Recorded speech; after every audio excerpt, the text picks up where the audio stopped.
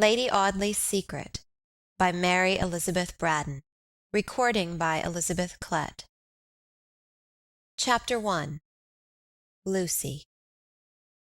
It lay down in a hollow, rich with fine old timber and luxuriant pastures, and you came upon it through an avenue of limes, bordered on either side by meadows, over the high hedges of which the cattle looked inquisitively at you as you passed, wondering, perhaps, what you wanted, for there was no thoroughfare, and unless you were going to the court, you had no business there at all. At the end of this avenue there was an old arch and a clock tower, with a stupid, bewildering clock which had only one hand, and which jumped straight from one hour to the next, and was therefore always in extremes. Through this arch you walked straight into the gardens of Audley Court. A smooth lawn lay before you, dotted with groups of rhododendrons, which grew in more perfection here than anywhere else in the county. To the right there were the kitchen gardens, the fish pond, and an orchard bordered by a dry moat, and a broken ruin of a wall, in some places thicker than it was high, and everywhere overgrown with trailing ivy, yellow stonecrop, and dark moss. To the left there was a broad gravelled walk, down which, years ago, when the place had been a convent, the quiet nuns had walked hand in hand, a wall bordered with espaliers, and shadowed on one side by goodly oaks, which shut out the flat landscape, and circled in the house and gardens with a darkening shelter. The house faced the arch, and occupied 3 sides of a quadrangle. It was very old, and very irregular and rambling. The windows were uneven, some small, some large, some with heavy stone mullions and rich stained glass, others with frail lattices that rattled in every breeze, others so modern that they might have been added only yesterday. Great piles of chimneys rose up here and there behind the pointed gables, and seemed as if they were so broken down by age and long service that they must have fallen but for the straggling ivy which, crawling up the walls and trailing even over the roof, wound itself about them and supported them. The principal door was squeezed into a corner of a turret at one angle of the building, as if it were in hiding from dangerous visitors and wished to keep itself a secret. A noble door for all that, old oak, and studded with great square-headed iron nails, and so thick that the sharp iron knocker struck upon it with a muffled sound, and the visitor rung a clanging bell that dangled in a corner among the ivy, lest the noise of the knocking should never penetrate the stronghold. A glorious old place, a place that visitors fell in raptures with, feeling a yearning wish to have done with life and to stay there forever, staring into the cool fish ponds, and counting the bubbles as the roach and carp rose to the surface of the water. A spot in which peace seemed to have taken up her abode, setting her soothing hand on every tree and flower, on the still ponds and quiet alleys, the shady corners of the old-fashioned rooms, the deep window-seats behind the painted glass, the low meadows and the stately avenues, aye, even upon the stagnant well, which, cool and sheltered as all else in the old place, hid itself away in a shrubbery behind the gardens, with an idle handle that was never turned, and a lazy rope so rotten that the pail had broken away from it and had fallen into the water. A noble place, inside as well as out, a noble place. A house in which you incontinently lost yourself if ever you were so rash as to attempt to penetrate its mysteries alone. A house in which no one room had any sympathy with another, every chamber running off at a tangent into an inner chamber, and through that down some narrow staircase leading to a door, which, in its turn, led back into that very part of the house from which you thought yourself the furthest.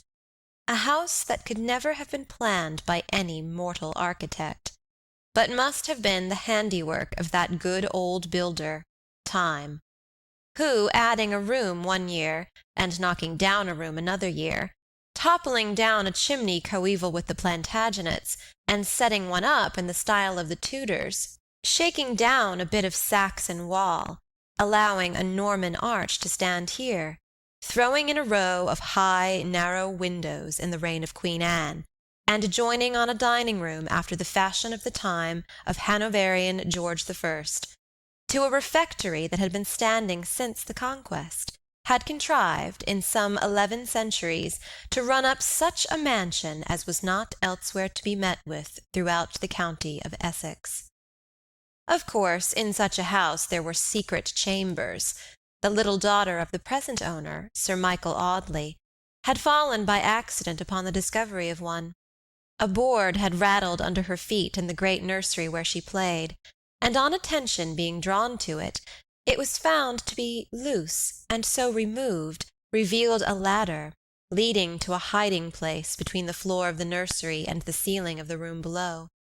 A hiding-place so small that he who had hid there must have crouched on his hands and knees, or lain at full length, and yet large enough to contain a quaint old carved oak chest, half filled with priests' vestments, which had been hidden away, no doubt, in those cruel days when the life of a man was in danger if he was discovered to have harbored a Roman Catholic priest, or to have mass said in his house.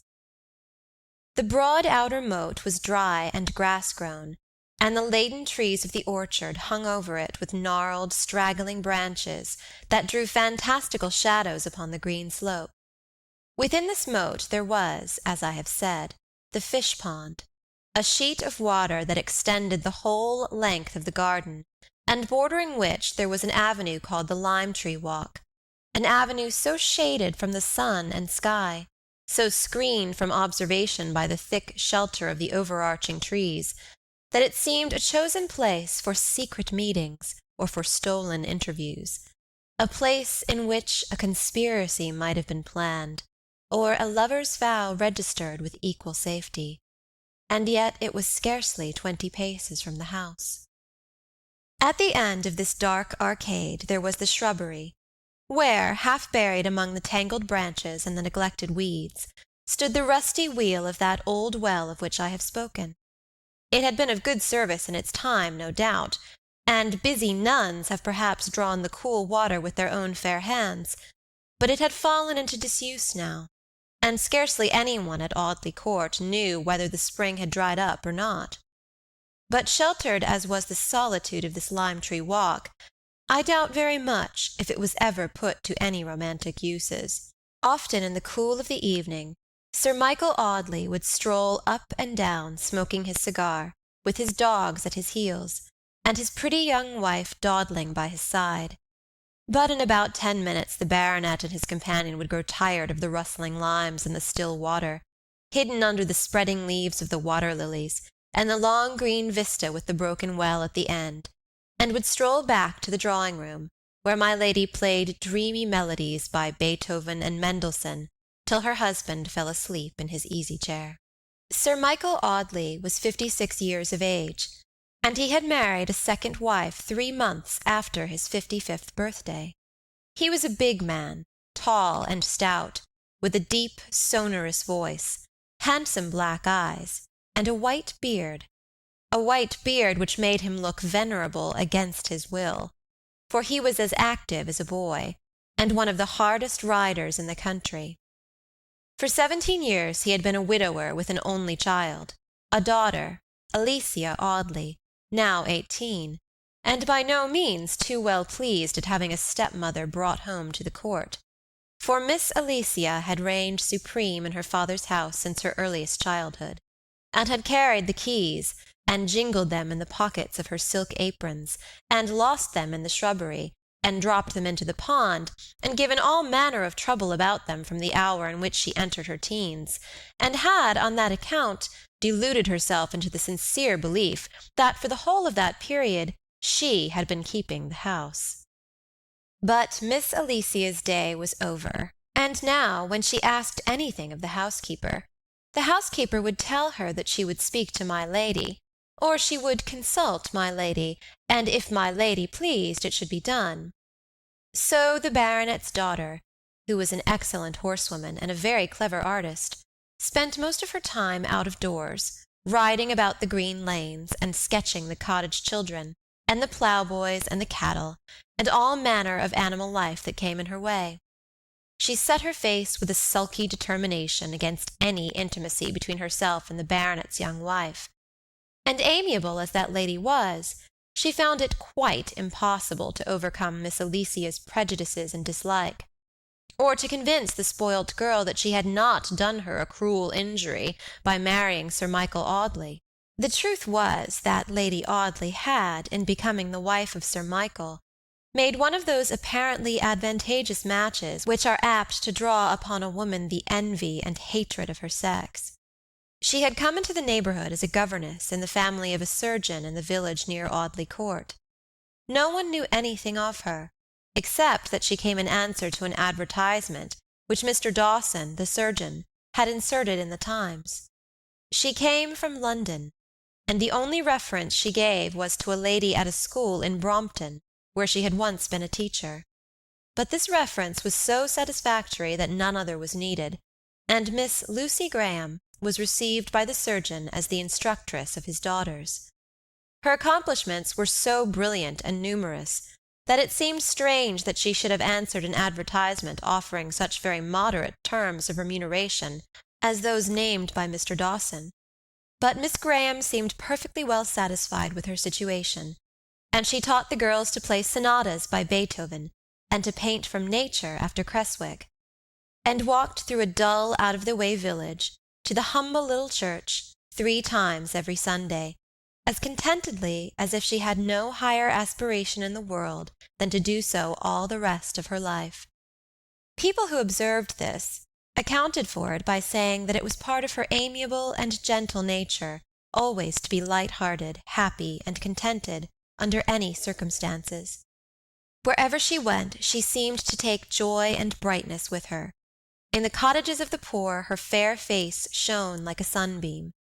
She would sit for 1/4 of an hour talking to some old woman, and apparently as pleased with the admiration of a toothless crone as if she had been listening to the compliments of a marquis. And when she tripped away, leaving nothing behind her, for her poor salary gave no scope to her benevolence, the old woman would burst out into senile raptures with her grace, beauty, and her kindliness, such as she never bestowed upon the vicar's wife, who half fed and clothed her. For you see, Miss Lucy Graham was blessed with that magic power of fascination, by which a woman can charm with a word or intoxicate with a smile. Everyone loved, admired, and praised her. The boy who opened the 5-barred gate that stood in her pathway ran home to his mother to tell of her pretty looks, and the sweet voice in which she thanked him for the little service. The verger at the church, who ushered her into the surgeon's pew, the vicar who saw the soft blue eyes uplifted to his face as he preached his simple sermon, the porter from the railway station, who brought her sometimes a letter or a parcel, and who never looked for reward from her, her employer, his visitors, her pupils, the servants, everybody, high and low, united in declaring that Lucy Graham was the sweetest girl that ever lived. Perhaps it was the rumor of this which penetrated into the quiet chamber of Audley Court, or perhaps it was the sight of her pretty face, looking over the surgeon's high pew every Sunday morning. However it was certain that Sir Michael Audley suddenly experienced a strong desire to be better acquainted with Mr. Dawson's governess. He had only to hint his wish to the worthy doctor for a little party to be got up, to which the vicar and his wife and the baronet and his daughter were invited. That one quiet evening sealed Sir Michael's fate. He could no more resist the tender fascination of those soft and melting blue eyes, the graceful beauty of that slender throat and drooping head, with all its wealth of showering flaxen curls, the low music of that gentle voice, the perfect harmony which pervaded every charm, and made all doubly charming in this woman, than he could resist his destiny. Destiny! Why, she was his destiny. He had never loved before. What had been his marriage with Alicia's mother but a dull, jog-trot bargain, made to keep some estate in the family, that would have been just as well out of it. What had been his love for his first wife but a poor, pitiful, smouldering spark, too dull to be extinguished, too feeble to burn? But this was love, this fever, this longing, this restless, uncertain, miserable hesitation, these cruel fears that his age was an insurmountable barrier to his happiness, this sick hatred of his white beard, this frenzied wish to be young again, with glistening raven hair and a slim waist, such as he had 20 years before. These wakeful nights and melancholy days, so gloriously brightened if he chanced to catch a glimpse of her sweet face behind the window curtains as he drove past the surgeon's house. All these signs gave token of the truth, and told only too plainly that, at the sober age of 55, Sir Michael Audley had fallen ill of the terrible fever called love. I do not think that, throughout his courtship, the baronet once calculated upon his wealth or his position as reasons for his success. If he ever remembered these things, he dismissed the thought of them with a shudder. It pained him too much to believe for a moment that anyone so lovely and innocent could value herself against a splendid house or a good old title. No. His hope was that, as her life had been most likely one of toil and dependence, and as she was very young, nobody exactly knew her age, but she looked little more than 20, she might never have formed any attachment, and that he, being the first to woo her, might, by tender attentions, by generous watchfulness, by a love which should recall to her the father she had lost, and by a protecting care that should make him necessary to her, win her young heart, and obtain from her fresh and earliest love the promise of her hand. It was a very romantic daydream, no doubt, but for all that it seemed in a very fair way to be realized. Lucy Graham appeared by no means to dislike the baronet's attentions. There was nothing whatever in her manner that betrayed the shallow artifices employed by a woman who wishes to captivate a rich man. She was so accustomed to admiration from everyone, high and low, that Sir Michael's conduct made very little impression upon her. Again, he had been so many years a widower that people had given up the idea of his ever marrying again. At last, however, Mrs. Dawson spoke to the governess on the subject. The surgeon's wife was sitting in the schoolroom busy at work, while Lucy was putting the finishing touches on some watercolour sketches done by her pupils. "Do you know, my dear Miss Graham," said Mrs. Dawson, "I think you ought to consider yourself a remarkably lucky girl." The governess lifted her head from its stooping attitude, and stared wonderingly at her employer, shaking back a shower of curls. They were the most wonderful curls in the world, soft and feathery, always floating away from her face, and making a pale halo round her head when the sunlight shone through them. "What do you mean, my dear Mrs. Dawson?" she asked, dipping her camel's hair brush into the wet aquamarine upon the palette, and poising it carefully before putting in the delicate streak of purple which was to brighten the horizon in her pupil's sketch. "Why, I mean, my dear, that it only rests with yourself to become Lady Audley, and the mistress of Audley Court." Lucy Graham dropped the brush upon the picture, and flushed scarlet to the roots of her fair hair, and then grew pale again, far paler than Mrs. Dawson had ever seen her before. "My dear, don't agitate yourself," said the surgeon's wife soothingly.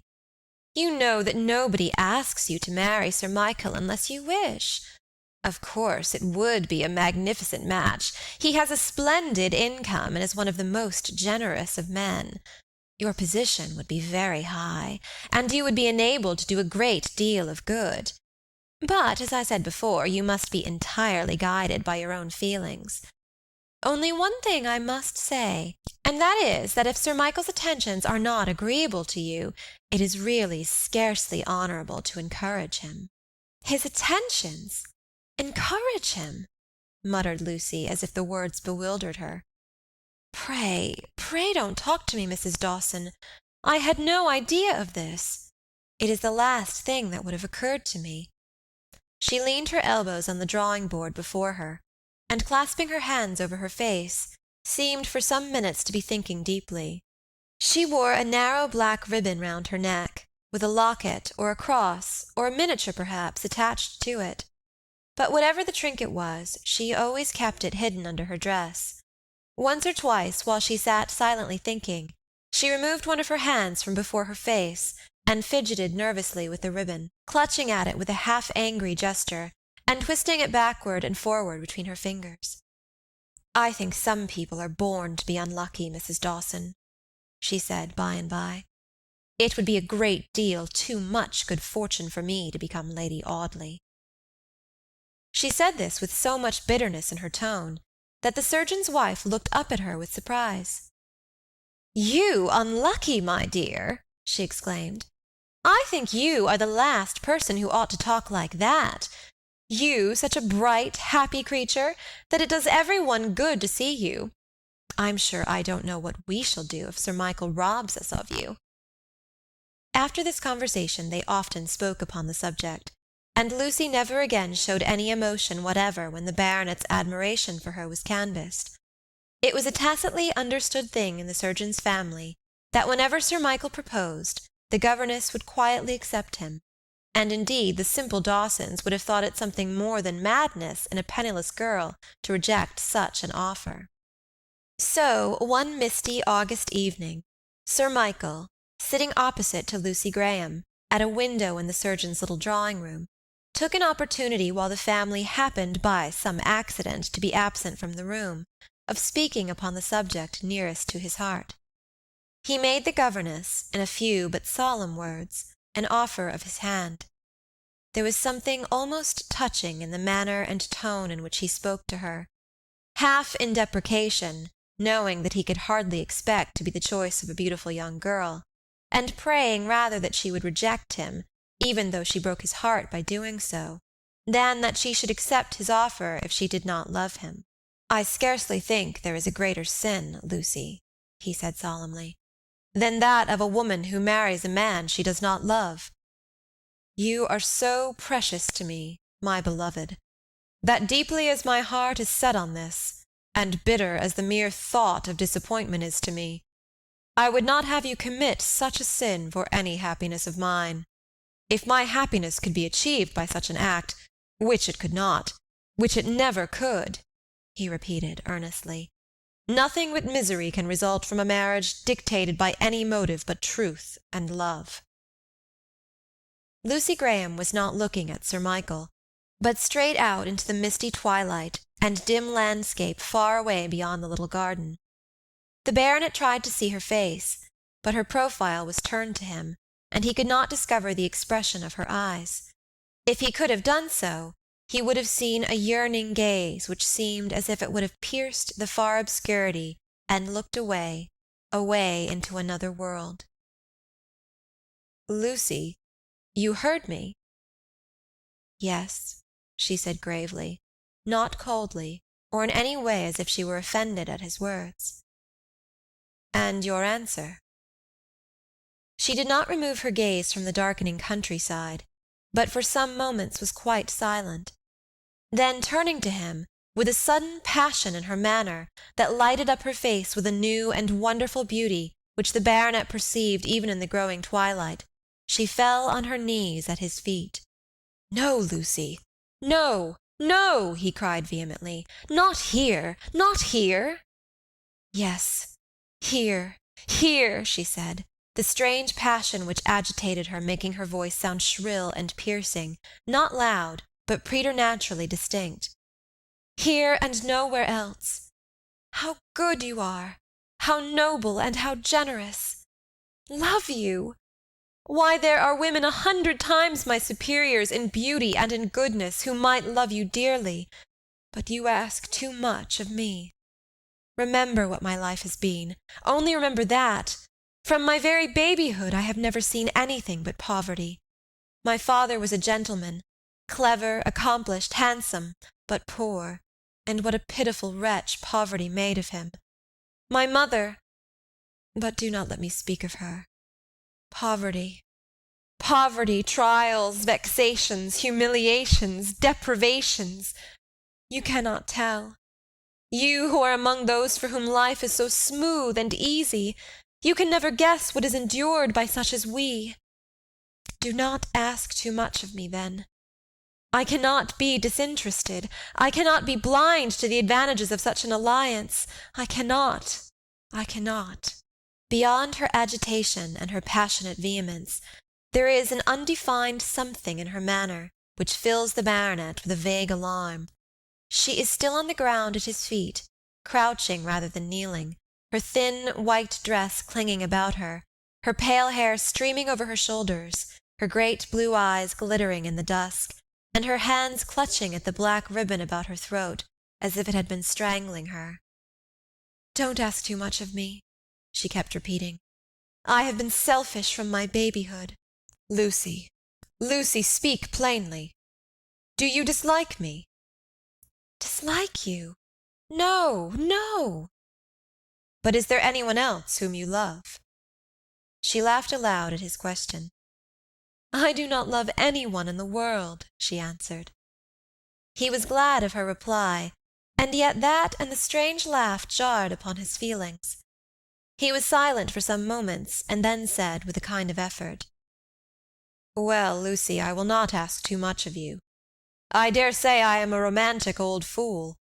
But if you do not dislike me, and if you do not love anyone else, I see no reason why we should not make a very happy couple. Is it a bargain, Lucy?" "Yes." The baronet lifted her in his arms and kissed her once upon the forehead. Then, quietly bidding her good night, he walked straight out of the house. He walked straight out of the house, this foolish old man, because there was some strong emotion at work in his breast, neither joy nor triumph, but something almost akin to disappointment, some stifled and unsatisfied longing which lay heavy and dull at his heart, as if he had carried a corpse in his bosom. He carried the corpse of that hope which had died at the sound of Lucy's words. All the doubts and fears and timid aspirations were ended now. He must be contented, like other men of his age, to be married for his fortune and his position. Lucy Graham went slowly up the stairs to her little room at the top of the house. She placed her dim candle on the chest of drawers, and seated herself on the edge of the white bed, still and white as the draperies hanging around her. "No more dependence, no more drudgery, no more humiliations," she said. "Every trace of the old life melted away, every clue to identity buried and forgotten, except these. She had never taken her left hand from the black ribbon at her throat. She drew it from her bosom as she spoke, and looked at the object attached to it. It was neither a locket, a miniature, nor a cross. It was a ring, wrapped in an oblong piece of paper, the paper partly written, partly printed, yellow with age, and crumpled with much folding.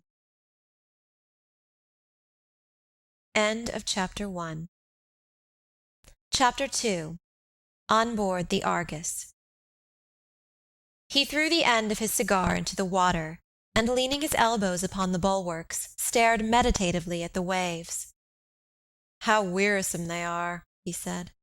"Blue and green and opal, opal and blue and green. All very well in their way, of course, but 3 months of them are rather too much, especially—" He did not attempt to finish his sentence. His thoughts seemed to wander in the very midst of it, and carry him 1,000 miles or so away. "Poor little girl! How pleased she'll be," he muttered, opening his cigar-case, lazily surveying its contents. "How pleased and how surprised! Poor little girl! After 3 years and a half, too. She will be surprised." He was a young man of about 25, with dark face bronzed by exposure to the sun. He had handsome brown eyes, with a lazy smile in them that sparkled through the black lashes, and a bushy beard and mustache that covered the whole lower part of his face. He was tall and powerfully built. He wore a loose grey suit and a felt hat, thrown carelessly upon his black hair. His name was George Talboys, and he was aft cabin passenger on board the good ship Argus, laden with Australian wool and sailing from Sydney to Liverpool. There were very few passengers in the aft cabin of the Argus. An elderly wool stapler returning to his native country with his wife and daughters, after having made a fortune in the colonies. A governess of 33 years of age, going home to marry a man to whom she had been engaged 15 years. The sentimental daughter of a wealthy Australian wine merchant, invoiced to England to finish her education, and George Talboys were the only first-class passengers on board. This George Talboys was the life and soul of the vessel. Nobody knew who or what he was, or where he came from, but everybody liked him. He sat at the bottom of the dinner table, and assisted the captain in doing the honors of the friendly meal. He opened the champagne bottles, and took wine with everyone present.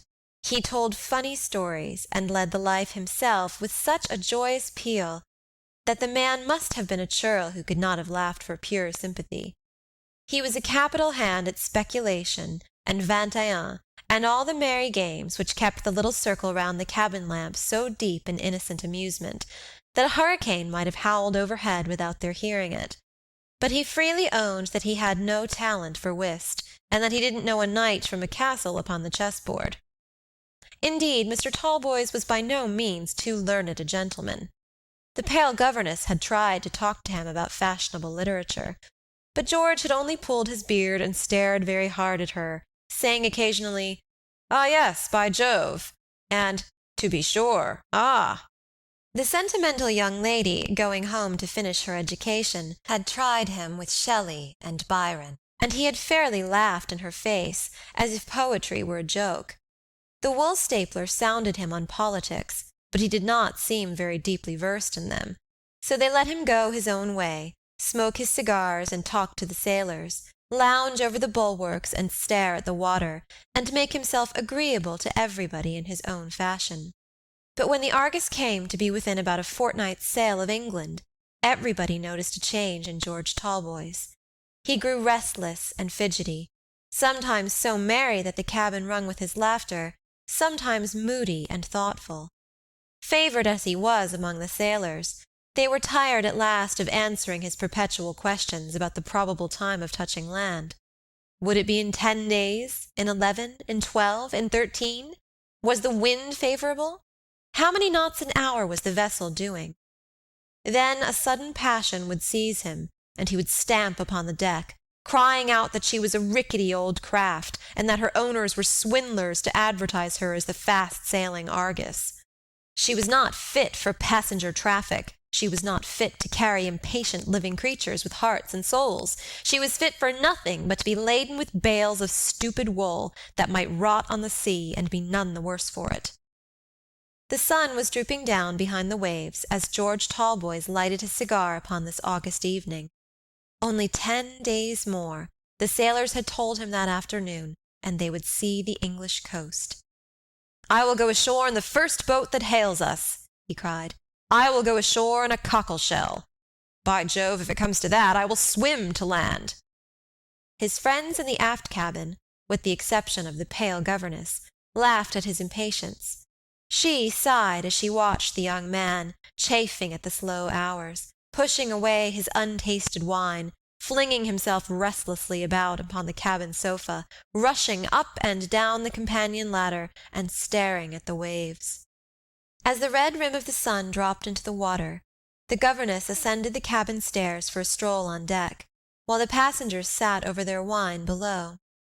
She stopped when she came up to George, and, standing by his side, watched the fading crimson in the western sky. The lady was very quiet and reserved, seldom sharing in the after-cabin amusements, never laughing, and speaking very little, but she and George Talboys had been excellent friends throughout the passage. "Does my cigar annoy you, Miss Morley?" he said, taking it out of his mouth. "Not at all. Pray do not leave off smoking. I only came up to look at the sunset. What a lovely evening." "Yes, yes, I dare say," he answered impatiently.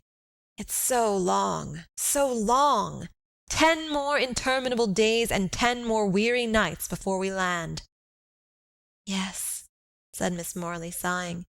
"Do you wish the time shorter?" "Do I?" cried George. "Indeed I do, don't you?" "Scarcely." "But is there no one you love in England?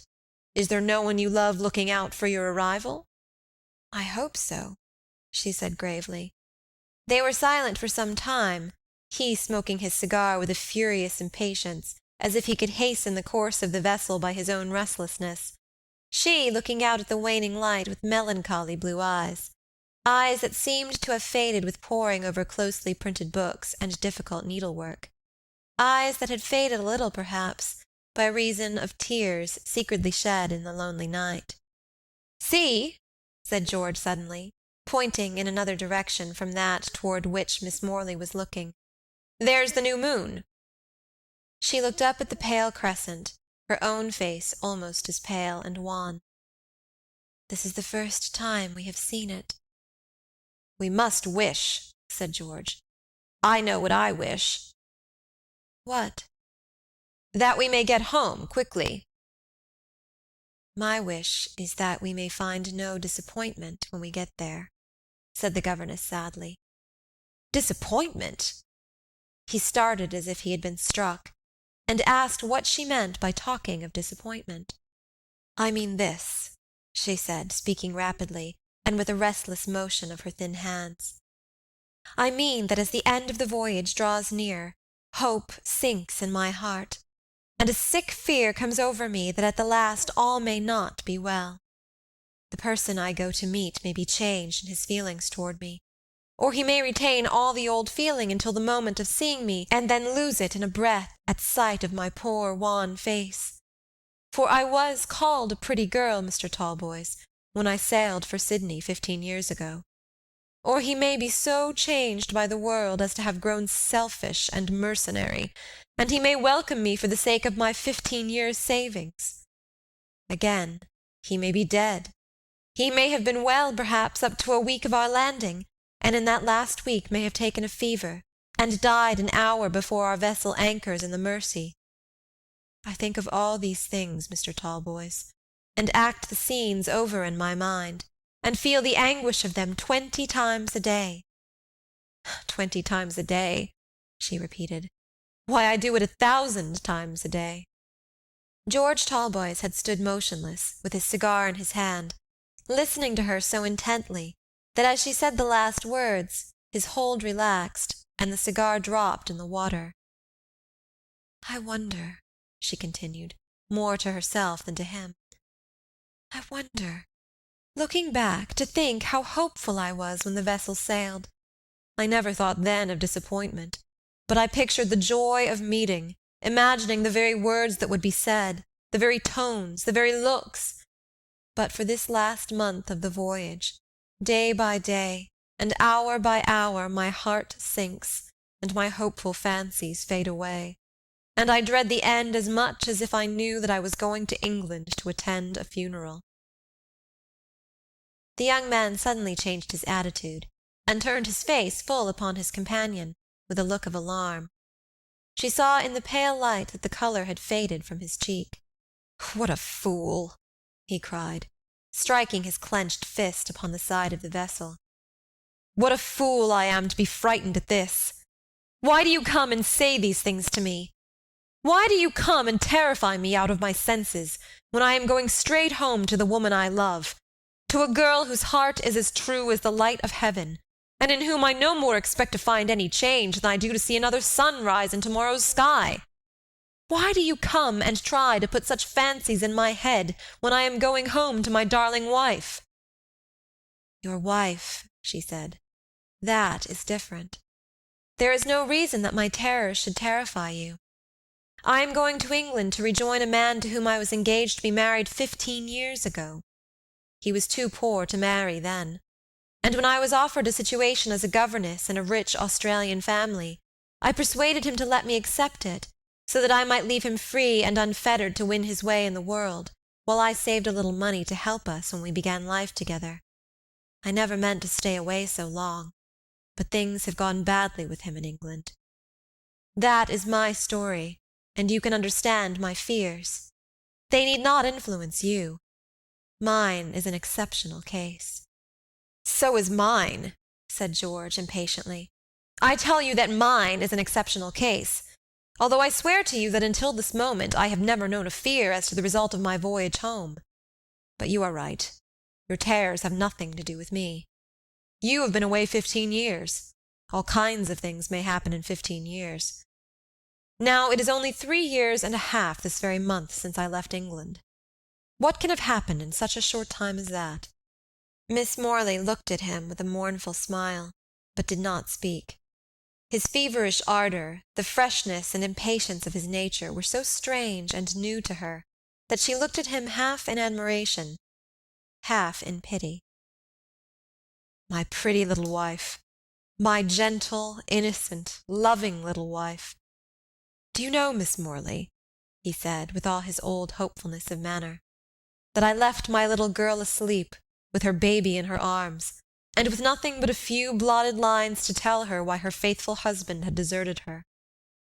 "Deserted her?" exclaimed the governess. "Yes. I was an ensign in a cavalry regiment when I first met my little darling. We were quartered at a stupid seaport town, where my pet lived with her shabby old father, a half-pay naval officer, a regular old humbug, as poor as Job, and with an eye for nothing but the main chance. I saw through all his shallow tricks to catch one of us for his pretty daughter. I saw all the pitiable, contemptible, palpable traps he set for us big dragoons to walk into. I saw through his shabby genteel dinners and public-house port, his fine talk of the grandeur of his family, his sham pride and independence, and the sham tears of his bleared old eyes when he talked of his only child. He was a drunken old hypocrite, and he was ready to sell my poor little girl to the highest bidder. Luckily for me, I happened just then to be the highest bidder, for my father is a rich man, Miss Morley, and as it was love at first sight on both sides, my darling and I made a match of it. No sooner, however, did my father hear that I had married a penniless little girl, the daughter of a tipsy old half-pay lieutenant, than he wrote me a furious letter, telling me he would never again hold any communication with me, and that my yearly allowance would stop from my wedding day. As there was no remaining in such a regiment as mine, with nothing but my pay to live on, and my pretty little wife to keep, I sold out, thinking that before the money was exhausted I should be sure to drop into something. I took my darling to Italy, and we lived there in splendid style as long as my £2,000 lasted. But when that began to dwindle down to a couple of hundred or so, we came back to England, and as my darling had a fancy for being near that tiresome old father of hers, we settled at the watering place where he lived. Well, as soon as the old man heard that I had a couple of £100 left, he expressed a wonderful degree of affection for us, and insisted on our boarding in his house. We consented, still to please my darling, who had just then a peculiar right to have every whim and fancy of her innocent heart indulged. We did board with him, and finally he fleeced us, but when I spoke of it to my little wife, she only shrugged her shoulders, and said she did not like to be unkind to her poor papa. So poor papa made away with our little stock of money in no time, and as I felt that it was now becoming necessary to look about for something, I ran up to London, and tried to get a situation as a clerk in a merchant's office, or as an accountant, or bookkeeper, or something of that kind. But I suppose there was the stamp of a heavy dragoon about me, for do what I would I couldn't get anybody to believe in my capacity, and tired out and downhearted, I returned to my darling, to find her nursing a son and heir to his father's poverty. Poor little girl, she was very low-spirited, and when I told her that my London expedition had failed, she fairly broke down, and burst into a storm of sobs and lamentations, telling me that I ought not to have married her if I could give her nothing but poverty and misery, and that I had done her a cruel wrong in making her my wife. By heaven, Miss Morley, her tears and reproaches drove me almost mad, and I flew into a rage with her, myself, her father, the world, and everybody in it, and then railed out of the house. I walked about the streets all that day, half out of my mind, and with a strong inclination to throw myself into the sea, so as to leave my poor girl free to make a better match. If I drown myself, her father must support her, I thought. The old hypocrite could never refuse her a shelter, but while I live she has no claim on him. I went down to a rickety old wooden pier, meaning to wait there till it was dark, and then drop quietly over the end of it into the water. But while I sat there smoking my pipe, and staring vacantly at the seagulls, 2 men came down, and one of them began to talk of the Australian gold diggings and the great things that were to be done there. It appeared that he was going to sail in a day or 2, and he was trying to persuade his companion to join him in the expedition.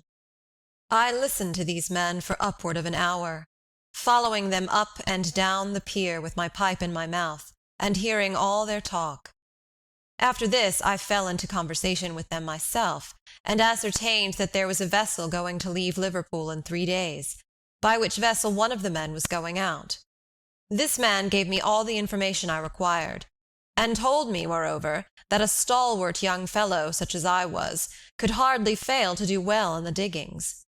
The thought flashed upon me so suddenly that I grew hot and red in the face, and trembled in every limb with excitement. This was better than the water, at any rate.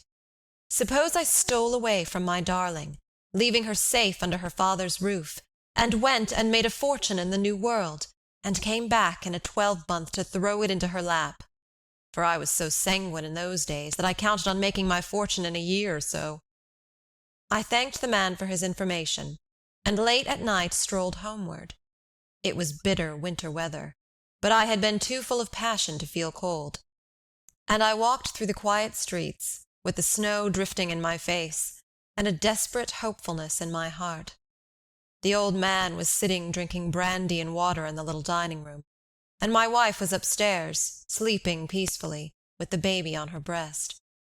I sat down and wrote a few brief lines, which told her that I never had loved her better than now, when I seemed to desert her, that I was going to try my fortune in the New World, and that if I succeeded I should come back to bring her plenty and happiness, but that if I failed, I should never look upon her face again.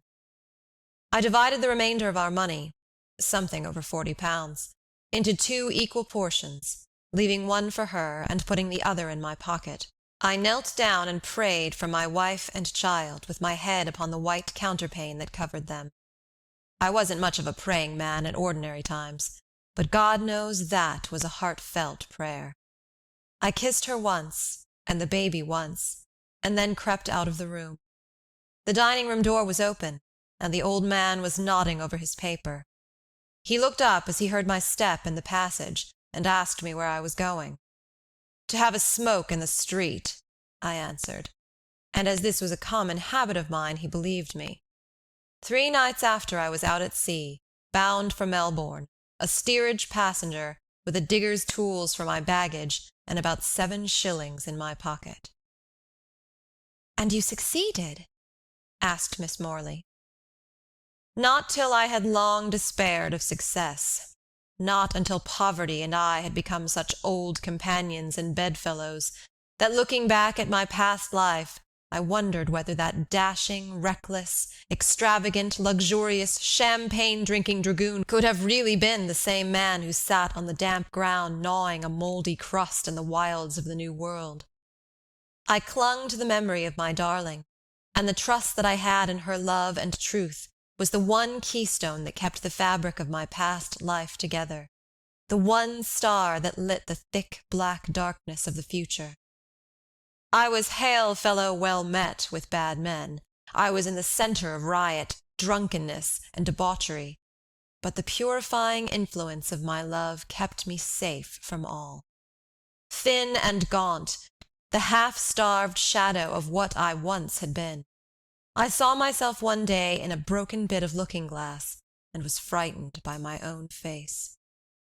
But I toiled on through all, through disappointment and despair, rheumatism, fever, starvation. At the very gates of death, I toiled on steadily to the end, and in the end I conquered. He was so brave in his energy and determination, in his proud triumph of success, and in the knowledge of the difficulties he had vanquished, that the pale governess could only look at him in wondering admiration. "How brave you were!" she said. "Brave!" he cried, with a joyous peal of laughter. "Wasn't I working for my darling?" Through all the dreary time of that probation, her pretty white hand seemed beckoning me onward to a happy future. Why, I have seen her under my wretched canvas tent, sitting by my side, with her boy in her arms, as plainly as I had ever seen her in the one happy year of our wedded life. At last, one dreary foggy morning just 3 months ago, with a drizzling rain wetting me to the skin, up to my neck in clay and mire, half-starved, enfeebled by fever, stiff with rheumatism, a monster nugget turned up under my spade, and I was in 1 minute the richest man in Australia. I fell down on the wet clay, with my lump of gold in the bosom of my shirt, and for the first time in my life cried like a child. I travelled post-haste to Sydney, realized my price, which was worth upward of £20,000, and a fortnight afterward took my passage for England in this vessel. And in 10 days, I shall see my darling. But in all that time did you never write to your wife? Never, till the night before I left Sydney. I could not write when everything looked so black. I could not write and tell her that I was fighting hard with despair and death.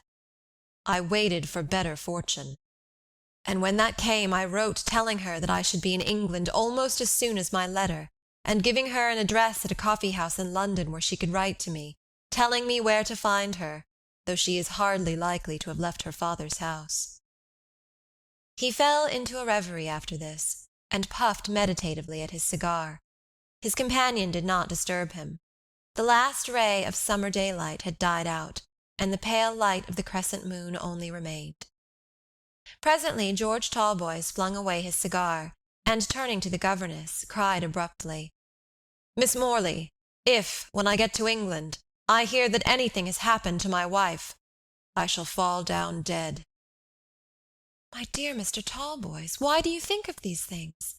God is very good to us. He will not afflict us beyond our power of endurance.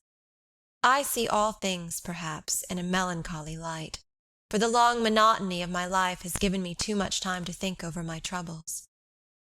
"And my life has been all action, privation, toil, alternate hope and despair. I have had no time to think upon the chances of anything happening to my darling.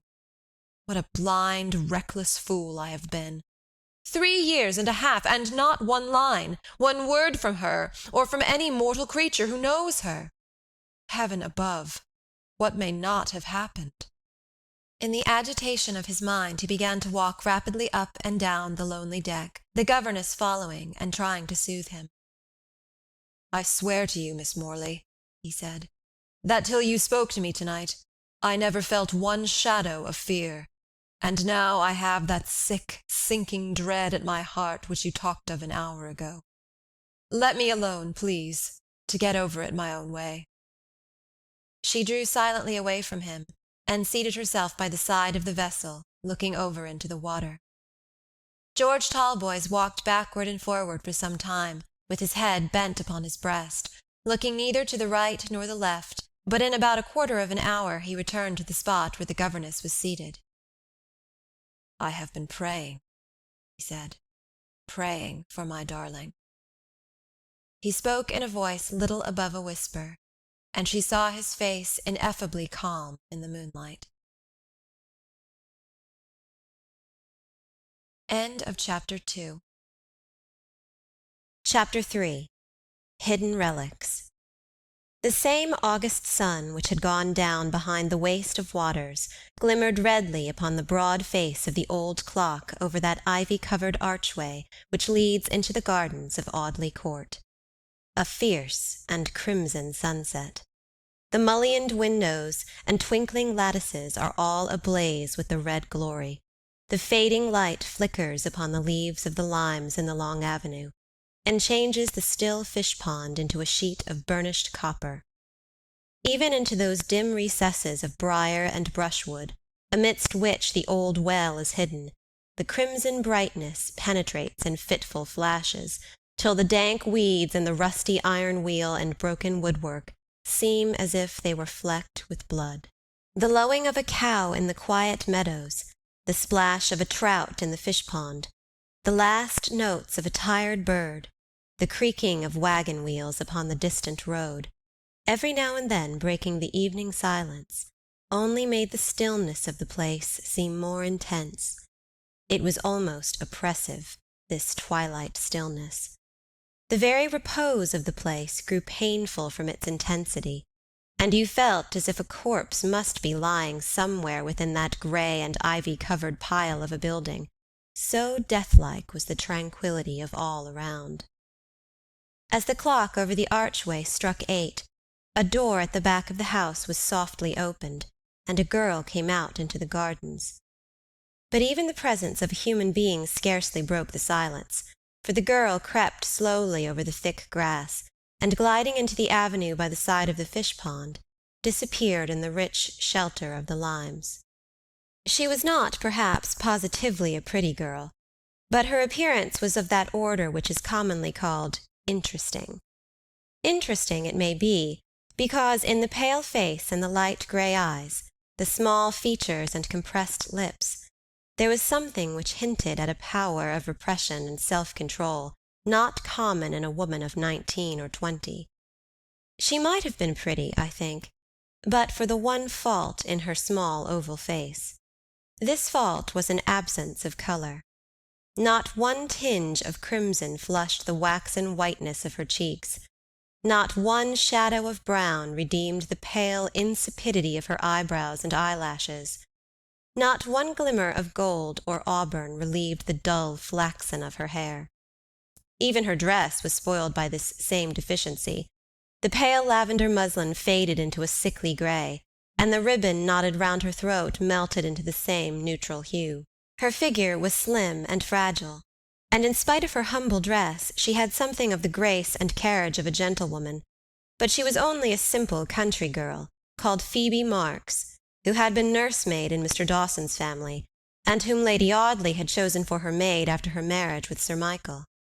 Of course, this was a wonderful piece of good fortune for Phoebe, who found her wages trebled and her work lightened in the well-ordered household at the court, and who was therefore quite as much the object of envy among her particular friends as my lady herself to higher circles. A man, who was sitting on the broken woodwork of the well, started as the lady's maid came out of the dim shade of the limes and stood before him among the weeds and brushwood. I have said before that this was a neglected spot. It lay in the midst of a low shrubbery, hidden away from the rest of the gardens, and only visible from the garret windows at the back of the west wing. "Why, Phoebe," said the man, shutting a clasp knife with which he had been stripping the bark from a blackthorn stake, "you came upon me so still and sudden that I thought you was an evil spirit. I've come across through the fields, and come in here at the gate again the moat, and I was taking a rest before I came up to the house to ask if you was come back." "I can see the well from my bedroom window, Luke," Phoebe answered, pointing to an open lattice in one of the gables. "I saw you sitting here, and came down to have a chat. It's better talking out here than in the house, where there's always somebody listening." The man was a big, broad-shouldered, stupid-looking clodhopper of about 23 years of age. His dark red hair grew low upon his forehead, and his bushy brows met over a pair of greenish-grey eyes. His nose was large and well-shaped, but the mouth was coarse in form and animal in expression. Rosy-cheeked, red-haired, and bull-necked, he was not unlike one of the stout oxen grazing in the meadows round about the court. The girl seated herself lightly upon the woodwork at his side, and put one of her hands, which had grown white in her new and easy service, about his thick neck. "Are you glad to see me, Luke?" she asked. "Of course I'm glad, lass," he answered boorishly, opening his knife again and scraping away at the hedge-stake. They were first cousins, and had been playfellows in childhood, and sweethearts in early youth. "You don't seem much as if you were glad," said the girl. "You might look at me, Luke, and tell me if you think my journey has improved me." "It ain't put any color into your cheeks, my girl," he said, glancing up at her from under his lowering eyebrows. "You're every bit as white as you was when you went away." "But they say traveling makes people genteel, Luke. I've been on the continent with my lady, through all manner of curious places. And you know, when I was a child, Squire Horton's daughters taught me to speak a little French, and I found it so nice to be able to talk to the people abroad." "Genteel!" cried Luke Marks, with a hoarse laugh.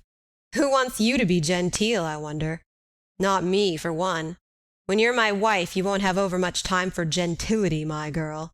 French, too? Dang me, Phoebe, I suppose when we've saved enough money between us to buy a bit of a farm, you'll be parlez-vouing to the cows?" She bit her lip as her lover spoke, and looked away. He went on cutting and chopping at a rude handle he was fashioning to the stake, whistling softly to himself all the while, and not once looking at his cousin. For some time they were silent, but by and by she said, with her face still turned away from her companion, "What a fine thing it is for Miss Graham that was, to travel with her maid and her courier, and her chariot and four, and a husband that thinks there isn't one spot upon all the earth that's good enough for her to set her foot upon." "Aye, it is a fine thing, Phoebe, to have lots of money," answered Luke. "And I hope you'll be warned by that, my lass, to save up your wages again we get married." "Why, what was she in Mr. Dawson's house only 3 months ago?" continued the girl, as if she had not heard her cousin's speech. "What was she but a servant like me, taking wages and working for them as hard, or harder, than I did? You should have seen her shabby clothes, Luke, worn and patched, and darned and turned and twisted, yet always looking nice upon her, somehow. She gives me more as lady's maid here than ever she got from Mr. Dawson then. Why, I've seen her come out of the parlour with a few sovereigns and a little silver in her hand that master had just given her for her quarter's salary, and now look at her." "Never you mind her," said Luke. "Take care of yourself, Phoebe, that's all you've got to do. What should you say to a public-house for you and me by and by, my girl? There's a deal of money to be made out of a public-house." The girl still sat with her face averted from her lover, her hands hanging listlessly in her lap, and her pale grey eyes fixed upon the last low streak of crimson dying out behind the trunks of the trees. "You should see the inside of the house, Luke," she said.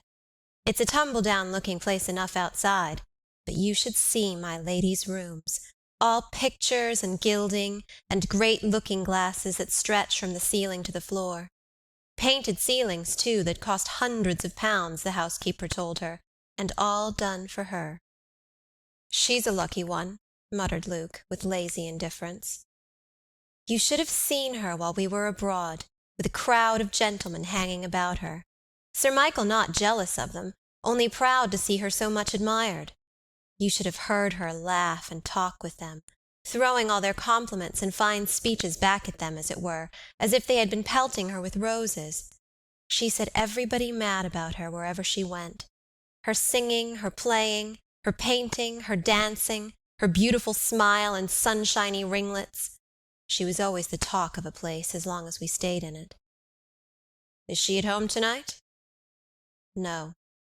She has gone out with Sir Michael to a dinner party at the Beeches. They've 7 or 8 miles to drive, and they won't be back till after 11. "Then I'll tell you what, Phoebe, if the inside of the house is so mighty fine, I should like to have a look at it." "You shall, then. Mrs. Barton, the housekeeper, knows you by sight, and she can't object to my showing you some of the best rooms." It was almost dark when the cousins left the shrubbery and walked slowly to the house. The door by which they entered led into the servants' hall, on one side of which was the housekeeper's room. Phoebe Marks stopped for a moment to ask the housekeeper if she might take her cousin through some of the rooms, and having received permission to do so, lighted a candle at the lamp in the hall, and beckoned to Luke to follow her into the other part of the house. The long black oak corridors were dim in the ghostly twilight, the light carried by Phoebe looking only a poor speck in the broad passages through which the girl led her cousin. Luke looked suspiciously over his shoulder now and then, half frightened by the creaking of his own hobnailed boots. "It's a mortal dull place, Phoebe," he said, as they emerged from a passage into the principal hall which was not yet lighted. "I've heard tell of a murder that was done here in old times." "There are murders enough in these times as to that, Luke," answered the girl, ascending the staircase, followed by the young man. She led the way through a great drawing-room, rich in satin and ormolu, buhl and inlaid cabinets, bronzes, cameos, statuettes, and trinkets that glistened in the dusky light, then through a morning-room, hung with proof engravings of valuable pictures, through this into an antechamber, where she stopped, holding the light above her head. The young man stared about him, open-mouthed and open-eyed. "It's a rare, fine place," he said, "and must have cost a heap of money." "Look at the pictures on the walls," said Phoebe, glancing at the panels of the octagonal chamber, which were hung with Claudes and Poussins, Wouvermans and Cuyps. "I've heard that those alone are worth a fortune. This is the entrance to my lady's apartments, Miss Graham that was." She lifted a heavy green cloth curtain which hung across a doorway, and led the astonished countryman into a fairy-like boudoir, and thence to a dressing-room, in which the open doors of a wardrobe and a heap of dresses flung about a sofa showed that it still remained exactly as its occupants had left it. "I've got all these things to put away before my lady comes home, Luke. You might sit down here while I do it. I shan't be long." Her cousin looked around in gawky embarrassment, bewildered by the splendor of the room, and after some deliberation selected the most substantial of the chairs, on the extreme edge of which he carefully seated himself. "I wish I could show you the jewels, Luke," said the girl. "But I can't, for she always keeps the keys herself. That's the case on the dressing-table there." "What, that?" cried Luke, staring at the massive walnut wood and brass inlaid casket. "Why, that's big enough to hold every bit of clothes I've got." "And it's as full as it can be of diamonds, rubies, pearls, and emeralds," answered Phoebe, busy as she spoke in folding the rustling silk dresses, and laying them one by one upon the shelves of the wardrobe. As she was shaking out the flounces of the last, a jingling sound caught her ear, and she put her hand into the pocket. "I declare," she exclaimed, "my lady has left her keys in her pocket for once in a way. I can show you the jewelry, if you like, Luke." "Well, I may as well have a look at it, my girl," he said, rising from his chair and holding the light while his cousin unlocked the casket. He uttered a cry of wonder when he saw the ornaments glittering on white satin cushions. He wanted to handle the delicate jewels, to pull them about and find out their mercantile value.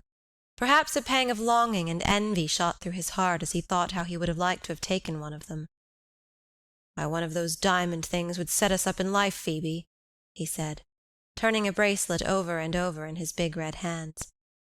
"Put it down, Luke! Put it down directly!" cried the girl with a look of terror. "How can you speak about such things?" He laid the bracelet in its place with a reluctant sigh, and then continued his examination of the casket. "What's this?" he asked presently, pointing to a brass knob in the framework of the box. He pushed it as he spoke, and a secret drawer lined with purple velvet flew out of the casket. "Look-ye here!" cried Luke, pleased at his discovery. Phoebe Marks threw down the dress she had been folding, and went over to the toilet-table. "Why, I never saw this before," she said.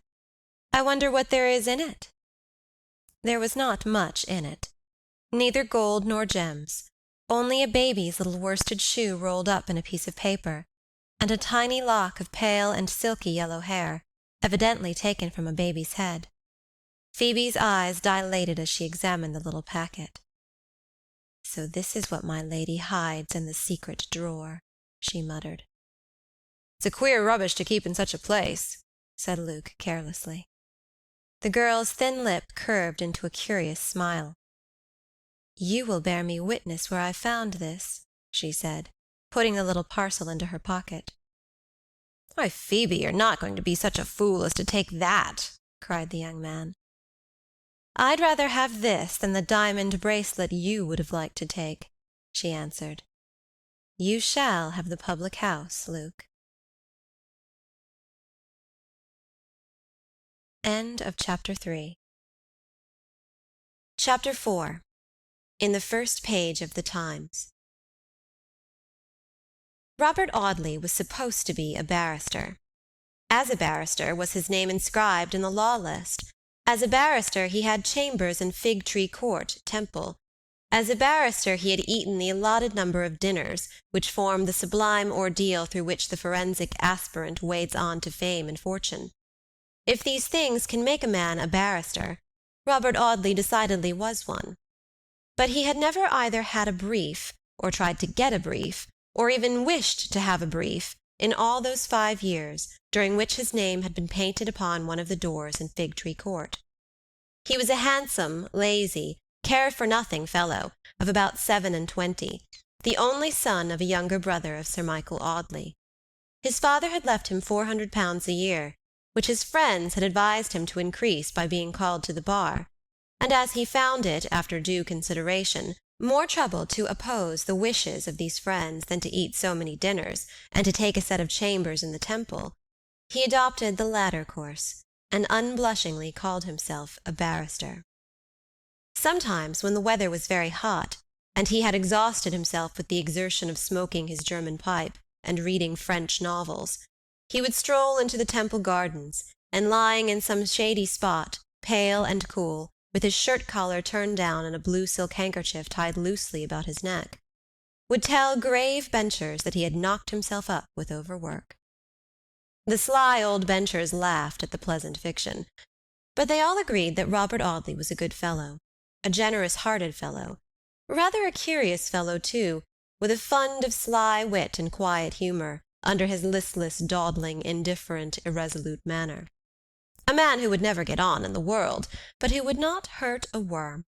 Indeed, his chambers were converted into a perfect dog-kennel by his habit of bringing home stray and benighted curs, who were attracted by his looks in the street, and followed him with abject fondness. Robert always spent the hunting season at Audley Court. Not that he was distinguished as a Nimrod, for he would quietly trot to covert upon a mild-tempered, stout-limbed bay hack, and keep at a very respectful distance from the hard riders, his horse knowing quite as well as he did that nothing was further from his thoughts than any desire to be in at the death. The young man was a great favourite with his uncle, and by no means despised by his pretty, gypsy-faced, light-hearted, hoydenish cousin, Miss Alice Audley. It might have seemed to other men that the partiality of a young lady who was sole heiress to a very fine estate was rather well worth cultivating, but it did not so occur to Robert Audley. Alicia was a very nice girl, he said, a jolly girl, with no nonsense about her, a girl of 1,000. But this was the highest point to which enthusiasm could carry him. The idea of turning his cousin's girlish liking for him to some good account never entered his idle brain. I doubt if he even had any correct notion of the amount of his uncle's fortune, and I am certain that he never for one moment calculated upon the chances of any part of that fortune ultimately coming to himself. So that when, one fine spring morning, about 3 months before the time of which I am writing, the postman brought him the wedding cards of Sir Michael and Lady Audley, together with a very indignant letter from his cousin, setting forth how her father had just married a wax-dollish young person, no older than Alicia herself, with flaxen ringlets and a perpetual giggle. For I am sorry to say that Miss Audley's animus caused her thus to describe that pretty musical laugh which had been so much admired in the late Miss Lucy Graham. When I say these documents reached Robert Audley, they elicited neither vexation nor astonishment in the lymphatic nature of that gentleman. He read Alicia's angry crossed and recrossed letter without so much as removing the amber mouthpiece of his German pipe from his mustached lips. When he had finished the perusal of the epistle, which he read with his dark eyebrows elevated to the centre of his forehead, his only manner of expressing surprise, by the way, he deliberately threw that and the wedding cards into the waste-paper basket, and putting down his pipe, prepared himself for the exertion of thinking out the subject. "I always said the old buffer would marry," he muttered, after about half an hour's reverie. "Alicia and my lady, the stepmother, will go at it hammer and tongs. I hope they won't quarrel in the hunting season, or say unpleasant things to each other at the dinner-table. Rows always upset a man's digestion. At about 12 o'clock on the morning following that night upon which the events recorded in my last chapter had taken place, the baronet's nephew strolled out of the Temple, Blackfriars Ward, on his way to the city. He had in an evil hour obliged some necessitous friend by putting the ancient name of Audley across a bill of accommodation, which bill not having been provided for by the drawer, Robert was called upon to pay. For this purpose he sauntered up Ludgate Hill, with his blue necktie fluttering in the hot August air, and thence to a refreshingly cool banking-house in a shady court out of St. Paul's churchyard, where he made arrangements for selling out a couple of £100 worth of consols. He had transacted this business, and was loitering at the corner of the court, waiting for a chance hansom to convey him back to the Temple, when he was almost knocked down by a man of about his own age, who dashed headlong into the narrow opening. "Be so good as to look where you're going, my friend," Robert remonstrated mildly to the impetuous passenger. "You might give a man warning before you throw him down and trample upon him." The stranger stopped suddenly, looked very hard at the speaker, and then gasped for breath. "Bob!" he cried, in a tone expressive of the most intense astonishment.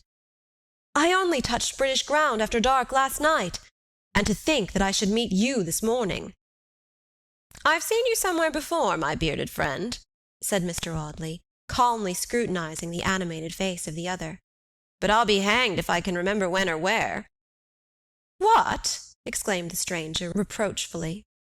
"You don't mean to say that you've forgotten George Talboys?" "No, I have not," said Robert, with an emphasis by no means usual to him, and then hooking his arm into that of his friend, he led him into the shady court, saying with his old indifference, "And now, George, tell us all about it." George Talboys did tell him all about it.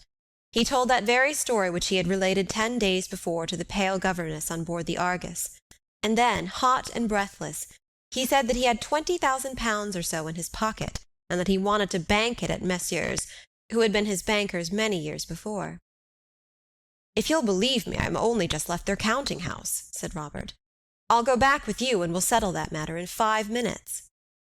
They did contrive to settle it in about a quarter of an hour, and when Robert Audley was for starting off immediately for the Crown and Sceptre at Greenwich, or the Castle at Richmond, where they could have a bit of dinner, and talk over those good old times when they were together at Eton. But George told his friend that before he went anywhere, before he shaved or broke his fast, or in any way refreshed himself after a night journey from Liverpool by express train, he must call at a certain coffee-house in Bridge Street, Westminster, where he expected to find a letter from his wife. As they dashed through Ludgate Hill, Fleet Street, and the Strand, in a fast hansom, George Talboys poured into his friend's ear all those wild hopes and dreams which had usurped such a dominion over his sanguine nature. "I shall take a villa on the banks of the Thames, Bob," he said, "for the little wife and myself.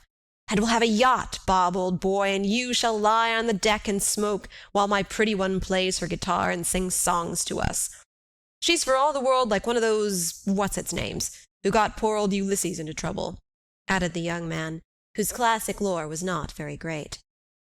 The waiters at the Westminster coffee-house stared at the hollow-eyed, unshaven stranger, with his clothes of colonial cut and his boisterous, excited manner, but he had been an old frequenter of the place in his military days, and when they heard who he was, they flew to do his bidding. He did not want much, only a bottle of soda-water, and to know if there was a letter at the bar directed to George Talboys. The waiter brought the soda-water before the young men had seated themselves in a shady box near the disused fireplace. No, there was no letter for that name. The waiter said it with consummate indifference, while he mechanically dusted the little mahogany table. George's face blanched to a deadly whiteness. "Talboys," he said. "Perhaps you didn't hear the name distinctly. Talboys. Go and look again, there must be a letter." The waiter shrugged his shoulders as he left the room, and returned in 3 minutes to say that there was no name at all resembling Talboys in the letter-rack. There was Brown and Sanderson and Pinchbeck, only 3 letters altogether. The young man drank his soda-water in silence, and then, leaning his elbows on the table, covered his face with his hands. There was something in his manner which told Robert Audley that his disappointment, trifling as it may appear, was in reality a very bitter one. He seated himself opposite to his friend, but did not attempt to address him. By and by George looked up, and mechanically taking a greasy Times newspaper of the day before from a heap of journals on the table, stared vacantly at the first page. I cannot tell how long he sat blankly staring at one paragraph among the list of deaths, before his dazed brain took in its full meaning. But after considerable pause, he pushed the newspaper over to Robert Audley, and with a face that had changed from its dark bronze to a sickly, chalky greyish white, and with an awful calmness in his manner, he pointed with his finger to a line which ran thus: On the 24th inst, at Ventnor, Isle of Wight, Helen Talboys, aged 22. End of chapter 4. Chapter 5. The headstone at Ventnor. Yes, there it was in black and white. Helen Talboys, aged 22.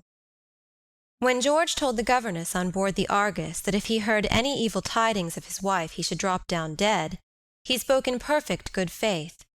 And yet here were the worst tidings that could come to him, and he sat rigid, white, and helpless, staring stupidly at the shocked face of his friend. The suddenness of the blow had stunned him.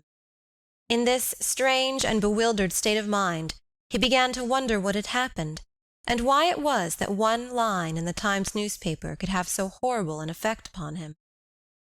Then by degrees even this vague consciousness of his misfortune faded slowly out of his mind, succeeded by a painful consciousness of external things. The hot August sunshine, the dusty window-panes and shabby painted blinds, a file of fly-blown playbills fastened to the wall, the black and empty fireplaces, a bald-headed old man nodding over the Morning Advertiser, the slipshod waiter folding a tumbled tablecloth, and Robert Audley's handsome face looking at him full of compassionate alarm. He knew that all these things took gigantic proportions, and then, one by one, melted into dark blots and swam before his eyes. He knew that there was a great noise, as of half a dozen furious steam engines tearing and grinding in his ears, and he knew nothing more, except that somebody or something fell heavily to the ground. He opened his eyes upon the dusky evening in a cool and shaded room, the silence only broken by the rumbling of wheels at a distance. He looked about him wonderingly but half indifferently. His old friend Robert Audley was seated by his side, smoking. George was lying on a low iron bedstead opposite to an open window, in which there was a stand of flowers and 2 or 3 birds in cages. "You don't mind the pipe, do you, George?" his friend asked quietly. "No." He lay for some time looking at the flowers and the birds. One canary was singing a shrill hymn to the setting sun. "Do the birds annoy you, George? Shall I take them out of the room?" "No. I like to hear them sing." Robert Audley knocked the ashes out of his pipe, laid the precious meerschaum tenderly upon the mantelpiece, and going into the next room, returned presently with a cup of strong tea. "Take this, George," he said, as he placed the cup on a little table close to George's pillow. "It will do your head good." The young man did not answer, but looked slowly round the room and then at his friend's grave face. "Bob," he said, "where are we?" "In my chambers, dear boy, in the Temple. You have no lodgings of your own, so you may as well stay with me while you're in town." George passed his hand once or twice across his forehead, and then in a hesitating manner said quietly, "That newspaper this morning, Bob. What was it?" "Never mind just now, old boy. Drink some tea." "Yes, yes," cried George impatiently, raising himself upon the bed and staring about him with hollow eyes. "I remember all about it. Helen, my wife, my darling, my only love. Dead, dead." "George," said Robert Audley, laying his hand gently upon the young man's arm, "you must remember that the person whose name you saw in the paper may not be your wife. There may have been some other Helen Talboys." "No, no," he cried. "The age corresponds with hers, and Talboys is such an uncommon name." "It may be a misprint for Talbot." "No, no, no! My wife is dead!" He shook off Robert's restraining hand, and rising from the bed, walked straight to the door. "Where are you going?" exclaimed his friend. "To Ventnor, to see her grave." "Not tonight, George, not tonight. I will go with you myself by the first train tomorrow." Robert led him back to the bed and gently forced him to lie down again. He then gave him an opiate, which had been left for him by the medical man whom they had called in at the coffee-house in Bridge Street, when George fainted. So George Talboys fell into a heavy slumber, and dreamed that he went to Ventnor, to find his wife alive and happy, but wrinkled, old, and grey, and to find his son grown into a young man. Early the next morning he was seated opposite to Robert Audley in the first-class carriage of an express, whirling through the pretty open country toward Portsmouth. They landed at Ventnor under the burning heat of the midday sun. As the two young men came from the steamer, the people on the pier stared at George's white face and untrimmed beard. "What are we to do, George?" Robert Audley asked. "We have no clue to finding the people you want to see." The young man looked at him with a pitiful, bewildered expression. The big dragoon was as helpless as a baby, and Robert Audley, the most vacillating and unenergetic of men, found himself called upon to act for another. He rose superior to himself, and equal to the occasion. "Had we better not ask at one of the hotels about a Mrs. Talboys, George?" he said.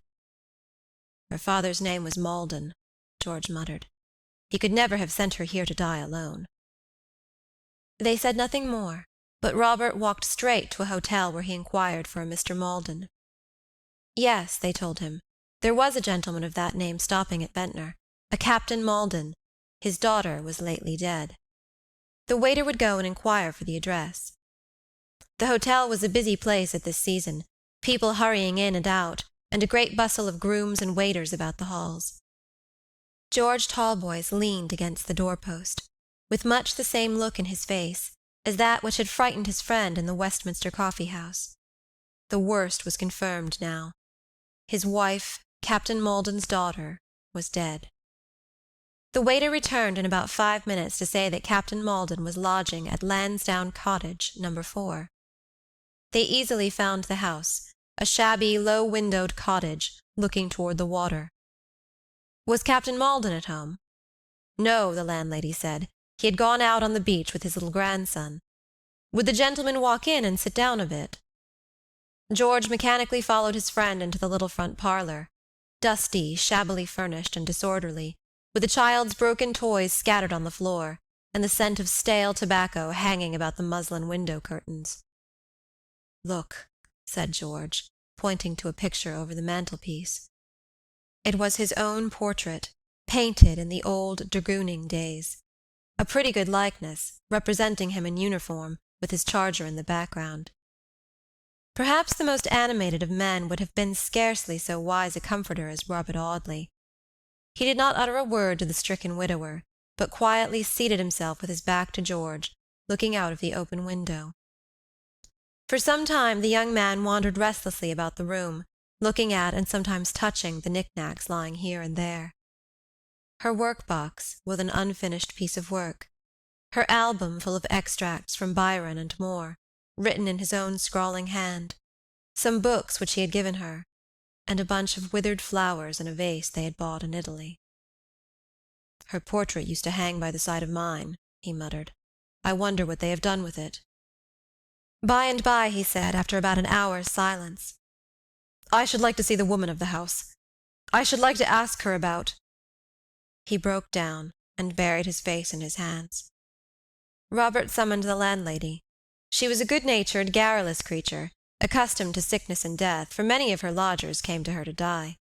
She told all the particulars of Mrs. Talboys' last hours, how she had come to Ventnor only 10 days before her death, in the last stage of decline, and how, day by day, she had gradually, but surely, sunk under the fatal malady. Was the gentleman any relative, she asked of Robert Audley, as George sobbed aloud. "Yes, he is the lady's husband." "What!" the woman cried. "Him as deserted her so cruel, and left her with her pretty boy upon her poor old father's hands, which Captain Maldon has told me often, with the tears in his poor eyes." "I did not desert her," George cried out, and then he told the history of his 3 years' struggle. "Did she speak of me?" he asked. "Did she speak of me at the last?" "No, she went off as quiet as a lamb. She said very little from the first, but the last day she knew nobody, not even her little boy, nor her poor old father, who took on awful. Once she went off wild-like, talking about her mother, and about the cruel shame it was to leave her to die in a strange place, till it was quite pitiful to hear her." "Her mother died when she was quite a child," said George.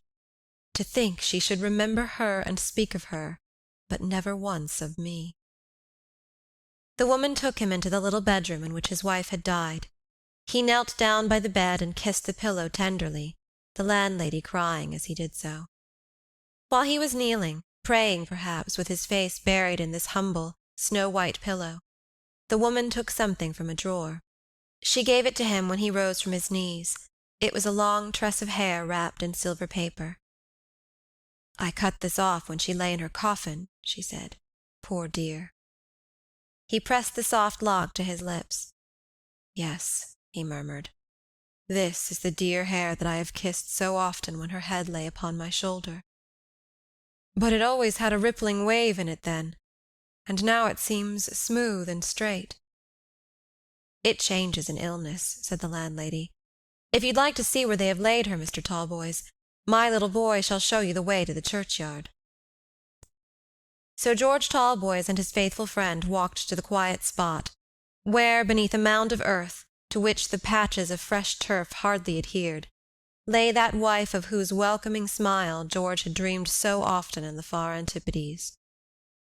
Robert left the young man by the side of this newly made grave, and returning in about 1/4 of an hour, found that he had not once stirred. He looked up presently, and said that if there was a stonemason's anywhere near he should like to give an order. They very easily found the stonemason, and sitting down amidst the fragmentary litter of the man's yard, George Talboys wrote in pencil this brief inscription for the headstone of his dead wife's grave: "Sacred to the memory of Helen, the beloved wife of George Talboys, who departed this life August 24th, 18, aged 22, deeply regretted by her sorrowing husband." End of Chapter 5. Chapter 6. Anywhere, Anywhere out of the world. When they returned to Lansdowne Cottage, they found the old man had not yet come in, so they walked down to the beach to look for him. After a brief search they found him, sitting upon a heap of pebbles, reading a newspaper and eating filberts. The little boy was at some distance from his grandfather, digging in the sand with a wooden spade. The crape round the old man's shabby hat, and the child's poor little black frock, went to George's heart. Go where he would, he met fresh confirmation of this great grief of his life. His wife was dead. "Mr. Maldon," he said, as he approached his father-in-law. The old man looked up, and, dropping his newspaper, rose from the pebbles with a ceremonious bow. His faded light hair was tinged with grey. He had a pinched hook nose, watery blue eyes, and an irresolute-looking mouth. He wore his shabby dress with an affectation of foppish gentility. An eyeglass dangled over his closely buttoned-up waistcoat, and he carried a cane in his ungloved hand. "Great heaven!" cried George. "Don't you know me?"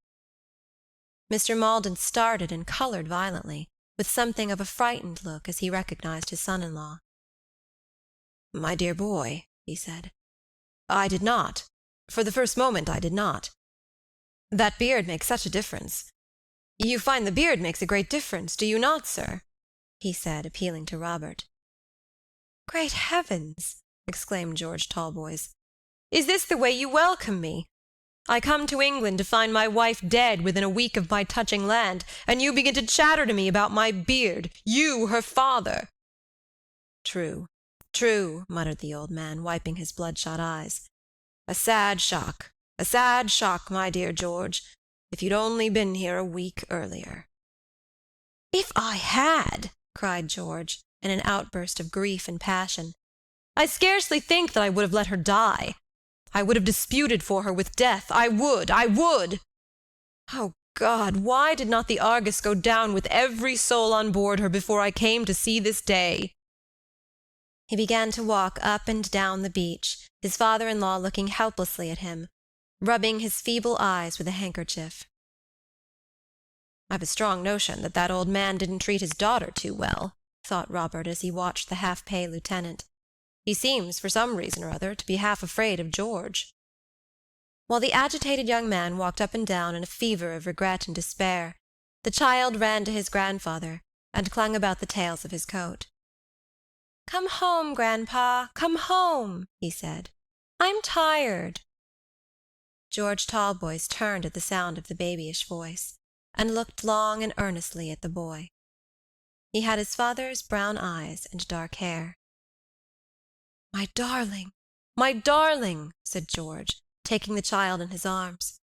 "I am your father, come across the sea to find you. Will you love me?" The little fellow pushed him away. "I don't know you," he said. "I love Grandpa and Mrs. Monks at Southampton."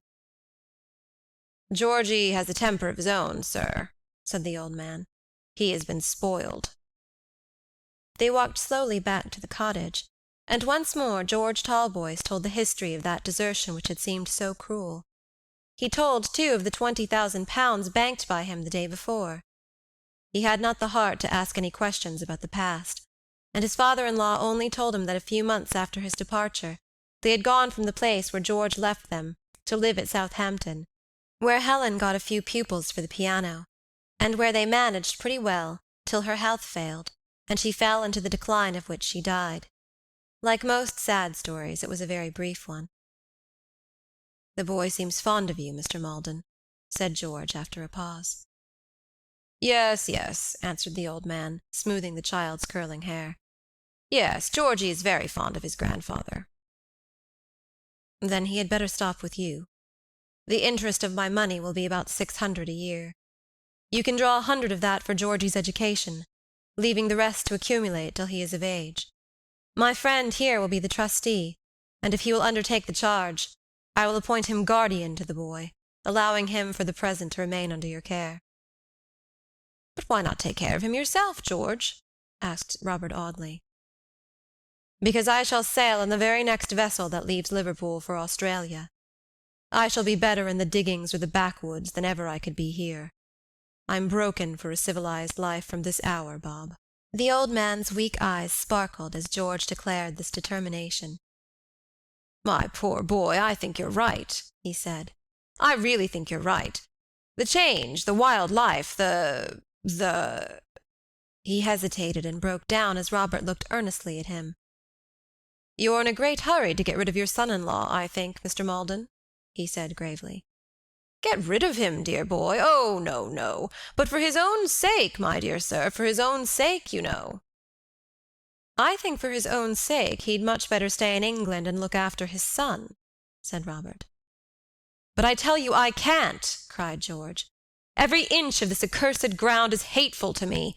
I want to run out of it as I would out of a graveyard. I'll go back to town tonight, get that business about the money settled early tomorrow morning, and start for Liverpool without a moment's delay. I shall be better when I've put half the world between me and her grave." Before he left the house he stole out to the landlady and asked some more questions about his dead wife. "Were they poor?" he asked. "Were they pinched for money while she was ill?" "Oh, no," the woman answered. "Though the captain dresses shabby, he always has plenty of sovereigns in his purse. The poor lady wanted for nothing." George was relieved at this, though it puzzled him to know where the drunken half-pay lieutenant could have contrived to find money for all the expenses of his daughter's illness. But he was too thoroughly broken down by the calamity which had befallen him to be able to think much of anything, so he asked no further questions, but walked with his father-in-law and Robert Audley down to the boat by which they were to cross to Portsmouth. The old man bade Robert a very ceremonious adieu. "You did not introduce me to your friend, by the by, my dear boy," he said. George stared at him, muttered something indistinct, and ran down the ladder to the boat before Mr. Maldon could repeat his request. The steamer sped away through the sunset, and the outline of the island melted in the horizon as they neared the opposite shore. "To think," said George, "that 2 nights ago at this time I was steaming into Liverpool, full of the hope of clasping her to my heart, and tonight I am going away from her grave." The document which appointed Robert Audley as guardian to little George Talboys was drawn up in a solicitor's office the next morning. "It's a great responsibility," exclaimed Robert. "I guardian to anybody or anything? I, who never in my life could take care of myself?" "I trust in your noble heart, Bob," said George. "I know you will take care of my poor orphan boy, and see that he is well used by his grandfather. I shall only draw enough from Georgie's fortune to take me back to Sydney, and then begin my old work again." But it seemed as if George was destined to be himself the guardian of his son, for when he reached Liverpool, he found that a vessel had just sailed, and that there would not be another for a month, so he returned to London, and once more threw himself upon Robert Audley's hospitality. The barrister received him with open arms. He gave him the room with the birds and flowers, and had a bed put up in his dressing-room for himself. Grief is so selfish that George did not know the sacrifices his friend made for his comfort. He only knew that for him the sun was darkened, and the business of life done. He sat all day long smoking cigars, and staring at the flowers and canaries, chafing for the time to pass that he might be far out at sea. But just as the hour was drawing near for the sailing of the vessel, Robert Audley came in one day, full of a great scheme. A friend of his, another of those barristers whose last thought is of a brief, was going to St. Petersburg to spend the winter, and wanted Robert to accompany him. Robert would only go on condition that George went too. For a long time the young man resisted, but when he found that Robert was, in a quiet way, thoroughly determined upon not going without him, he gave in, and consented to join the party. What did it matter, he said. One place was the same to him as another. Anywhere out of England, what did he care where? This was not a very cheerful way of looking at things, but Robert Audley was quite satisfied with having won his consent. The 3 young men started under very favorable circumstances, carrying letters of introduction to the most influential inhabitants of the Russian capital. Before leaving England, Robert wrote to his cousin Alicia, telling her of his intended departure with his old friend George Talboys, whom he had lately met for the first time after a lapse of years, and who had just lost his wife.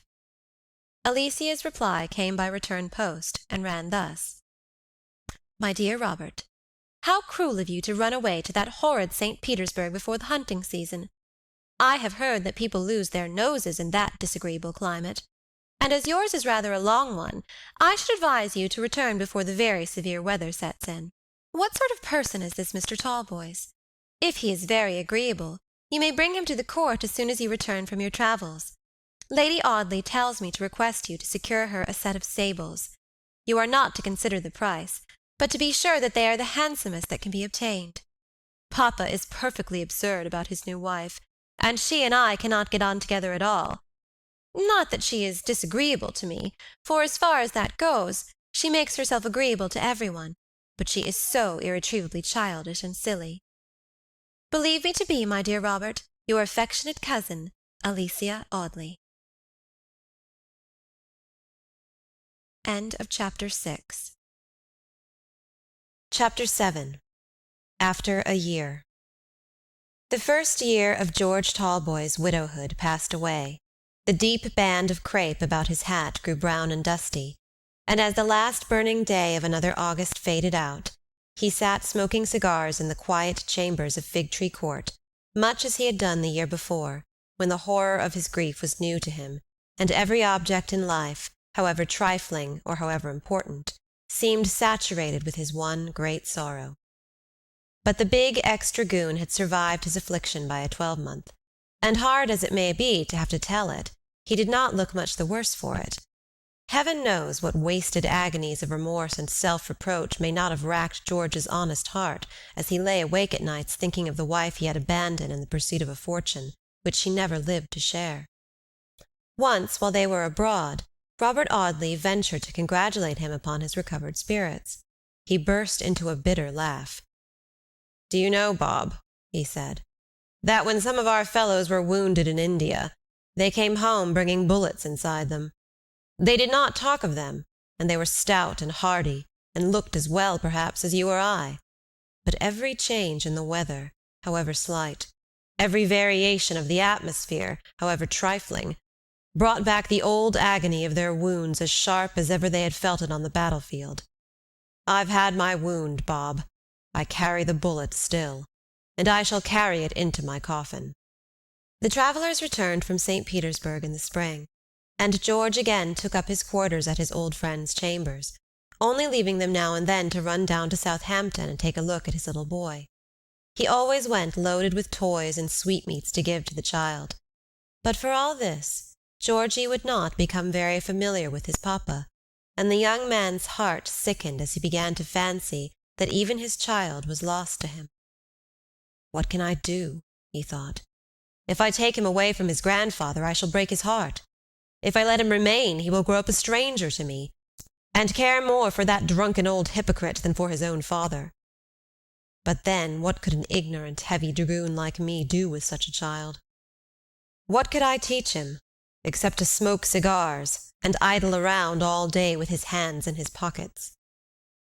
So the anniversary of that 30th of August, upon which George had seen the advertisement of his wife's death in the Times newspaper, came round for the first time, and the young man put off his black clothes and the shabby crape from his hat, and laid his mournful garments in a trunk, in which he kept a packet of his wife's letters, her portrait, and that lock of hair which had been cut off from her head after death. Robert Audley had never seen either the letters, the portrait, or the long tress of silky hair, nor indeed had George ever mentioned the name of his dead wife after that one day at Ventnor, on which he learned the full particulars of her decease. "I shall write to my cousin Alicia to-day, George," the young barrister said upon this very 30th of August. "Do you know that the day after tomorrow is the 1st of September? I shall write and tell her that we will both run down to the court for a week's shooting." "No, no, Bob. Go by yourself. They don't want me, and I'd rather—" "Bury yourself in Fig-tree Court with no company but my dogs and canaries? No, George, you shall do nothing of the kind." "But I don't care for shooting." "And do you suppose I care for it?" cried Robert with charming naivete. "Why, man, I don't know a partridge from a pigeon, and it might be the 1st of April instead of the 1st of September for aught I care. I never hurt a bird in my life, but I have hurt my own shoulder with the weight of my gun. I only go down to Essex for the change of air, the good dinners, and the sight of my uncle's honest, handsome face. Besides, this time I've another inducement, as I want to see this fair-haired paragon, my new aunt. You'll go with me, George?" "Yes, if you really wish it." The quiet form his grief had taken after its first brief violence left him as submissive as a child to the will of his friend, ready to go anywhere or do anything, never enjoying himself or originating any enjoyment, but joining in the pleasures of others with a hopeless, uncomplaining, unobtrusive resignation peculiar to his simple nature. But the return of post brought a letter from Alicia Audley to say that the two young men could not be received at the court. "There are 17 spare bedrooms," wrote the young lady in an indignant running hand. "But for all that, my dear Robert, you can't come. For my lady has taken it into her silly head that she is too ill to entertain visitors. There is no more the matter with her than there is with me, and she cannot have gentlemen, great rough men, she says, in the house. Please apologize to your friend Mr. Talboys, and tell him that papa expects to see you both in the hunting season." "My lady's airs and graces shan't keep us out of Essex for all that," said Robert, as he twisted the letter into pipe-light for his big meerschaum. "I'll tell you what we'll do, George. There's a glorious inn at Audley, and plenty of fishing in the neighbourhood. We'll go there and have a week's sport. Fishing is much better than shooting. You've only to lie on a bank and stare at your line. I don't find that you often catch anything, but it's very pleasant." He held the twisted letter to the feeble spark of fire glimmering in the grate as he spoke, and then, changing his mind, deliberately unfolded it and smoothed the crumpled paper with his hand. "Poor little Alicia," he said thoughtfully. "It's rather hard to treat her letter so cavalierly. I'll keep it." Upon which Mr. Robert Audley put the note back into its envelope and afterward thrust it into a pigeon-hole in his office desk, marked "Important."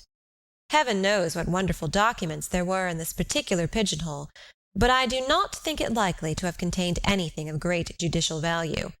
If anyone could at that moment have told the young barrister that so simple a thing as his cousin's brief letter would one day come to be a link in that terrible chain of evidence, afterward to be slowly forged in the only criminal case in which he was ever to be concerned, perhaps Mr. Robert Audley would have lifted his eyebrows a little higher than usual.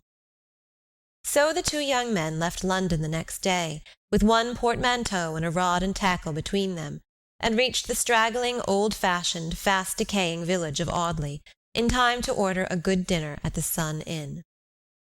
Audley Court was about 3/4 of a mile from the village, lying, as I have said, deep down in the hollow, shut in by luxuriant timber.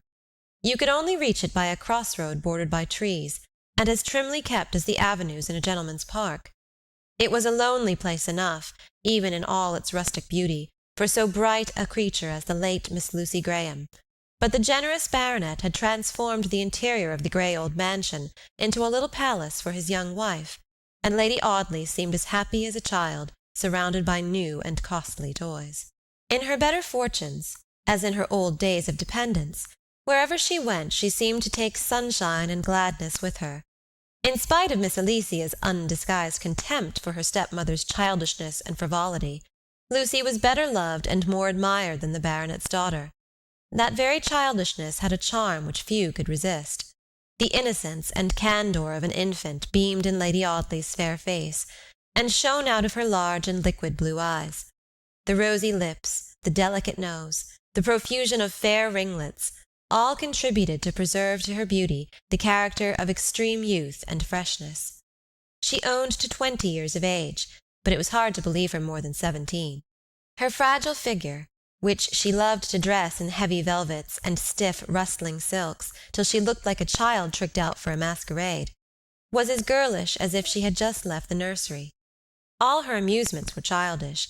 She hated reading or study of any kind, and loved society. Rather than be alone, she would admit Phoebe Marks into her confidence, and loll on one of the sofas in her luxurious dressing-room, discussing a new costume for some coming dinner-party, or sit chattering to the girl with her jewel-box beside her upon the satin cushions, and Sir Michael's presents spread out in her lap, while she counted and admired her treasures. She had appeared at several public balls at Chelmsford and Colchester, and was immediately established as the belle of the county. Pleased with her high position and her handsome house, with every caprice gratified, every whim indulged, admired and caressed wherever she went, fond of her generous husband, rich in a noble allowance of pin-money, with no poor relations to worry her with claims upon her purse or patronage, it would have been hard to find in the county of Essex a more fortunate creature than Lucy, Lady Audley. The two young men loitered over the dinner-table in the private sitting-room at the Sun Inn. The windows were thrown wide open, and the fresh country air blew in upon them as they dined. The weather was lovely. The foliage of the woods touched here and there with faint gleams of the earliest tints of autumn, the yellow corn still standing in some of the fields, in others just falling under the shining sickle, while in the narrow lanes you met great wagons drawn by broad-chested cart-horses, carrying home the rich golden store. To anyone who has been, during the hot summer months, pent up in London, there is in the first taste of rustic life a kind of sensuous rapture scarcely to be described.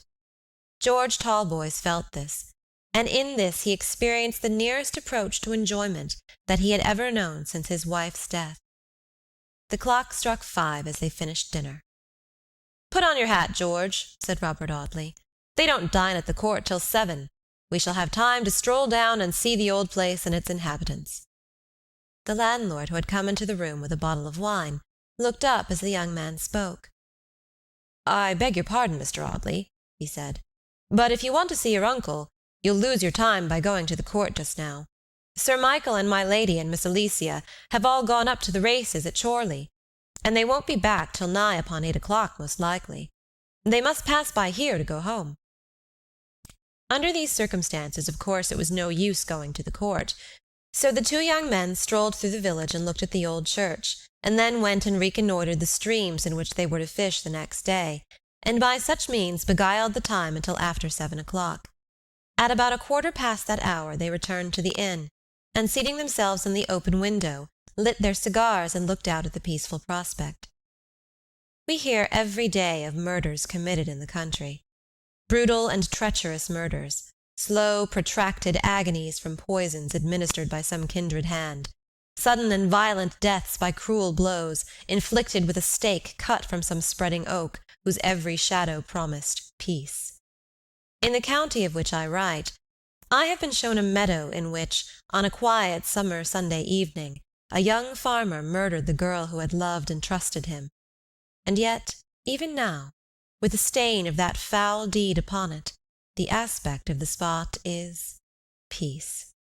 No species of crime has ever been committed in the worst rookeries about 7 Dials that has not been also done in the face of that rustic calm, which still, in spite of all, we look on with a tender, half-mournful yearning, and associate with peace. It was dusk when gigs and chaises, dog-carts and clumsy farmers' phaetons began to rattle through the village street, and under the windows of the Sun Inn. Deeper dusk still when an open carriage and four drew suddenly up beneath the rocking signpost. It was Sir Michael Audley's barouche which came to so sudden a stop before the little inn. The harness of one of the leaders had become out of order, and the foremost postilion dismounted to set it right. "Why, it's my uncle!" cried Robert Audley as the carriage stopped. "I'll run down and speak to him." George lit another cigar, and, sheltered by the window curtains, looked out at the little party. Alicia sat with her back to the horses, and he could perceive, even in the dusk, that she was a handsome brunette. But Lady Audley was seated on the side of the carriage furthest from the inn, and he could see nothing of the fair-haired paragon of whom he had heard so much. "Why, Robert," exclaimed Sir Michael as his nephew emerged from the inn, "this is a surprise." "I have not come to intrude upon you at the court, my dear uncle," said the young man as the baronet shook him by the hand in his own hearty fashion. "Essex is my native county, you know, and about this time of year I generally have a touch of homesickness, so George and I have come down to the inn for 2 or 3 days' fishing." "George? George who?" "George Talboys." "What, has he come?" cried Alicia. "I'm so glad, for I'm dying to see this handsome young widower." "Are you, Alicia?" said her cousin. "Then, egad, I'll run and fetch him and introduce you to him at once." Now, so complete was the dominion which Lady Audley had, in her own childish, unthinking way, obtained over her devoted husband, that it was very rarely that the baronet's eyes were long removed from his wife's pretty face. When Robert, therefore, was about to re-enter the inn, it needed but the faintest elevation of Lucy's eyebrows, with a charming expression of weariness and terror, to make her husband aware that she did not want to be bored by an introduction to Mr. George Talboys. "Never mind tonight, Bob," he said. "My wife is a little tired after our long day's pleasure. Bring your friend to dinner tomorrow, and then he and Alicia can make each other's acquaintance. Come round and speak to Lady Audley, and then we'll drive home." My lady was so terribly fatigued that she could only smile sweetly, and hold out a tiny gloved hand to her nephew by marriage. "You will come and dine with us tomorrow, and bring your interesting friend," she said, in a low and tired voice. She had been the chief attraction of the race-course, and was wearied out by the exertion of fascinating half the county. "It's a wonder that she didn't treat you to her never-ending laugh," whispered Alicia, as she leaned over the carriage door to bid Robert good night. "But I dare say she reserves that for your delectation tomorrow. I suppose you are fascinated as well as everybody else?" added the young lady, rather snappishly. "She is a lovely creature, certainly," murmured Robert, with placid admiration. "Oh, of course. Now she is the first woman of whom I ever heard you say a civil word, Robert Audley. I'm sorry to find you can only admire wax dolls." Poor Alicia had had many skirmishes with her cousin upon that particular temperament of his, which, while it enabled him to go through life with perfect content and tacit enjoyment, entirely precluded his feeling one spark of enthusiasm upon any subject whatever. "As to his ever falling in love," thought the young lady sometimes, "the idea is preposterous. If all the divinities on earth were ranged before him, waiting for his sultanship to throw the handkerchief, he would only lift his eyebrows to the middle of his forehead, and tell them to scramble for it. But for once in his life, Robert was almost enthusiastic. "She's the prettiest little creature you ever saw in your life, George," he cried, when the carriage had driven off and he returned to his friend. "Such blue eyes, such ringlets, such a ravishing smile, such a fairy-like bonnet, all of a tremble with heartsease and dewy spangles shining out of a cloud of gauze. George Talboys, I feel like the hero of a French novel. I am falling in love with my aunt." The widower only sighed and puffed his cigar fiercely out of the open window. Perhaps he was thinking of that faraway time, little better than 5 years ago, in fact, but such an age gone by to him, when he first met the woman for whom he had worn crape round his hat 3 days before. They returned, all those old, unforgotten feelings. They came back, with the scene of their birthplace. Again he lounged with his brother officers upon the shabby pier at the shabby watering-place, listening to a dreary band with a cornet that was a note and a half flat. Again he heard the old operatic airs, and again she came tripping toward him, leaning on her old father's arm, and pretending, with such a charming, delicious, serio-comic pretense, to be listening to the music, and quite unaware of the admiration of half a dozen open-mouthed cavalry officers. Again the old fancy came back that she was something too beautiful for earth or earthly uses, and that to approach her was to walk in a higher atmosphere and to breathe a purer air. And since this she had been his wife and the mother of his child. She lay in the little churchyard at Ventnor, and only a year ago he had given the order for her tombstone. A few slow, silent tears dropped upon his waistcoat as he thought of these things in the quiet and darkening room. Lady Audley was so exhausted when she reached home that she excused herself from the dinner-table and retired at once to her dressing-room, attended by her maid, Phoebe Marks. She was a little capricious in her conduct to this maid, sometimes very confidential, sometimes rather reserved, but she was a liberal mistress, and the girl had every reason to be satisfied with her situation. This evening, in spite of her fatigue, she was in extremely high spirits, and gave an animated account of the races and the company present at them. "I am tired to death, though, Phoebe," she said by and by. "I am afraid I must look a perfect fright after a day in the hot sun." There were lighted candles on each side of the glass before which Lady Audley was standing unfastening her dress. She looked full at her maid as she spoke, her blue eyes clear and bright, and the rosy childish lips puckered into an arch smile. "You are a little pale, my lady," answered the girl, "but you look as pretty as ever." "That's right, Phoebe," she said, flinging herself into a chair, and throwing back her curls at the maid, who stood, brush in hand, ready to arrange the luxuriant hair for the night. "Do you know, Phoebe, I have heard some people say that you and I are alike." "I have heard them say so too, my lady," said the girl quietly, "but they must be very stupid to say it, for your ladyship is a beauty, and I am a poor, plain creature." "Not at all, Phoebe," said the little lady superbly. "You are like me, and your features are very nice. It is only color that you want. My hair is pale yellow shot with gold, and yours is drab. My eyebrows and eyelashes are dark brown, and yours are almost—I scarcely like to say it, but they're almost white, my dear Phoebe. Your complexion is sallow, and mine is pink and rosy. Why, with a bottle of hair dye, such as we see advertised in the papers, and a pot of rouge, you'd be as good-looking as I any day, Phoebe."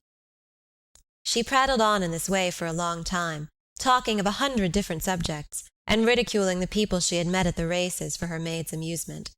Her stepdaughter came into the dressing-room to bid her good night, and found the maid and mistress laughing aloud over one of the day's adventures. Alicia, who was never familiar with her servants, withdrew in disgust at my lady's frivolity. "Go on brushing my hair, Phoebe," Lady Audley said every time the girl was about to complete her task. "I quite enjoy a chat with you." At last, just as she had dismissed her maid, she suddenly called her back. "Phoebe Marks," she said, "I want you to do me a favor." "Yes, my lady." "I want you to go to London by the first train tomorrow morning to execute a little commission for me. You may take a day's holiday afterward, as I know you have friends in town, and I shall give you a £5 note if you do what I want, and keep your own counsel about it." Yes, my lady. See that that door is securely shut, and come and sit on this stool at my feet. The girl obeyed. Lady Audley smoothed her maid's neutral-tinted hair with her plump, white, and bejewelled hand as she reflected for a few moments. And now listen, Phoebe. What I want you to do is very simple. It was so simple that it was told in 5 minutes, and then Lady Audley retired into her bedroom and curled herself up cosily under the eiderdown quilt. She was a chilly creature, and loved to bury herself in soft wrappings of satin and fur. "Kiss me, Phoebe," she said as the girl arranged the curtains. "I hear Sir Michael's step in the anteroom. You will meet him as you go out, and you may as well tell him that you are going up by the first train tomorrow morning to get my dress from Madame Frederick for the dinner at Morton Abbey." It was late the next morning when Lady Audley went down to breakfast, past 10 o'clock. While she was sipping her coffee, a servant brought her a sealed packet and a book for her to sign. "A telegraphic message!" she cried, for the convenient word telegram had not yet been invented. "What can be the matter?" She looked up at her husband with wide-open, terrified eyes, and seemed half afraid to break the seal. The envelope was addressed to Miss Lucy Graham, at Mr. Dawson's, and had been sent on from the village. "Read it, my darling," he said, "and do not be alarmed. It may be nothing of any importance." It came from a Mrs. Vincent, the schoolmistress with whom she had lived before entering Mr. Dawson's family. The lady was dangerously ill, and implored her old pupil to go and see her. "Poor soul! She always meant to leave me her money," said Lucy with a mournful smile. "She has never heard of the change in my fortunes. Dear Sir Michael, I must go to her." "To be sure you must, dearest. If she was kind to my poor girl in her adversity, she has a claim upon her prosperity that shall never be forgotten. Put on your bonnet, Lucy. We shall be in time to catch the express." "You will go with me?" "Of course, my darling. Do you suppose I would let you go alone?" "I was sure you would go with me," she said thoughtfully. "Does your friend send any address?" "No, but she always lived at Crescent Villa, West Brompton, and no doubt she lives there still." There was only time for Lady Audley to hurry on her bonnet and shawl before she heard the carriage drive round to the door, and Sir Michael calling to her at the foot of the staircase. Her suite of rooms, as I have said, opened one out of another, and terminated in an octagon antechamber hung with oil paintings. Even in her haste she paused deliberately at the door of this room, double-locked it, and dropped the key into her pocket. This door, once locked, cut off all access to my lady's apartments. End of Chapter 7. Chapter 8. Before the Storm. So the dinner at Audley Court was postponed, and Miss Alicia had to wait still longer for an introduction to the handsome young widower, Mr. George Talboys. I am afraid, if the real truth is to be told, there was perhaps something of affectation in the anxiety this young lady expressed to make George's acquaintance. But if poor Alicia for a moment calculated upon arousing any latent spark of jealousy lurking in her cousin's breast by this exhibition of interest, she was not so well acquainted with Robert Audley's disposition as she might have been. Indolent, handsome, and indifferent, the young barrister took life as altogether too absurd a mistake for any one event in its foolish course to be for a moment considered seriously by a sensible man. His pretty, gypsy-faced cousin might have been over head and ears in love with him, and she might have told him so, in some charming, roundabout, womanly fashion, 100 times a day for all the 365 days in the year. But unless she had waited for some privileged 29th of February, and walked straight up to him, saying, "Robert, please, will you marry me?" I very much doubt if he ever would have discovered the state of her feelings. Again, had he been in love with her himself, I fancy that the tender passion would, with him, have been so vague and feeble a sentiment that he might have gone down to his grave with a dim sense of some uneasy sensation, which might be love or indigestion, and with, beyond this, no knowledge whatever of his state. So it was not the least use, my poor Alicia, to ride about the lanes around Audley during those 3 days which the two young men spent in Essex. It was wasted trouble to wear that pretty cavalier hat and plume, and to be always, by the most singular of chances, meeting Robert and his friend. The black curls, nothing like Lady Audley's feathery ringlets, but heavy, clustering locks that clung about your slender, brown throat. The red and pouting lips, the nose inclined to be retrousse, the dark complexion with its bright crimson flush, always ready to glance up like a signal light in a dusky sky, when you suddenly came upon your apathetic cousin. All this coquettish espiègle, brunette beauty was thrown away upon the dull eyes of Robert Audley, and you might as well have taken your rest in the cool drawing-room at the court, instead of working your pretty mare to death under the hot September sun. Now fishing, except to the devoted disciple of Isaac Walton, is not the most lively of occupations.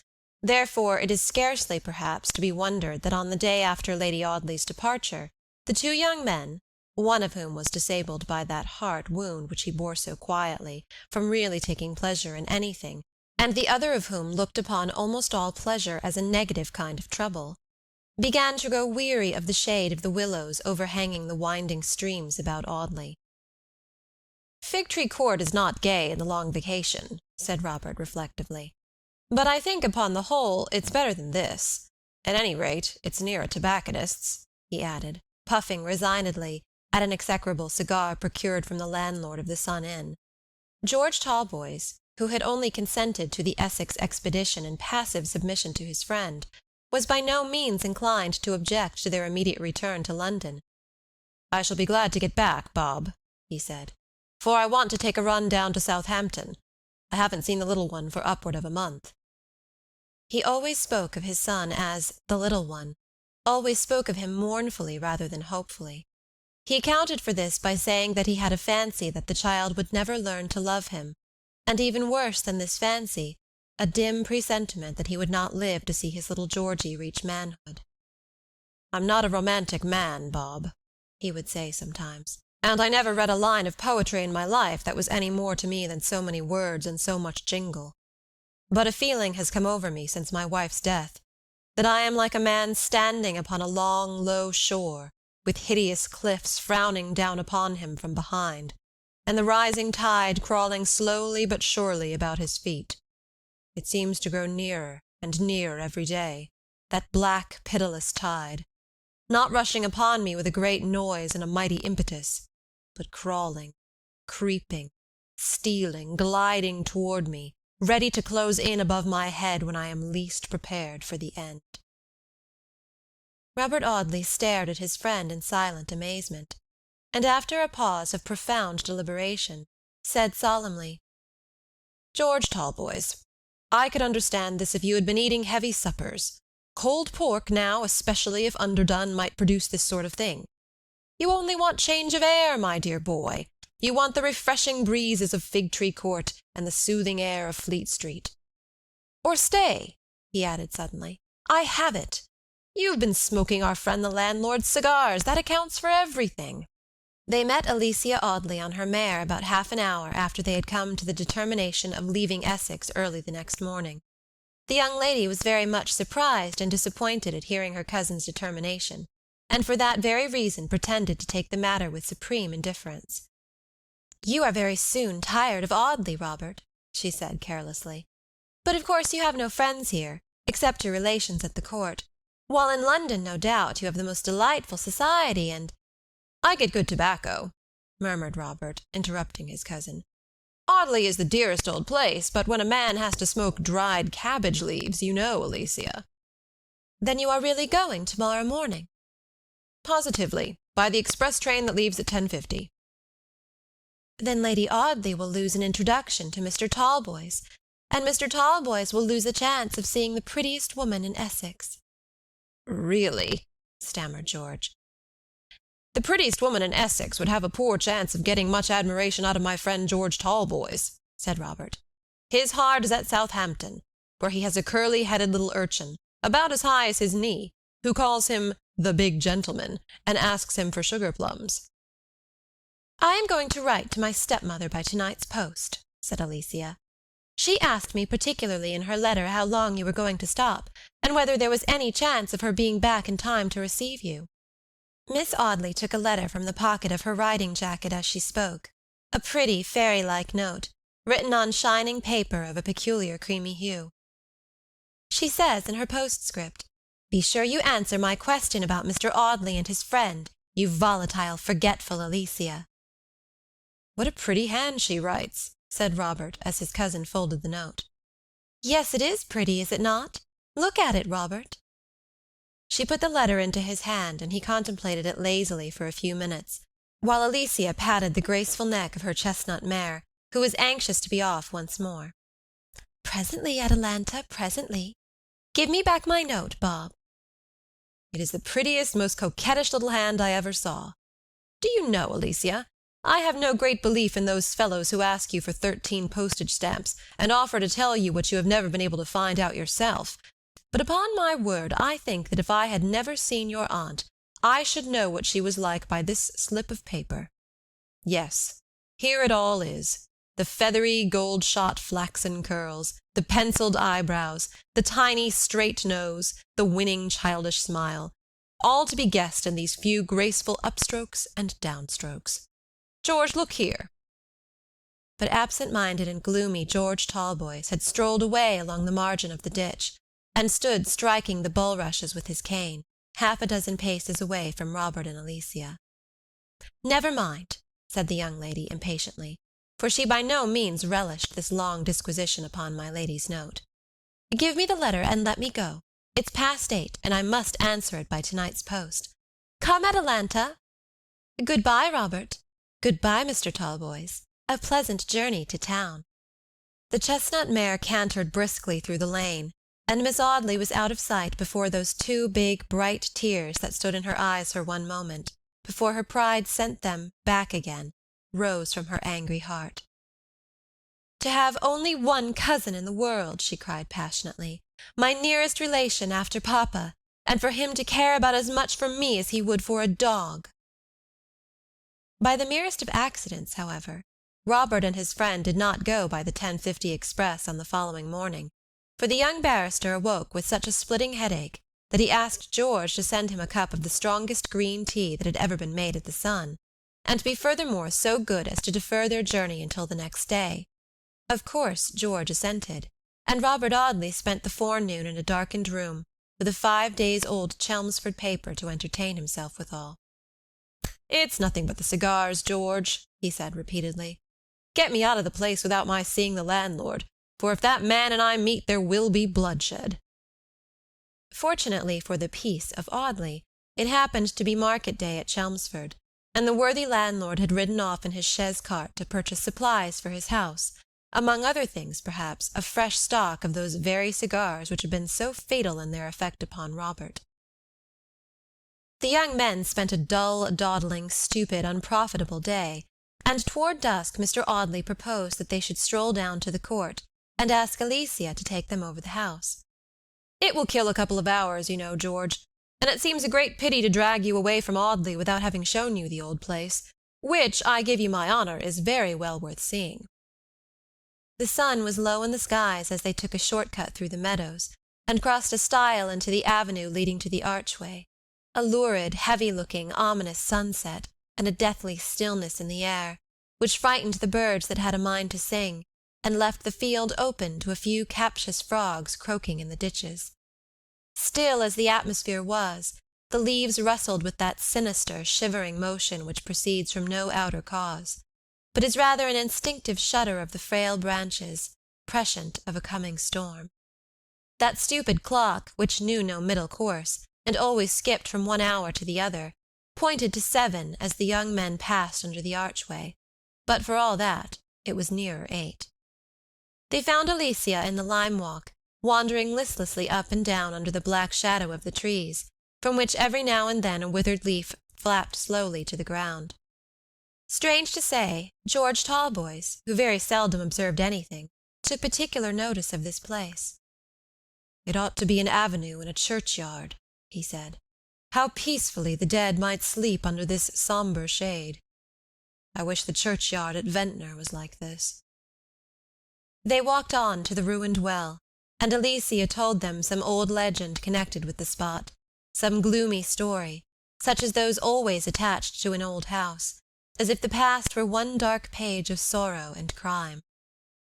"We want to see the house before it is dark, Alicia," said Robert. "Then we must be quick," she answered. "Come." She led the way through an open French window, modernized a few years before, into the library and thence to the hall. In the hall they passed my lady's pale-faced maid, who looked furtively under her white eyelashes at the two young men. They were going upstairs, when Alicia turned and spoke to the girl. "After we have been in the drawing-room, I should like to show these gentlemen Lady Audley's rooms. Are they in good order, Phoebe?" "Yes, miss, but the door of the ante-room is locked, and I fancy that my lady has taken the key to London." "Taken the key? Impossible!" cried Alicia. "Indeed, miss, I think she has. I cannot find it, and it always used to be in the door." "I declare," said Alicia impatiently, "that is not at all unlike my lady to have taken this silly freak into her head. I dare say she was afraid we should go into her rooms, and pry about among her pretty dresses and meddle with her jewelry. It is very provoking, for the best pictures in the house are in that antechamber. There is her own portrait, too, unfinished, but wonderfully like." "Her portrait!" exclaimed Robert Audley. "I would give anything to see it, for I have only an imperfect notion of her face. Is there no other way of getting into the room, Alicia?" "Another way?" "Yes, is there any door leading through some of the other rooms by which we can contrive to get into hers?" His cousin shook her head, and conducted them into a corridor where there were some family portraits. She showed them a tapestried chamber, the large figures upon the faded canvas looking threatening in the dusky light. "That fellow with the battle-axe looks as if he wanted to split George's head open," said Mr. Audley, pointing to a fierce warrior, whose uplifted arm appeared above George Talboys' dark hair. "Come out of this room, Alicia," added the young man nervously. "I believe it's damp, or else haunted. Indeed, I believe all ghosts to be the result of damp or dyspepsia. You sleep in a damp bed, you awake suddenly in the dead of night with a cold shiver, and see an old lady in the court costume of George the First's time sitting at the foot of the bed. The old lady's indigestion, and the cold shiver is a damp sheet." There were lighted candles in the drawing-room. No new-fangled lamps had ever made their appearance at Audley Court. Sir Michael's rooms were lighted by honest, thick, yellow-looking wax candles in massive silver candlesticks, and in sconces against the walls. There was very little to see in the drawing-room, and George Talboys soon grew tired of staring at the handsome modern furniture, and at a few pictures of some of the academicians. "Isn't there a secret passage, or an old oak chest, or something of that kind, somewhere about the place, Alicia?" asked Robert. "To be sure!" cried Miss Audley, with a vehemence that startled her cousin. "Of course! Why didn't I think of it before? How stupid of me, to be sure!" "Why stupid?" "Because, if you don't mind crawling upon your hands and knees, you can see my lady's apartments, for that passage communicates with her dressing-room. She doesn't know of it herself, I believe. How astonished she'd be if some black-visored burglar with a dark lantern would arise through the floor some night as she sat before her looking-glass having her hair dressed for a party." "Shall we try the secret passage, George?" asked Mr. Audley. "Yes, if you wish it." Alicia led them into the room which had once been her nursery. It was now disused, except on very rare occasions when the house was full of company. Robert Audley lifted a corner of the carpet, according to his cousin's directions, and disclosed a rudely cut trap-door in the oak flooring. "Now listen to me," said Alicia. "You must let yourself down by the hands into the passage, which is about 4 feet high. Stoop your head, walk straight along it till you come to a sharp turn, which will take you to the left, and at the extreme end of it you will find a short ladder below a trap-door like this, which you will have to unbolt. That door opens into the flooring of my lady's dressing-room, which is only covered with a square Persian carpet that you can easily manage to raise. You understand me?" "Perfectly." "Then take the light. Mr. Talboys will follow you. I give you 20 minutes for your inspection of the paintings, that is, about a minute apiece, and at the end of that time I shall expect to see you return." Robert obeyed her implicitly, and George, submissively following his friend, found himself, in 5 minutes, standing amidst the elegant disorder of Lady Audley's dressing-room. She had left the house in a hurry on her unlooked-for journey to London, and the whole of her glittering toilette apparatus lay about on the marble dressing-table. The atmosphere of the room was almost oppressive for the rich odors of perfumes in bottles whose gold stoppers had not been replaced. A bunch of hothouse flowers was withering upon a tiny writing table. 2 or 3 handsome dresses lay in a heap upon the ground, and the open doors of a wardrobe revealed the treasures within. Jewelry, ivory-backed hairbrushes, and exquisite china were scattered here and there about the apartment. George Talboys saw his bearded face and tall, gaunt figure reflected in the glass, and wondered to see how out of place he seemed among all these womanly luxuries. They went from the dressing-room to the boudoir, and through the boudoir into the antechamber, in which there were, as Alicia had said, about 20 valuable paintings, besides my lady's portrait. My lady's portrait stood on an easel, covered with a green baize in the centre of the octagonal chamber. It had been a fancy of the artist to paint her standing in this very room, and to make his background a faithful reproduction of the pictured walls. I am afraid the young man belonged to the pre-Raphaelite brotherhood, for he had spent a most unconscionable time upon the accessories of this picture, upon my lady's crispy ringlets, and the heavy folds of her crimson velvet dress. The 2 young men looked at the paintings on the walls first, leaving this unfinished portrait for a bonne bouche. By this time it was dark, the candle carried by Robert only making one nucleus of light as he moved about holding it before the pictures one by one. The broad, bare window looked out upon the pale sky, tinged with the last cold flicker of the twilight. The ivy rustled against the glass with the same ominous shiver as that which agitated every leaf in the garden, prophetic of the storm that was to come. "These are our friend's eternal white horses," said Robert, standing beside a Wouvermans. "Nicolas Poussin, Salvator, ha! Hum! Now for the portrait." He paused with his hand on the baize and solemnly addressed his friend. "George Talboys," he said, "we have between us only one wax candle, a very inadequate light with which to look at a painting. Let me therefore request that you will suffer us to look at it one at a time. If there is one thing more disagreeable than another, it is to have a person dodging behind your back and peering over your shoulder when you're trying to see what a picture's made of." George fell back immediately. He took no more interest in any lady's picture than in all the other wearinesses of this troublesome world. He fell back, and leaning his forehead against the window-panes, looked out at the night. When he turned round he saw that Robert had arranged the easel very conveniently, and that he had seated himself on a chair before it for the purpose of contemplating the painting at his leisure. He rose as George turned round. "Now then for your turn, Talboys," he said. "It's an extraordinary picture." He took George's place at the window, and George seated himself in the chair before the easel. Yes, the painter must have been a pre-Raphaelite.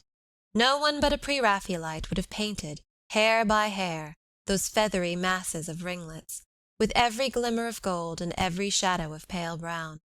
No one but a pre-Raphaelite would have so exaggerated every attribute of that delicate face as to give a lurid brightness to the blonde complexion and a strange, sinister light to the deep blue eyes. No one but a pre-Raphaelite could have given to that pretty, pouting mouth the hard and almost wicked look it had in the portrait. It was so like, and yet so unlike. It was as if you had burned strange-coloured fires before my lady's face, and by their influence brought out new lines and new expressions never seen in it before.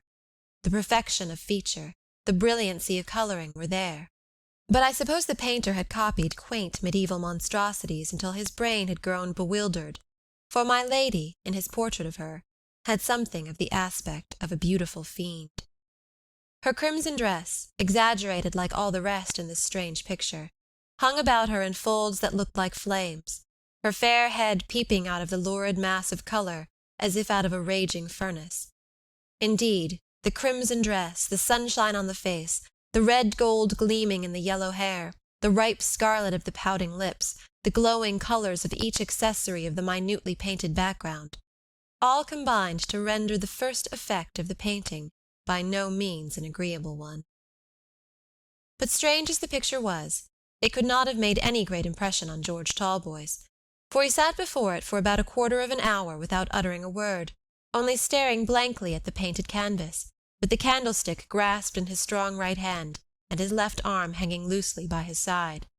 He sat so long in this attitude that Robert turned round at last. "Why, George, I thought you had gone to sleep." "I had almost." You've caught a cold from standing in that damp tapestried room. Mark my words, George Talboys, you've caught a cold. You're as hoarse as a raven. But come along." Robert Audley took the candle from his friend's hand, and crept back through the secret passage, followed by George, very quiet, but scarcely more quiet than usual. They found Alicia in the nursery waiting for them. "Well?" she said interrogatively. "We managed it capitally. But I don't like the portrait. There's something odd about it." "There is," said Alicia. "I've a strange fancy on that point. I think that sometimes a painter is in a manner inspired, and is able to see through the normal expression of the face another expression that is equally a part of it, though not to be perceived by common eyes. We have never seen my lady look as she does in that picture, but I think she could look so." "Alicia," said Robert Audley imploringly, "don't be German." "But, Robert—" "Don't be German, Alicia, if you love me. The picture is the picture, and my lady is my lady. That's my way of taking things, and I'm not metaphysical. Don't unsettle me." He repeated this several times with an air of terror that was perfectly sincere, and then, having borrowed an umbrella in case of being overtaken by the coming storm, left the court, leading passive George Talboys away with him. The one hand of the stupid clock had skipped to 9 by the time they reached the archway, but before they could pass under its shadow, they had to step aside to allow a carriage to dash past them. It was a fly from the village, but Lady Audley's fair face peeped out at the window. Dark as it was, she could see the 2 figures of the young men black against the dusk. "Who is that?" she asked, putting out her head. "Is it the gardener?" "No, my dear aunt," said Robert, laughing. "It is your most dutiful nephew." He and George stopped by the archway while the fly drew up at the door, and the surprised servants came out to welcome their master and mistress. "I think the storm will hold off tonight," said the baronet, looking up at the sky, "but we shall certainly have it tomorrow." End of Chapter 8. Chapter 9. After the Storm. Sir Michael was mistaken in his prophecy upon the weather. The storm did not hold off until next day, but burst with terrible fury over the village of Audley about half an hour before midnight. Robert Audley took the thunder and lightning with the same composure with which he accepted all the other ills of life. He lay on a sofa in the sitting-room, ostensibly reading the 5-days-old Chelmsford paper, and regaling himself occasionally with a few sips from a large tumbler of cold punch. But the storm had quite a different effect upon George Talboys.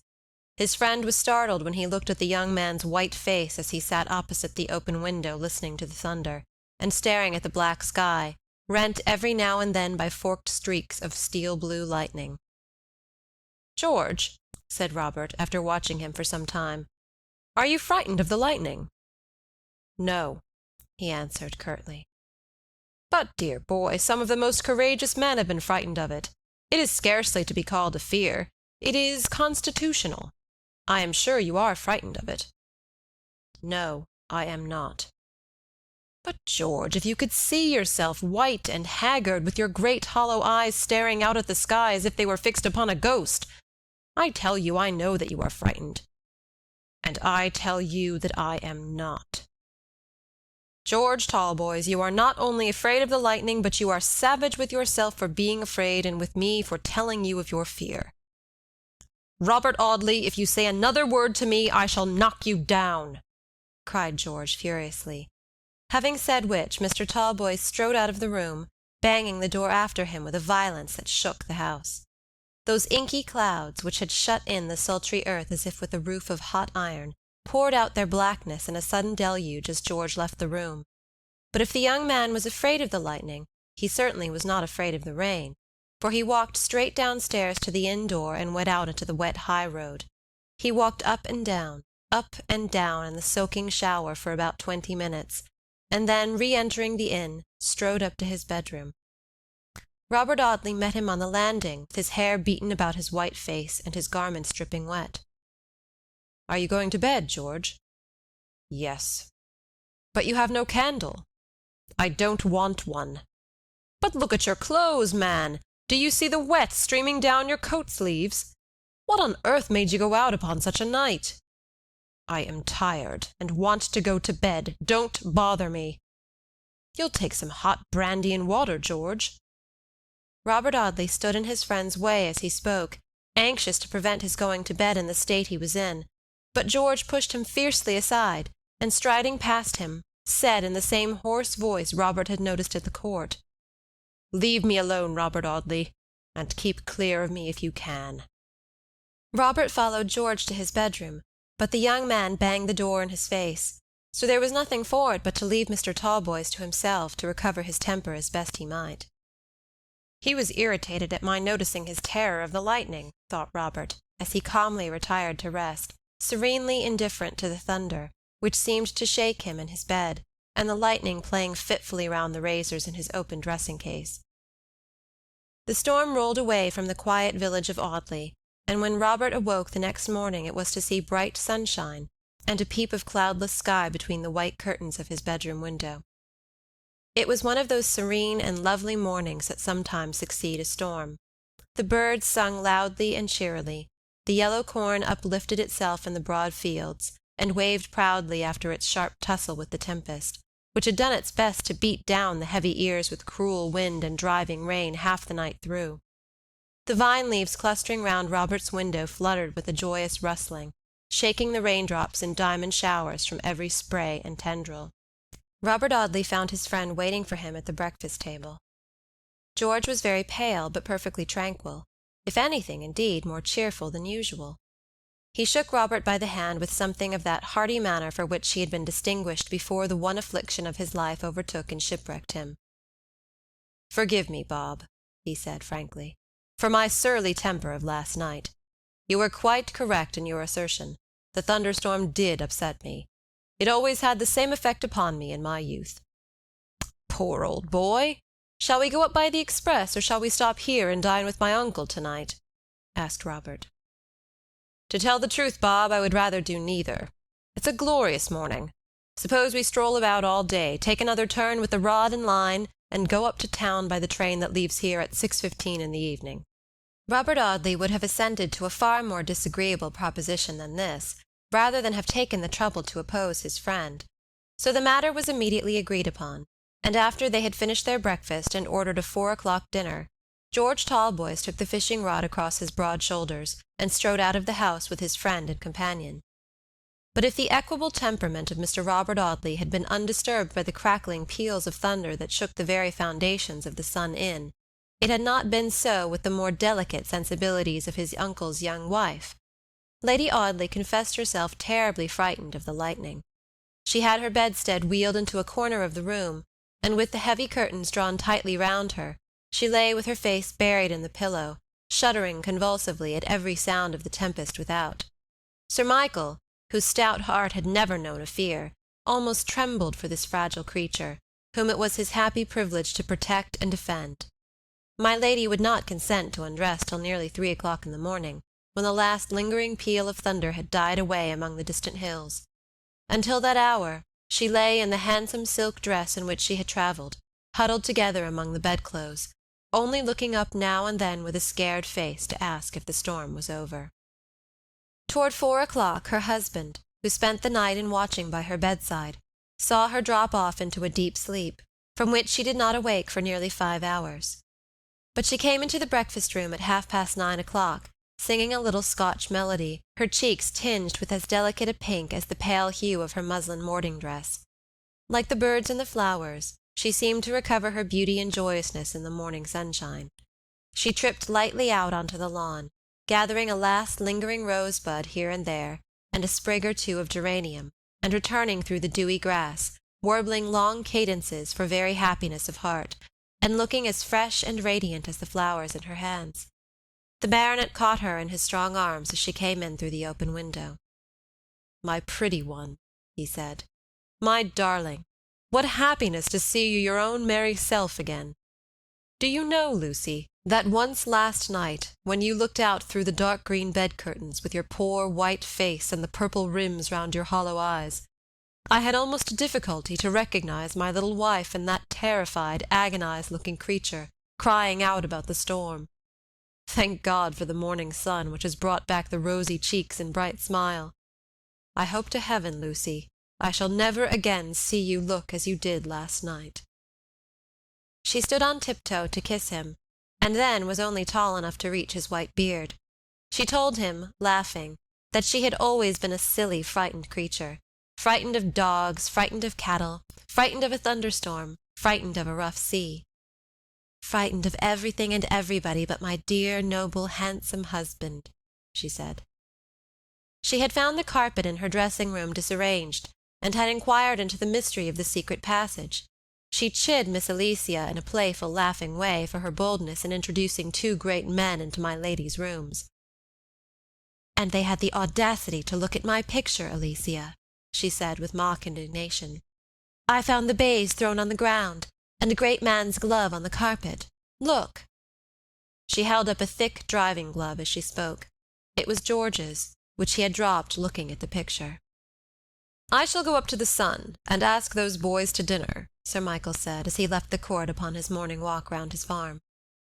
Lady Audley flitted from room to room in the bright September sunshine, now sitting down to the piano to trill out a ballad, or the first page of an Italian bravura, or running with rapid fingers through a brilliant waltz, now hovering about a stand of hothouse flowers, doing amateur gardening with a pair of fairy-like silver-mounted embroidery scissors, now strolling into her dressing-room to talk to Phoebe Marks and have her curls rearranged for the third or fourth time, for the ringlets were always getting into disorder, and gave no little trouble to Lady Audley's maid.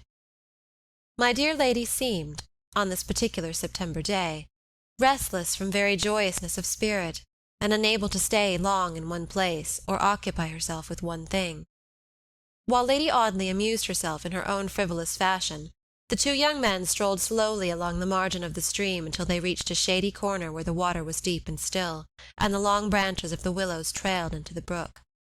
George Talboys took the fishing-rod, while Robert stretched himself at full length on a railway rug, and balancing his hat upon his nose as a screen from the sunshine, fell fast asleep. Those were happy fish in the stream on the banks of which Mr. Talboys was seated. They might have amused themselves to their heart's content with timid nibbles at this gentleman's bait, without in any manner endangering their safety, for George only stared vacantly in the water, holding his rod in a loose, listless hand, and with a strange, far-away look in his eyes. As the church clock struck 2, he threw down his rod, and striding away along the bank, left Robert Audley to enjoy a nap which, according to that gentleman's habits, was by no means unlikely to last for 2 or 3 hours. About a quarter of a mile further on, George crossed a rustic bridge, and struck into the meadows which led to Audley Court. The birds had sung so much all the morning that they had, perhaps, by this time grown tired. The lazy cattle were asleep in the meadows. Sir Michael was still away on his morning's ramble. Miss Alicia had scampered off an hour before on her chestnut mare. The servants were all at dinner in the back part of the house, and my lady had strolled, book in hand, into the shadowy lime walk, so that the grey old building had never worn a more peaceful aspect than on that bright afternoon when George Talboys walked across the lawn to ring a sonorous peal at the sturdy, iron-bound oak door. The servant who answered his summons told him that Sir Michael was out, and my lady walking in the lime-tree avenue.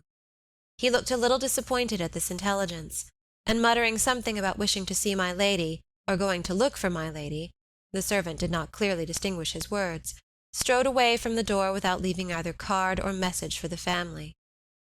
It was full an hour and a half after this when Lady Audley returned to the house, not coming from the lime walk, but from exactly the opposite direction, carrying her open book in her hand and singing as she came.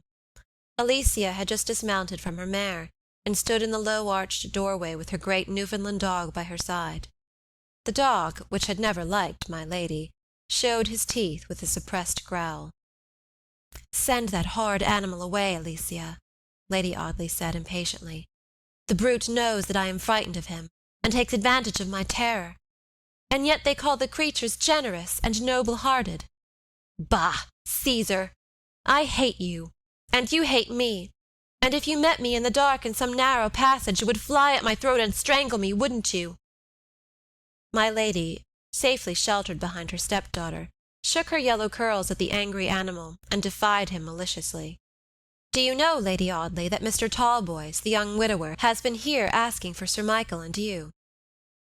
Lucy Audley lifted her penciled eyebrows. "I thought they were coming to dinner," she said. "Surely we shall have enough of them then." She had a heap of wild autumn flowers in the skirt of her muslin dress. She had come through the fields at the back of the court, gathering the hedgerow blossoms in her way. She ran lightly up the broad staircase to her own rooms. George's glove lay on her boudoir table. Lady Audley rung the bell violently, and it was answered by Phoebe Marks. "Take that letter away," she said sharply. The girl collected the glove and a few withered flowers and torn papers lying on the table into her apron. "What have you been doing all this morning?" asked my lady. "Not wasting your time, I hope." "No, my lady. I have been altering the blue dress.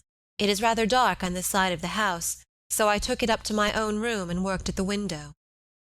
The girl was leaving the room as she spoke, but she turned around and looked at Lady Audley as if waiting for further orders. Lucy looked up at the same moment, and the eyes of the two women met.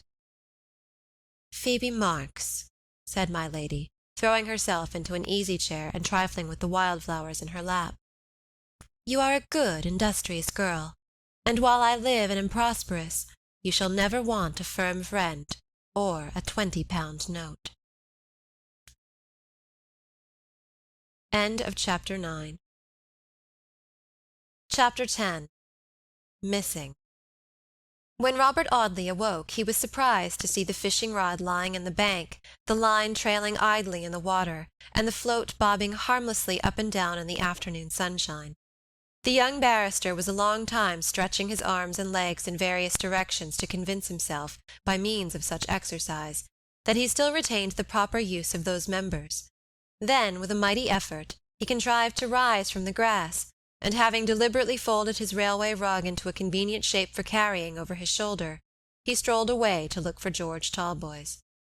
Once or twice he gave a sleepy shout, scarcely loud enough to scare the birds in the branches above his head, or the trout in the stream at his feet, but receiving no answer, grew tired of the exertion, and dawdled on, yawning as he went, and still looking for George Talboys. By and by he took out his watch, and was surprised to find that it was 4:15. "Why, the selfish beggar must have gone home to his dinner," he muttered reflectively. "And yet that isn't much like him, for he seldom remembers even his meals unless I jog his memory."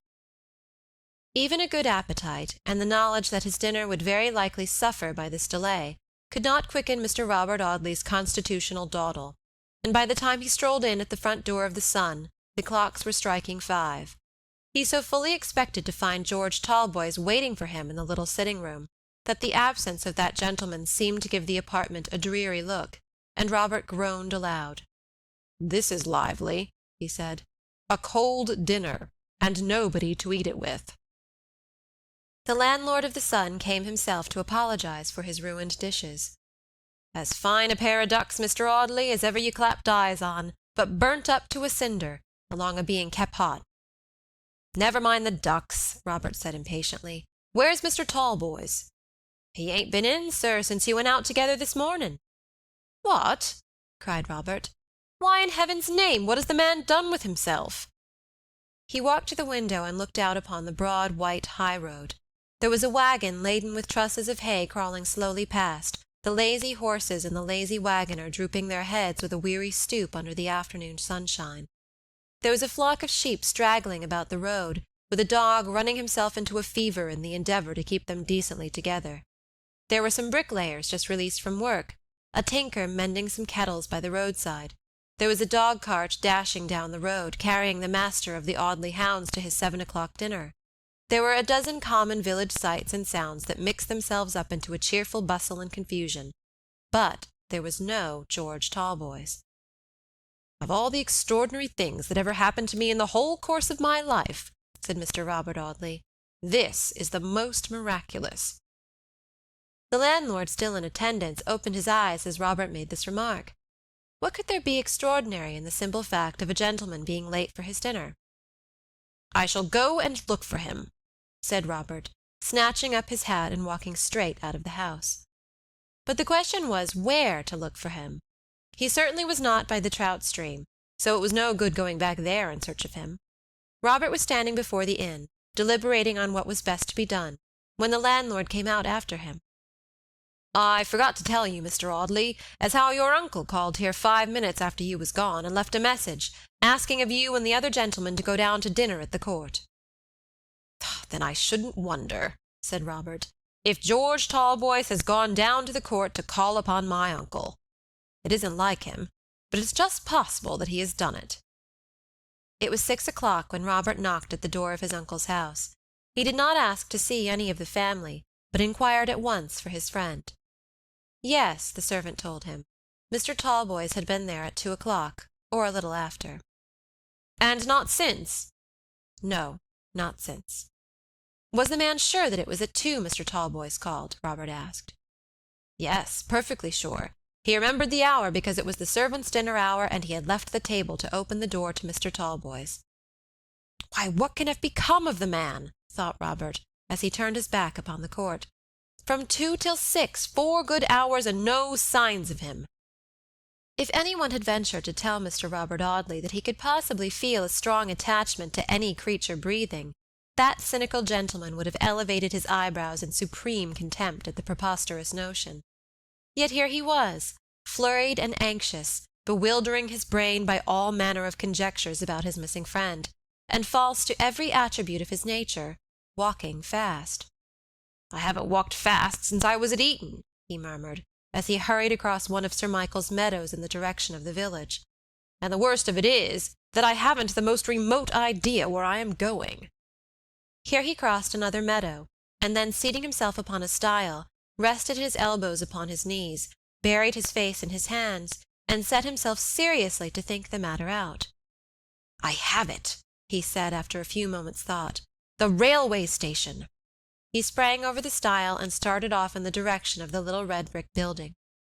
There was no train expected for another half-hour, and the clerk was taking his tea in an apartment on one side of the office, on the door of which was inscribed in large white letters, "Private." But Mr. Audley was too much occupied with the one idea of looking for his friend to pay any attention to this warning.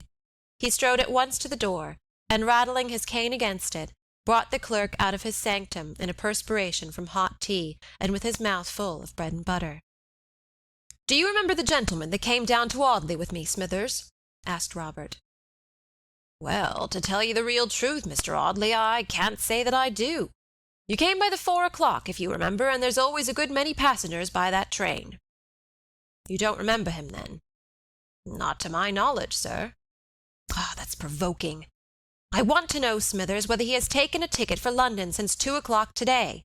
He's a tall, broad-chested young fellow with a big brown beard. You couldn't well mistake him." "There was 4 or 5 gentlemen as took tickets for the 3:30 up," said the clerk rather vaguely, casting an anxious glance over his shoulder at his wife, who looked by no means pleased at this interruption to the harmony of the tea-table. 4 or 5 gentlemen? But did either of them answer to the description of my friend?" "Well, I think one of them had a beard, sir." "A dark brown beard?" "Well, I don't know, but it was brownish-like." "Was he dressed in grey?" "I believe it was grey. A great many gents wear grey. He asked for the ticket sharp and short-like, and when he'd got it, walked straight out onto the platform whistling." "That's George," said Robert. "Thank you, Smithers. I needn't trouble you any more. It's as clear as daylight," he muttered as he left the station. "He's got one of his gloomy fits on him, and he's gone back to London without saying a word about it. I'll leave Audley myself tomorrow morning. And for tonight, why, I may as well go down to the court and make the acquaintance of my uncle's young wife. They don't dine till 7. If I get back across the fields, I shall be in time. Bob, otherwise Robert Audley, this sort of thing will never do. You are falling over head and ears in love with your aunt." End of Chapter 10. Chapter 11. The Mark upon my Lady's Wrist. Robert found Sir Michael and Lady Audley in the drawing-room. My lady was sitting on a music-stool before the grand piano, turning over the leaves of some new music. She twirled upon the revolving seat, making a rustling with her silk flounces, as Mr. Robert Audley's name was announced, Then, leaving the piano, she made her nephew a pretty, mock-ceremonious curtsy. "Thank you so much for the sables," she said, holding out her little fingers, all glittering and twinkling with the diamonds she wore upon them. "Thank you for those beautiful sables. How good it was of you to get them for me." Robert had almost forgotten the commission he had executed for Lady Audley during his Russian expedition. His mind was so full of George Talboys that he only acknowledged my lady's gratitude by a bow. "Would you believe it, Sir Michael?" he said. "That foolish chum of mine has gone back to London, leaving me in the lurch." "Mr. George Talboys returned to town!" exclaimed my lady, lifting her eyebrows. "What a dreadful catastrophe!" said Alicia, maliciously, "since Pythias, in the person of Mr. Robert Audley, cannot exist for half an hour without Damon, commonly known as George Talboys." "He's a very good fellow," Robert said stoutly, "and to tell the honest truth, I'm rather uneasy about him." "Uneasy about him?" My lady was quite anxious to know why Robert was uneasy about his friend. "I'll tell you why, Lady Audley," answered the young barrister. "George had a bitter blow a year ago in the death of his wife. He has never got over that trouble. He takes life pretty quietly, almost as quietly as I do, but he often talks very strangely, and I sometimes think that one day this grief will get the better of him, and he will do something rash." Mr. Robert Audley spoke vaguely, but all three of his listeners knew that the something rash to which he alluded was that one deed for which there is no repentance. There was a brief pause, during which Lady Audley arranged her yellow ringlets by the aid of the glass over the console table opposite to her. "Dear me," she said, "this is very strange. I did not think men were capable of these deep and lasting affections. I thought that one pretty face was as good as another pretty face to them, and that when number one with blue eyes and fair hair died, they had only to look out for number two with dark eyes and black hair by way of variety. George Talboys is not one of those men. I firmly believe that his wife's death broke his heart." "How sad," murmured Lady Audley. "It seems almost cruel of Mrs. Talboys to die and grieve her poor husband so much." "Alicia was right. She is childish," thought Robert as he looked at his aunt's pretty face. My lady was very charming at the dinner table. She professed the most bewitching incapacity for carving the pheasant set before her, and called Robert to her assistance. "I could carve a leg of mutton at Mr. Dawson's," she said, laughing, "but a leg of mutton is so easy, and then I used to stand up." Sir Michael watched the impression my lady made upon his nephew with a proud delight in her beauty and fascination. "I am so glad to see my poor little woman in her usual good spirits once more," he said. "She was very downhearted yesterday at a disappointment she met with in London." "A disappointment?" "Yes, Mr. Audley, a very cruel one," answered my lady. "I received the other morning a telegraphic message from my dear old friend and schoolmistress, telling me that she was dying, and that if I wanted to see her again I must hasten to her immediately. The telegraphic dispatch contained no address, and of course from that very circumstance I imagined that she must be living in the house in which I left her 3 years ago. Sir Michael and I hurried up to town immediately, and drove straight to the old address. The house was occupied by strange people, who could give me no tidings of my friend. It is in a retired place, where there are very few tradespeople about. Sir Michael made inquiries at the few shops there are, but, after taking an immense deal of trouble, could discover nothing whatever likely to lead to the information we wanted. I have no friends in London, and had therefore no one to assist me except my dear, generous husband, who did all in his power, but in vain, to find my friend's new residence." "It was very foolish not to send the address in the telegraphic message," said Robert. "When people are dying, it is not so easy to think of all these things," murmured my lady, looking reproachfully at Mr. Audley with her soft blue eyes. In spite of Lady Audley's fascination, and in spite of Robert's very unqualified admiration of her, the barrister could not overcome a vague feeling of uneasiness on this quiet September evening.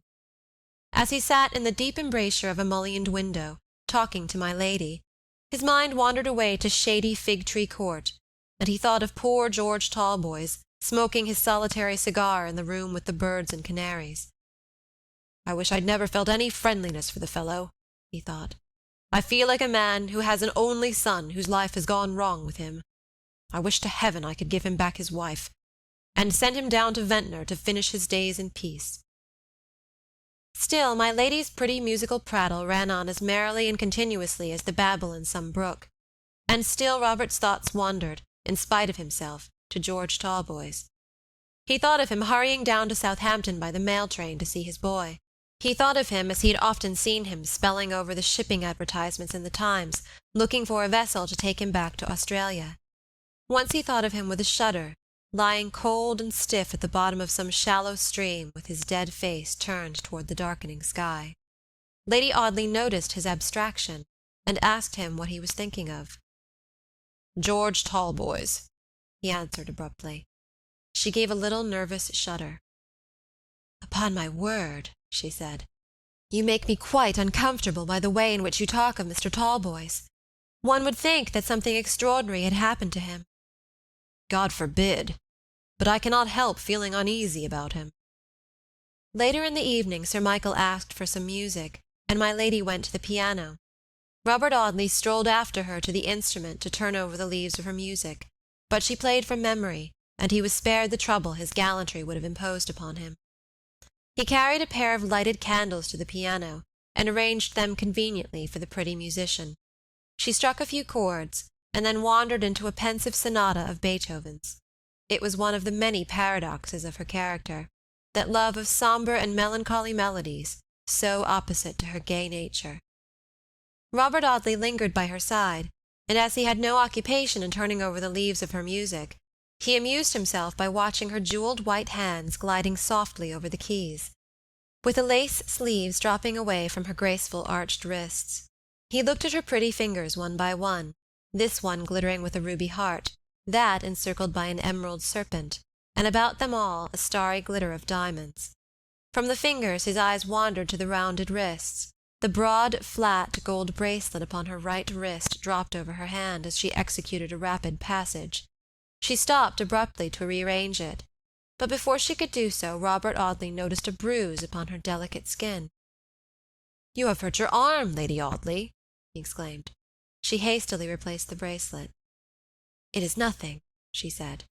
"I am unfortunate in having a skin which the slightest touch bruises." She went on playing, but Sir Michael came across the room to look into the matter of the bruise upon his wife's pretty wrist. "What is it, Lucy?" he asked, "and how did it happen?" "How foolish you all are to trouble yourselves about anything so absurd," said Lady Audley, laughing. "I am rather absent in mind, and amused myself a few days ago by tying a piece of ribbon around my arm so tightly that it left a bruise when I removed it." Thought Robert. "My lady tells little childish white lies. The bruise is of a more recent date than a few days ago. The skin has only just begun to change color." Sir Michael took the slender wrist in his strong hand. "Hold the candle, Robert," he said, "and let us look at this poor little arm." It was not one bruise, but 4 slender purple marks, such as might have been made by the 4 fingers of a powerful hand that had grasped the delicate wrist a shade too roughly. A narrow ribbon bound tightly might have left some such marks, it is true, and my lady protested once more that, to the best of her recollection, that must have been how they were made. Across one of the faint purple marks there was a darker tinge, as if a ring worn on one of those strong and cruel fingers had been ground into the tender flesh. "I am sure my lady must tell white lies," thought Robert, "for I can't believe the story of the ribbon." He wished his relations good night, and good-bye at about 10:30. He should run up to London by the first train to look for George in Fig-tree Court. "If I don't find him there, I shall go to Southampton," he said, "and if I don't find him there—" "What then?" asked my lady. "I shall think that something strange has happened." Robert Audley felt very low-spirited as he walked slowly home between the shadowy meadows, more low-spirited still when he re-entered the sitting-room at the Sun Inn, where he and George had lounged together, staring out of the window and smoking their cigars. "To think," he said meditatively, "that it is possible to care so much for a fellow. But come what may, I'll go up to town after him the first thing tomorrow morning, and sooner than be balked in finding him, I'll go to the very end of the world." With Mr. Audley's lymphatic nature, determination was so much the exception rather than the rule, that when he did for once in his life resolve upon any course of action, he had a certain dogged, iron-like obstinacy that pushed him on to the fulfillment of his purpose. The lazy bent of his mind, which prevented him from thinking of half a dozen things at a time, and not thinking thoroughly of any one of them, as is the manner of your more energetic people, made him remarkably clear-sighted upon any point to which he ever gave his serious attention. Indeed, after all, those solemn benchers laughed at him, and rising barristers shrugged their shoulders under rustling silk gowns. When people spoke of Robert Audley, I doubt if, had he ever taken the trouble to get a brief, he might not have rather surprised the magnates who underrated his abilities. End of Chapter 11. Chapter 12. Still Missing. The September sunlight sparkled upon the fountain in the Temple Gardens when Robert Audley returned to Fig Tree Court early the following morning. He found the canaries singing in the pretty little room in which George had slept, but the apartment was in the same prim order in which the laundress had arranged it after the departure of the two young men, not a chair displaced, or so much as the lid of a cigar-box lifted, to bespeak the presence of George Talboys. With a last lingering hope, he searched upon the mantelpieces and tables of his rooms, on the chance of finding some letter left by George. "He may have slept here last night, and started for Southampton early this morning," he thought. "Mrs. Maloney has been here very likely to make everything tidy after him." But as he sat looking lazily around the room, now and then whistling to his delighted canaries, a slipshod foot upon the staircase without bespoke the advent of that very Mrs. Maloney who waited upon the two young men. No, Mr. Talboys had not come home. She had looked in as early as 6 o'clock that morning, and found the chambers empty. "Had anything happened to the poor dear gentleman?" she asked, seeing Robert Audley's pale face. He turned around upon her quite savagely at this question. Happened to him? What should happen to him? They had only parted at 2 o'clock the day before. Mrs. Maloney would have related to him the history of a poor dear young engine-driver who had once lodged with her, and who went out, after eating a hearty dinner, in the best of spirits, to meet with his death from the concussion of an express and a luggage train. But Robert put on his hat again, and walked straight out of the house before the honest Irishwoman could begin her pitiful story. It was growing dusk when he reached Southampton. He knew his way to the poor little terrace of houses in a full street leading down to the water, where George's father-in-law lived. Little Georgie was playing at the open parlour window as the young man walked down the street. Perhaps it was this fact, and the dull and silent aspect of the house, which filled Robert Audley's mind with a vague conviction that the man he came to look for was not there. The old man himself opened the door, and the child peeped out of the parlour to see the strange gentleman.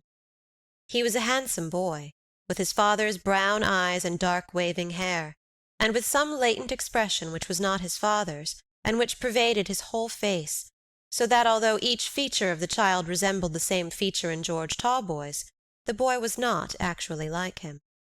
Mr. Maldon was delighted to see Robert Audley. He remembered having had the pleasure of meeting him at Ventnor, on the melancholy occasion of— He wiped his watery old eyes by way of conclusion to the sentence. Would Mr. Audley walk in? Robert strode into the parlour.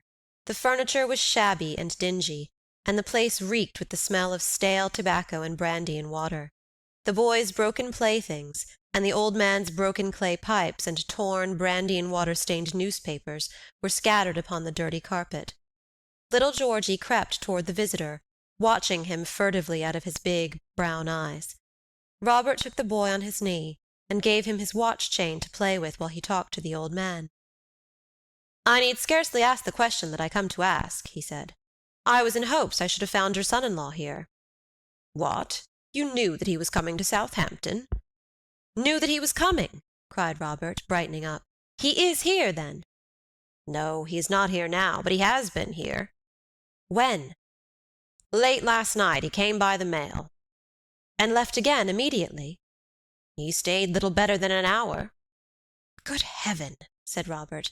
"What useless anxiety that man has given me! What can be the meaning of all this?" "You knew nothing of his intention, then?" "Of what intention?" "I mean of his determination to go to Australia." "I know that it was always in his mind, more or less, but not more just now than usual." He sails tonight from Liverpool. He came here at 1 o'clock this morning to have a look at the boy, he said, before he left England, perhaps never to return. He told me he was sick of the world, and that the rough life out there was the only thing to suit him. He stayed an hour, kissed the boy without awaking him, and left Southampton by the mail that starts at 2:15. "What can be the meaning of all this?" said Robert. What could be his motive for leaving England in this manner without a word to me, his most intimate friend, without even a change of clothes, for he has left everything at my chambers? It is the most extraordinary proceeding." The old man looked very grave. "Do you know, Mr. Audley," he said, tapping his forehead significantly, "I sometimes fancy that Helen's death had a strange effect upon poor George." "Pshaw!" cried Robert contemptuously. "He felt the blow most cruelly, but his brain was as sound as yours or mine." "Perhaps he will write to you from Liverpool," said George's father-in-law. He seemed anxious to smooth over any indignation that Robert might feel at his friend's conduct. "He ought," said Robert gravely, "for we've been good friends from the days when we were together at Eton. It isn't kind of George Talboys to treat me like this." But even at the moment that he uttered the reproach, a strange thrill of remorse shot through his heart. "It isn't like him," he said. "It isn't like George Talboys." Little Georgie caught at the sound. "That's my name," he said, "and my papa's name, the big gentleman's name." "Yes, little Georgie, and your papa came last night and kissed you in your sleep. Do you remember?"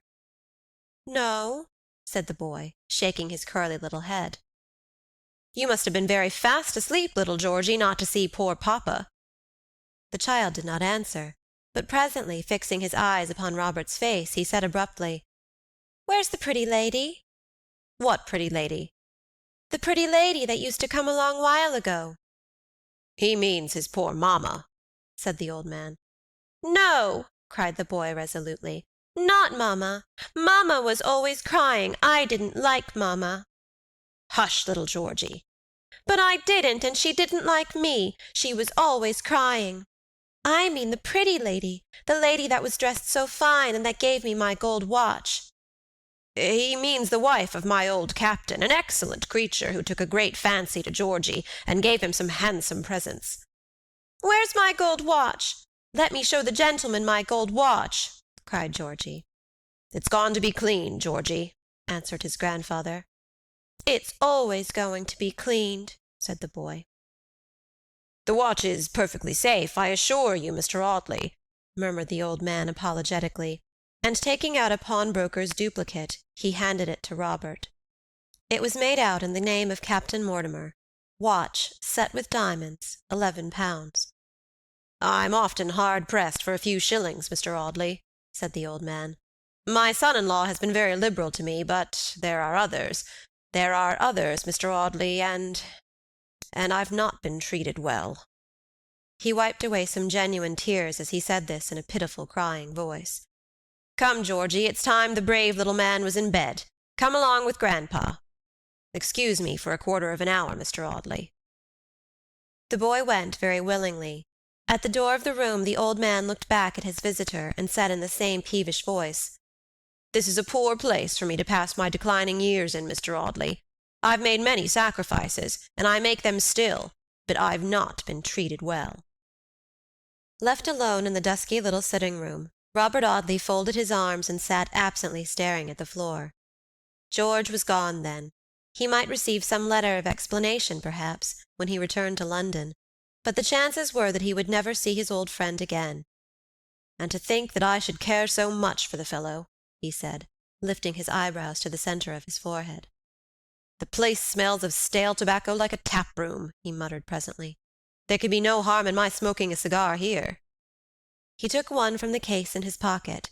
There was a spark of fire in the little grate, and he looked about for something to light his cigar with. A twisted piece of paper lay half-burned upon the hearthrug.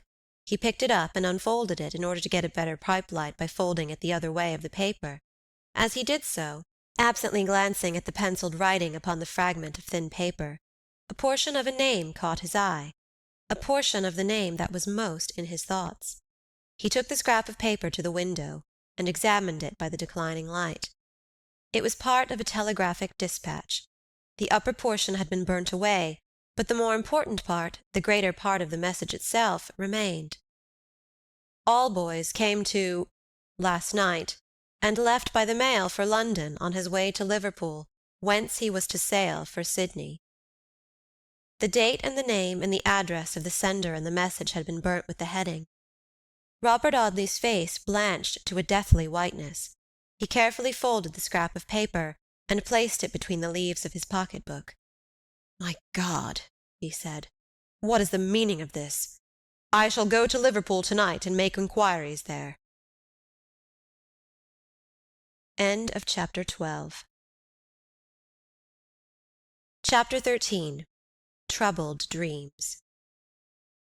Robert Audley left Southampton by the mail, and let himself into his chambers just as the dawn was creeping cold and grey into the solitary rooms, and the canaries were beginning to rustle their feathers feebly in the early morning.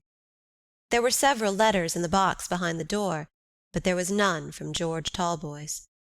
The young barrister was worn out by a long day spent in hurrying from place to place. The usual lazy monotony of his life had been broken, as it had never been broken before in 28 tranquil, easy-going years. His mind was beginning to grow confused upon the point of time. It seemed to him months since he had lost sight of George Talboys. It was so difficult to believe that it was less than 48 hours ago that the young man had left him asleep under the willows by the trout stream. His eyes were painfully weary for want of sleep. He searched about the room for some time, looking in all sorts of impossible places for a letter from George Talboys, and then threw himself dressed upon his friend's bed, in the room with the canaries and geraniums. "I shall wait for tomorrow morning's post," he said, "and if that brings no letter from George, I shall start for Liverpool without a moment's delay."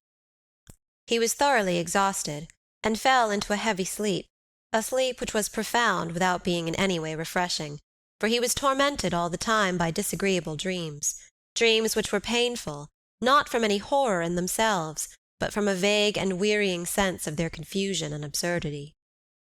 At one time he was pursuing strange people and entering strange houses in the endeavor to unravel the mystery of the telegraphic dispatch. At another time he was in the churchyard at Ventnor, gazing at the headstone George had ordered for the grave of his dead wife. Once in the long rambling mystery of these dreams, he went to the grave, and found this headstone gone, and on remonstrating with the stonemason, was told that the man had a reason for removing the inscription, a reason that Robert would some day learn.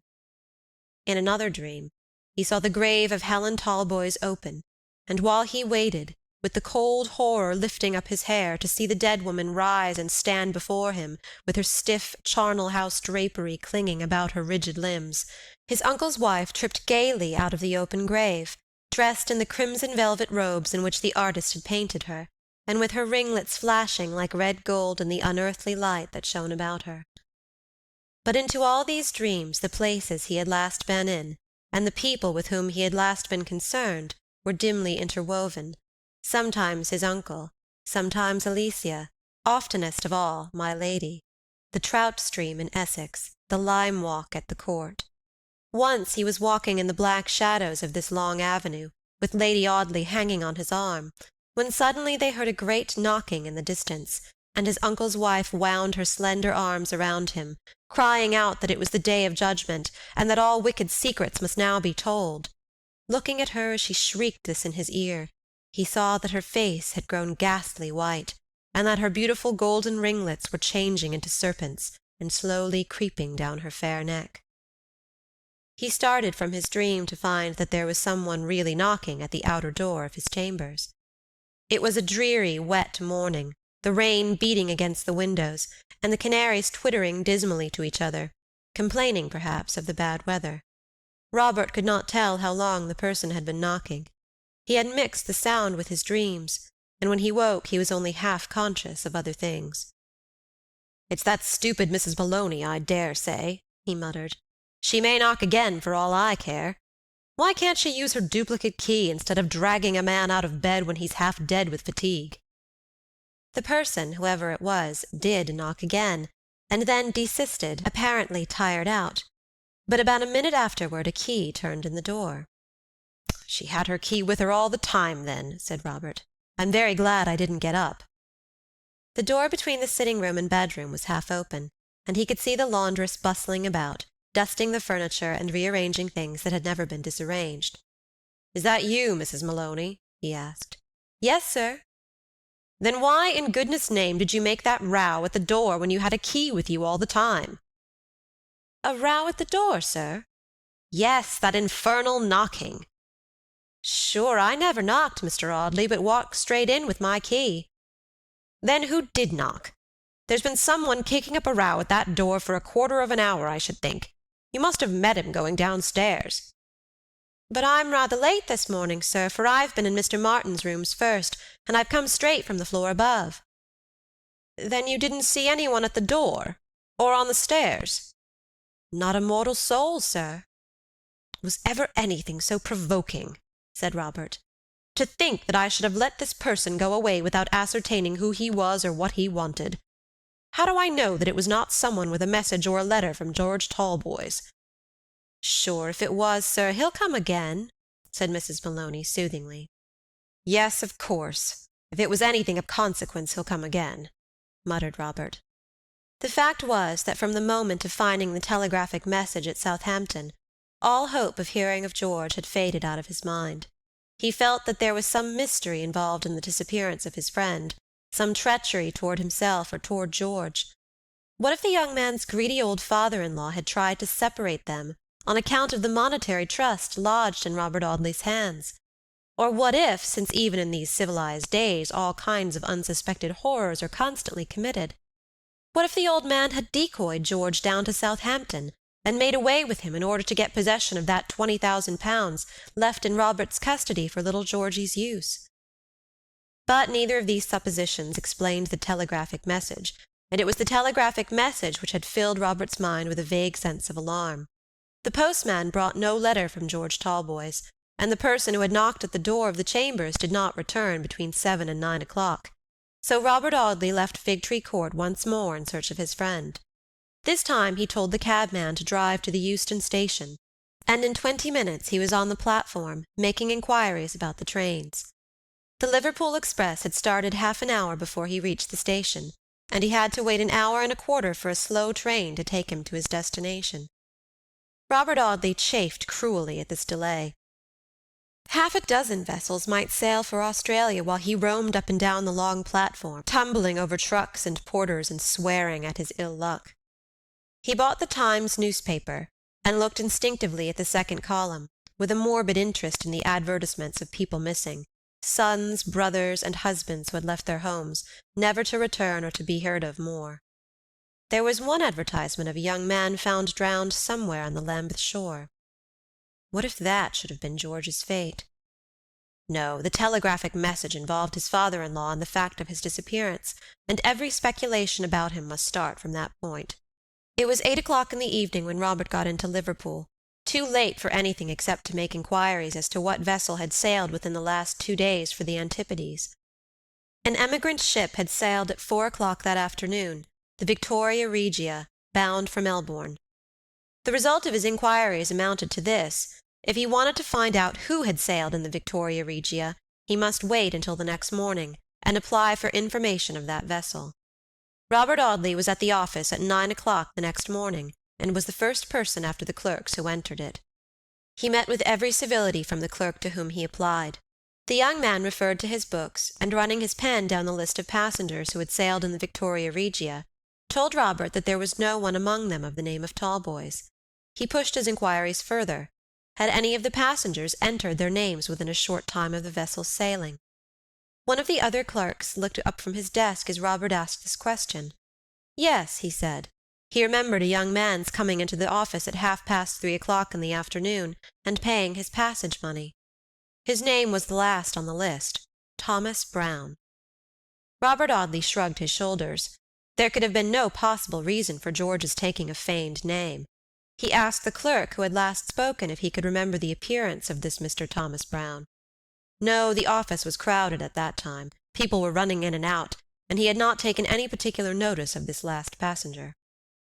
Robert thanked them for their civility, and wished them good morning. As he was leaving the office, One of the young men called after him. "Oh, by the by, sir," he said, "I remember one thing about this Mr. Thomas Browne. His arm was in a sling." There was nothing more for Robert Audley to do but to return to town. He re-entered his chambers at 6 o'clock that evening, thoroughly worn out once more with his useless search. Mrs. Maloney brought him his dinner and a pint of wine from a tavern in the Strand. The evening was raw and chilly, and the laundress had lighted a good fire in the sitting-room grate. After eating about half a mutton chop, Robert sat with his wine untasted upon the table before him, smoking cigars and staring into the blaze. "George Talboys never sailed for Australia," he said, after long and painful reflection. "If he is alive, he is still in England, and if he is dead, his body is hidden in some corner of England." He sat for hours smoking and thinking, trouble and gloomy thoughts leaving a dark shadow upon his moody face, which neither the brilliant light of the gas nor the red blaze of the fire could dispel. Very late in the evening he rose from his chair, pushed away the table, wheeled his desk over to the fireplace, took out a sheet of foolscap, and dipped a pen in the ink. But after doing this he paused, leaned his forehead upon his hand, and once more relapsed into thought. "I shall draw up a record of all that has occurred between our going down to Essex and tonight, beginning at the very beginning." He drew up this record in short, detached sentences, which he numbered as he wrote. It ran thus: Journal of facts connected with the disappearance of George Talboys, inclusive of facts which have no apparent relation to that circumstance. In spite of the troubled state of his mind, he was rather inclined to be proud of the official appearance of this heading. He sat for some time looking at it with affection, and with the feather of his pen in his mouth. "Upon my word," he said, "I begin to think that I ought to have pursued my profession, instead of dawdling my life away as I have done." He smoked half a cigar before he had got his thoughts in proper train, and then began to write. 1. I write to Alicia, proposing to take George down to the court. 2. Alicia writes, objecting to the visit on the part of Lady Audley. 3. We go to Essex in spite of that objection. I see my lady. My lady refuses to be introduced to George on that particular evening on the score of fatigue. 4. Sir Michael invites George and me to dinner for the following evening. 5. My lady receives a telegraphic dispatch the next morning which summons her to London. 6. Alicia shows me a letter from my lady, in which she requests to be told when I and my friend Mr. Talboys mean to leave Essex. To this letter is subjoined a postscript, reiterating the above request. 7. We call at the court, and ask to see the house. My lady's apartments are locked. 8. We get at the aforesaid apartments by means of a secret passage, the existence of which is unknown to my lady. In one of the rooms we find her portrait. 9. George is frightened at the storm. His conduct is exceedingly strange for the rest of the evening. 10. George quite himself again the following morning. I propose leaving Audley Court immediately. He prefers remaining till the evening. 11. We go out fishing. George leaves me to go to the court. 12. The last positive information I can obtain of him in Essex is at the court, where the servant says he thinks Mr. Talboys told him he would go and look for my lady in the grounds. 13. I receive information about him at the station, which may or may not be correct. 14. I hear of him positively once more at Southampton, where, according to his father-in-law, he had been for an hour on the previous night. 15. The telegraphic message. When Robert Audley had completed this brief record, which he drew up with great deliberation, and with frequent pauses for reflection, alterations, and erasures, he sat for a long time contemplating the written page. At last he read it carefully over, stopping at some of the numbered paragraphs, and marking some of them with a pencil cross. Then he folded the sheet of foolscap, went over to a cabinet on the opposite side of the room, unlocked it, and placed the paper in that very pigeonhole into which he had thrust Alicia's letter, the pigeonhole marked important. Having done this, he returned to his easy-chair by the fire, pushed away his desk, and lighted a cigar. "It's as dark as midnight from first to last," he said, "and the clue to the mystery must be found either at Southampton or in Essex. Be it how it may, my mind is made up. I shall first go to Audley Court, and look for George Talboys in a narrow radius. End of Chapter 13. Chapter 14. Phoebe's Suitor. Mr. George Talboys, any person who has met this gentleman since the 7th inst., or who possesses any information respecting him subsequent to that date, will be liberally rewarded on communicating with A.Z., 14 Chancery Lane. Sir Michael Audley read the above advertisement in the second column of the Times, as he sat at breakfast with my lady and Alicia 2 or 3 days after Robert's return to town. "Robert's friend has not yet been heard of, then?" said the baronet, after reading the advertisement to his wife and daughter. "As for that," replied my lady, "I cannot help wondering that anyone can be silly enough to advertise for him. The young man was evidently of a restless, roving disposition, a sort of Bamfield Moore Carew of modern life, whom no attraction could ever keep in one spot." Though the advertisement appeared 3 successive times, the party at the court attached very little importance to Mr. Talboys' disappearance, and after this one occasion his name was never again mentioned by either Sir Michael, my lady, or Alicia. Alicia Audley and her pretty stepmother were by no means any better friends after that quiet evening on which the young barrister had dined at the court. "She is a vain, frivolous, heartless little coquette," said Alicia, addressing herself to her Newfoundland dog Caesar, who was the sole recipient of the young lady's confidences. "She is a practised and consummate flirt, Caesar, and not contented with setting her yellow ringlets and her silly giggle at half the men in Essex, she must needs make that stupid cousin of mine dance attendance upon her. I haven't common patience with her." In proof of which last assertion, Miss Alice Audley treated her stepmother with such very palpable impertinence that Sir Michael felt himself called upon to remonstrate with his only daughter. "The poor little woman is very sensitive, you know, Alicia," the baronet said gravely, "and she feels your conduct most acutely."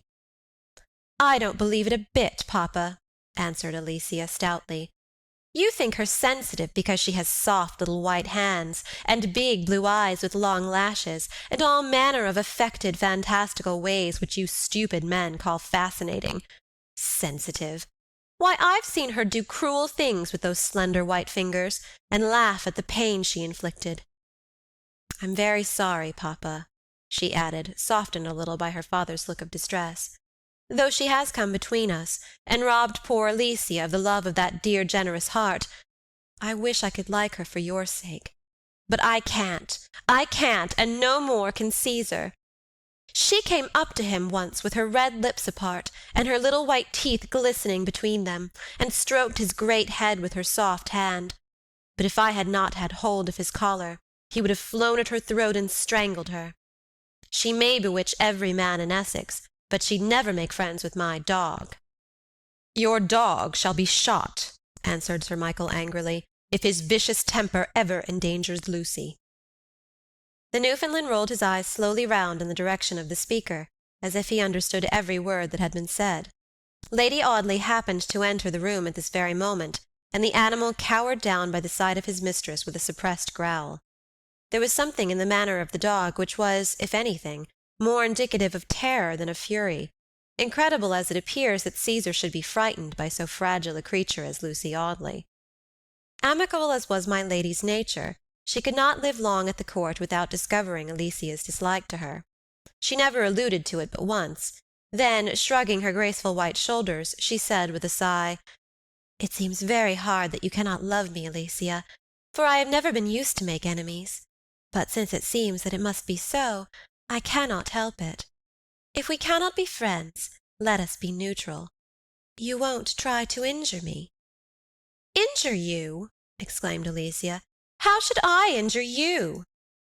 "You'll not try to deprive me of your father's affection. I may not be as amiable as you are, my lady, and I may not have the same sweet smiles and pretty words for every stranger I meet. But I am not capable of a contemptible meanness, and even if I were, I think you are so secure of my father's love that nothing but your own act will ever deprive you of it." "What a severe creature you are, Alicia," said my lady, making a little grimace. I suppose you mean to infer by all that I'm deceitful. Why, I can't help smiling at people and speaking prettily to them. I know I'm no better than the rest of the world, but I can't help it if I'm pleasanter. It's constitutional." Alicia, having thus entirely shut the door upon all intimacy between Lady Audley and herself, and Sir Michael being chiefly occupied in agricultural pursuits and manly sports which kept him away from home, it was perhaps natural that my lady, being of an eminently social disposition, should find herself thrown a good deal upon her white-eyelashed maid for society. Phoebe Marks was exactly the sort of a girl who was generally promoted from the post of lady's maid to that of companion. She had just sufficient education to enable her to understand her mistress when Lucy chose to allow herself to run riot in a species of intellectual tarantella, in which her tongue went mad to the sound of its own rattle, as the Spanish dancer at the noise of his castanets. Phoebe knew enough of the French language to be able to dip into the yellow paper-covered novels which my lady ordered from the Burlington Arcade, and to discourse with her mistress upon the questionable subjects of these romances.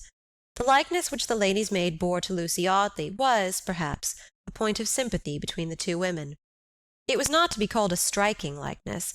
A stranger might have seen them both together and yet have failed to remark it. But there were certain dim and shadowy lights in which, meeting Phoebe Marks gliding softly through the dark oak passages of the court, or under the shrouded avenues in the garden, you might have easily mistaken her for my lady.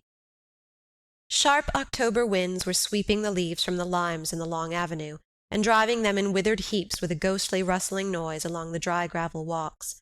The old well must have been half choked up with the leaves that drifted about it, and whirled in eddying circles into its black, broken mouth. On the still bosom of the fish-pond, the same withered leaves slowly rotted away, mixing themselves with the tangled weeds that discolored the surface of the water. All the gardeners Sir Michael could employ could not keep the impress of autumn's destroying hand from the grounds about the court. "How I hate this desolate month," my lady said, as she walked about the garden shivering beneath her sable mantle. "Everything dropping to ruin and decay, and the cold flicker of the sun lighting up the ugliness of the earth, as the glare of gas-lamps lights the wrinkles of an old woman. Shall I ever grow old, Phoebe? Will my hair ever drop off as the leaves are falling from those trees, and leave me wan and bare like them? What is to become of me when I grow old?" She shivered at the thought of this more than she had done at the cold wintry breeze, and muffling herself closely in her fur, walked so fast that her maid had some difficulty in keeping up with her. "Do you remember, Phoebe?" she said presently, relaxing her pace. "Do you remember that French story we read? The story of a beautiful woman who had committed some crime, I forget what, in the zenith of her power and loveliness, when all Paris drank to her every night, and when the people ran away from the carriage of the king to flock about hers and get a peep at her face? Do you remember how she kept the secret of what she had done, for nearly half a century, spending her old age in her family chateau, beloved and honored by all the province as an uncanonized saint and benefactress to the poor, and how, when her hair was white and her eyes almost blind with age, the secret was revealed through one of those strange accidents by which such secrets always are revealed in romances, and she was tried, found guilty, and condemned to be burned alive? The king who had worn her colours was dead and gone. The court of which she had been a star had passed away. Powerful functionaries and great magistrates, who might perhaps have helped her, were mouldering in the graves. Brave young cavaliers who would have died for her had fallen upon distant battlefields. She had lived to see the age to which she had belonged fade like a dream. And she went to the stake, followed by only a few ignorant country people, who forgot all her bounties and hooted at her for a wicked sorceress. "I don't care for such dismal stories, my lady," said Phoebe Marks with a shudder. "One has no need to read books to give one the horrors in this dull place." Lady Audley shrugged her shoulders and laughed at her maid's candour. "It is a dull place, Phoebe," she said, "though it doesn't do to say so to my dear old husband. Though I am the wife of one of the most influential men in the county, I don't know that I wasn't nearly as well off at Mr. Dawson's, and yet it's something to wear sables that cost 60 guineas, and have £1,000 spent on the decoration of one's apartments.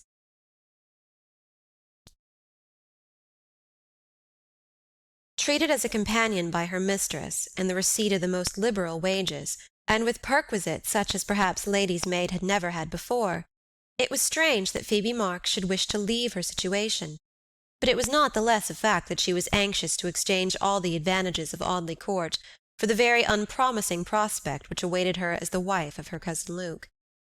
The young man had contrived in some manner to associate himself with the improved fortunes of his sweetheart. He had never allowed Phoebe any peace, till she had obtained for him, by the aid of my lady's interference, a situation as undergroom of the court. He never rode out with either Alicia or Sir Michael, but on one of the few occasions upon which my lady mounted the pretty little grey thoroughbred reserved for her use, he contrived to attend her in her ride. He saw enough, in the very first half-hour they were out, to discover that, graceful as Lucy Audley might look in her long blue cloth habit, she was a timid horsewoman, and utterly unable to manage the animal she rode. Lady Audley remonstrated with her maid upon her folly in wishing to marry the uncouth groom. The two women were seated together over the fire in my lady's dressing-room, the grey sky closing in upon the October afternoon, and the black tracery of ivy darkening the casement windows. "You surely are not in love with the awkward, ugly creature, are you, Phoebe?" asked my lady sharply. The girl was sitting on a low stool at her mistress's feet. She did not answer my lady's question immediately, but sat for some time looking vacantly into the red abyss in the hollow fire. Presently she said, rather as if she had been thinking aloud than answering Lucy's question, "I don't think I can love him. We have been together from children, and I promised, when I was little better than 15, that I'd be his wife. I daren't break that promise now. There have been times when I've made up the very sentence I meant to say to him, telling him that I couldn't keep my faith with him, but the words have died upon my lips, and I've sat looking at him with a choking sensation in my throat that wouldn't let me speak. I daren't refuse to marry him. I've often watched and watched him, as he has sat slicing away at a hedge-stake with his great clasp-knife, till I have thought that it is just such men as he who have decoyed their sweethearts into lonely places, and murdered them for being false to their word. When he was a boy he was always violent and revengeful. I saw him once take up that very knife in a quarrel with his mother. I tell you, my lady, I must marry him." "You silly girl, you shall do nothing of the kind," answered Lucy. "You think he'll murder you, do you? Do you think, then, if murder is in him, you would be any safer as his wife? If you thwarted him or made him jealous, if he wanted to marry another woman or to get hold of some poor, pitiful bit of money of yours, couldn't he murder you then? I tell you, you shan't marry him, Phoebe. In the first place, I hate the man, and in the next place, I can't afford to part with you. We'll give him a few pounds and send him about his business." Phoebe Marks caught my lady's hand in hers, and clasped them convulsively. "My lady, my good, kind mistress," she cried vehemently, "don't try to thwart me in this. Don't ask me to thwart him. I tell you, I must marry him. You don't know what he is. It will be my ruin and the ruin of others if I break my word. I must marry him." "Very well then, Phoebe," answered her mistress. "I can't oppose you. There must be some secret at the bottom of all this." "There is, my lady," said the girl, with her face turned away from Lucy. "I shall be very sorry to lose you, but I have promised to stand your friend in all things. What does your cousin mean to do for a living when you are married?" "He would like to take a public house." "Then he shall take a public house, and the sooner he drinks himself to death, the better. Sir Michael dines at a bachelor's party at Major Margrave's this evening, and my stepdaughter is away with her friends at the Grange. You can bring your cousin into the drawing-room after dinner, and I'll tell him what I mean to do for him." "You are very good, my lady," Phoebe answered with a sigh. Lady Audley sat in the glow of firelight and wax candles in the luxurious drawing-room, the amber damask cushions of the sofa contrasting with her dark violet velvet dress, and her rippling hair falling about her neck in a golden haze. Everywhere around her were the evidences of wealth and splendor, while in strange contrast to all this, and to her own beauty, the awkward groom stood rubbing his bullet head as my lady explained to him what she intended to do for her confidential maid.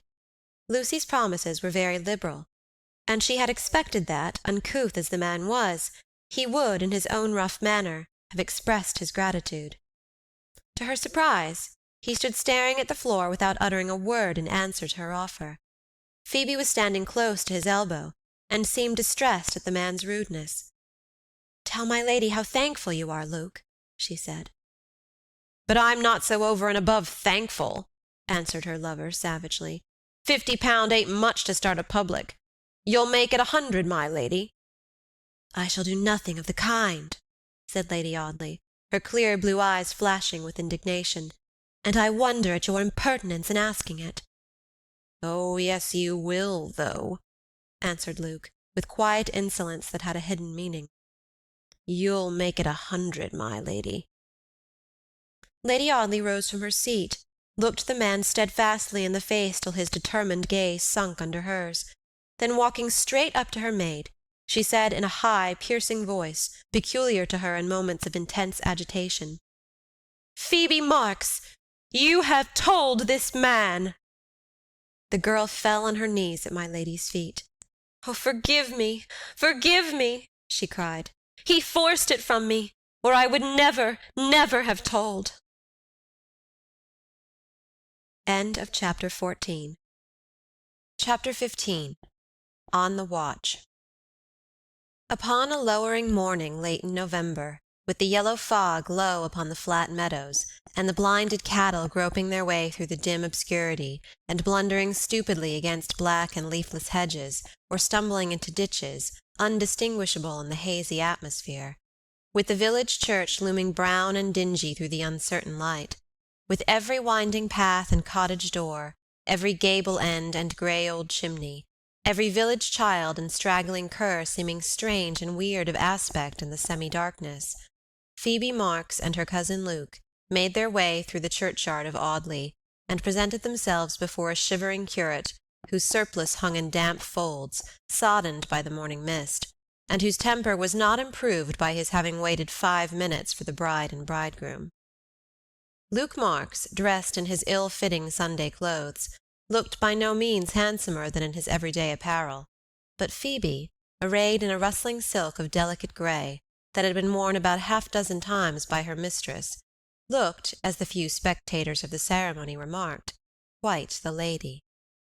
A very dim and shadowy lady, vague of outline and faint of colouring, with eyes, hair, complexion, and dress, all melting into such pale and uncertain shades that, in the obscure light of the foggy November morning, a superstitious stranger might have mistaken the bride for the ghost of some other bride, dead and buried in the vault below the church.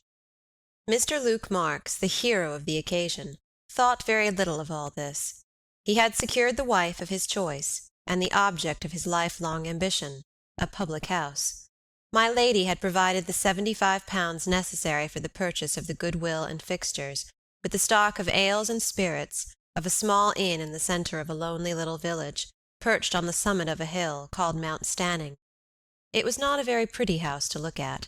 It had something of a tumble-down, weather-beaten appearance, standing as it did upon high ground, sheltered only by 4 or 5 bare and overgrown poplars that had shot up too rapidly for their strength, and had a blighted, forlorn look in consequence. The wind had had its own way with the Castle Inn, and had sometimes made cruel use of its power. It was the wind that battered and bent the low, thatched roofs of outhouses and stables, till they hung over and lurched forward, as a slouched hat hangs over the low forehead of some village ruffian. It was the wind that shook and rattled the wooden shutters before the narrow casements, till they hung broken and dilapidated upon their rusty hinges. It was the wind that overthrew the pigeon-house, and broke the vane that had been imprudently set up to tell the movements of its mightiness. It was the wind that made light of any little bit of wooden trellis-work, or creeping plant, or tiny balcony, or any modest decoration whatsoever, and tore and scattered it in its scornful fury. It was the wind that left mossy secretions on the discoloured surface of the plaster walls. It was the wind, in short, that shattered and ruined and rent, and trampled upon the tottering pile of buildings, and then flew shrieking off, to riot and glory in its destroying strength. The dispirited proprietor grew tired of his long struggle with this mighty enemy, so the wind was left to work its own will, and the Castle Inn fell slowly to decay. But for all that it suffered without, it was not the less prosperous within doors. Sturdy drovers stopped to drink at the little bar. Well-to-do farmers spent their evenings and talked politics in the low wainscoted parlour, while their horses munched some suspicious mixture of mouldy hay and tolerable beans in the tumble-down stables. Sometimes even the members of the Audley hunt stopped to drink and bait their horses at the Castle Inn, while on one grand and never-to-be-forgotten occasion a dinner had been ordered by the master of the hounds for some 30 gentlemen, and the proprietor driven nearly mad by the importance of the demand. So Luke Marks, who was by no means troubled with an eye for the beautiful, thought himself very fortunate in becoming the landlord of the Castle Inn, Mount Stanning. A chaise cart was waiting in the fog to convey the bride and bridegroom to their new home, and a few of the villagers, who had known Phoebe from a child, were lingering around the churchyard gate to bid her good-bye. Her pale eyes were still paler from the tears she had shed, and the red rims which surrounded them. The bridegroom was annoyed at this exhibition of emotion. "What are you blubbering for, lass?" he said fiercely. "If you didn't want to marry me, you should have told me so. I ain't going to murder you, am I?" The lady's maid shivered as he spoke to her, and dragged her little silk mantle closely around her. "You're cold in all this here finery," said Luke, staring at her costly dress with no expression of goodwill. "Why can't women dress according to their station? You won't have no silk gowns out of my pocket, I can tell you." He lifted the shivering girl into the chaise, wrapped a rough greatcoat about her, and drove off through the yellow fog, followed by a feeble cheer from 2 or 3 urchins clustered around the gate. A new maid was brought from London to replace Phoebe Marks about the person of my lady, a very showy damsel, who wore a black satin gown and rose-coloured ribbons in her cap, and complained bitterly of the dullness of Audley Court. But Christmas brought visitors to the rambling old mansion. A country squire and his fat wife occupied the tapestried chamber. Merry girls scampered up and down the long passages, and young men stared out at the latticed windows, watching for southerly winds and cloudy skies. There was not an empty stall in the roomy old stables. An extempore forge had been set up in the yard for the shoeing of hunters. Yelping dogs made the place noisy with their perpetual clamour. Strange servants herded together on the garret story, and every little casement hidden away under some pointed gable, and every dormer window in the quaint old roof, glimmered upon the winter's night with its separate taper. Till, coming suddenly upon Audley Court, the benighted stranger, misled by the light and noise and bustle of the place, might have easily fallen into young Marlowe's error, and have mistaken the hospitable mansion for a good old-fashioned inn, such as have faded from this earth since the last mail-coach and prancing tits took their last melancholy journey to the knacker's yard. Among other visitors, Mr. Robert Audley came down to Essex for the hunting season, with 6 French novels, a case of cigars, and 3 pounds of Turkish tobacco in his portmanteau.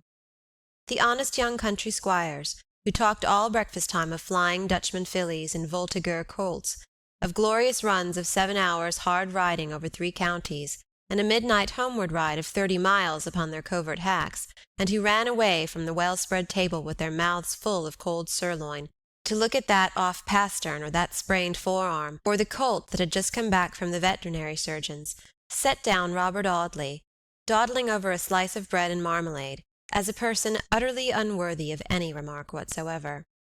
The young barrister had brought a couple of dogs with him, and the country gentleman who gave 50 pounds for a pointer, and travelled a couple of 100 miles to look at a leash of setters before he struck a bargain, laughed aloud at the 2 miserable curs, one of which had followed Robert Audley through Chancery Lane and half the length of Holborn, while his companion had been taken by the barrister vis et armis from a costermonger who was ill-using him. And as Robert furthermore insisted on having these 2 deplorable animals under his easy-chair in the drawing-room, much to the annoyance of my lady, who, as we know, hated all dogs, the visitors at Audley Court looked upon the baronet's nephew as an inoffensive species of maniac. During other visits to the court, Robert Audley had made a feeble show of joining in the sports of the merry assembly. He had jogged across 6 ploughed fields on a quiet grey pony of Sir Michael's, and drawing up breathless and panting at door of some farmhouse, had expressed his intention of following the hounds no further that morning. He had even gone so far as to put on, with great labour, a pair of skates, with a view to taking a turn on the frozen surface of the fish-pond, and had fallen ignominiously at the first attempt, lying placidly extended on the flat of his back until such time as the bystanders should think fit to pick him up. He had occupied the back seat in a dog-cart during a pleasant morning drive, vehemently protesting against being taken uphill, and requiring the vehicle to be stopped every 10 minutes in order to readjust the cushions. But this year he showed no inclination for any of these outdoor amusements, and he spent his time entirely in lounging in the drawing-room and making himself agreeable, after his own lazy fashion, to my lady and Alicia. Lady Audley received her nephew's attentions in that graceful, half-childish fashion which her admirers found so charming, but Alicia was indignant at the change in her cousin's conduct. "You were always a poor, spiritless fellow, Bob," said the young lady contemptuously, as she bounced into the drawing-room in her riding habit after a hunting breakfast, from which Robert had absented himself, preferring a cup of tea in my lady's boudoir. "But this year I don't know what has come to you. You are good for nothing but to hold a skein of silk, or read Tennyson to Lady Audley." "My dear, hasty, impetuous Alicia, don't be violent," said the young man imploringly. "A conclusion isn't a 5-barred gate, and you needn't give your judgment its head, as you give your mare Atalanta hers, when you're flying across country at the heels of an unfortunate fox. Lady Audley interests me, and my uncle's county friends do not. Is that a sufficient answer, Alicia?" Miss Audley gave her head a little scornful toss. "It's as good an answer as I shall ever get from you, Bob," she said impatiently.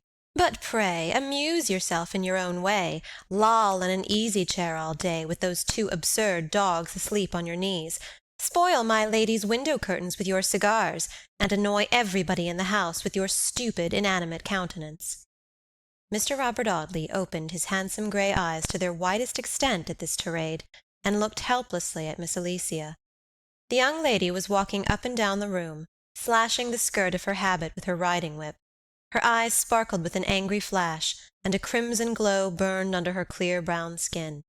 The young barrister knew very well, by these diagnostics, that his cousin was in a passion. "Yes," she repeated, "your stupid, inanimate countenance. Do you know, Robert Audley, that with all your mock amiability, you are brimful of conceit and superciliousness? You look down upon our amusements. You lift up your eyebrows and shrug your shoulders, and throw yourself back in your chair, and wash your hands of us and our pleasures. You are a selfish, cold-hearted sybarite." "Alicia!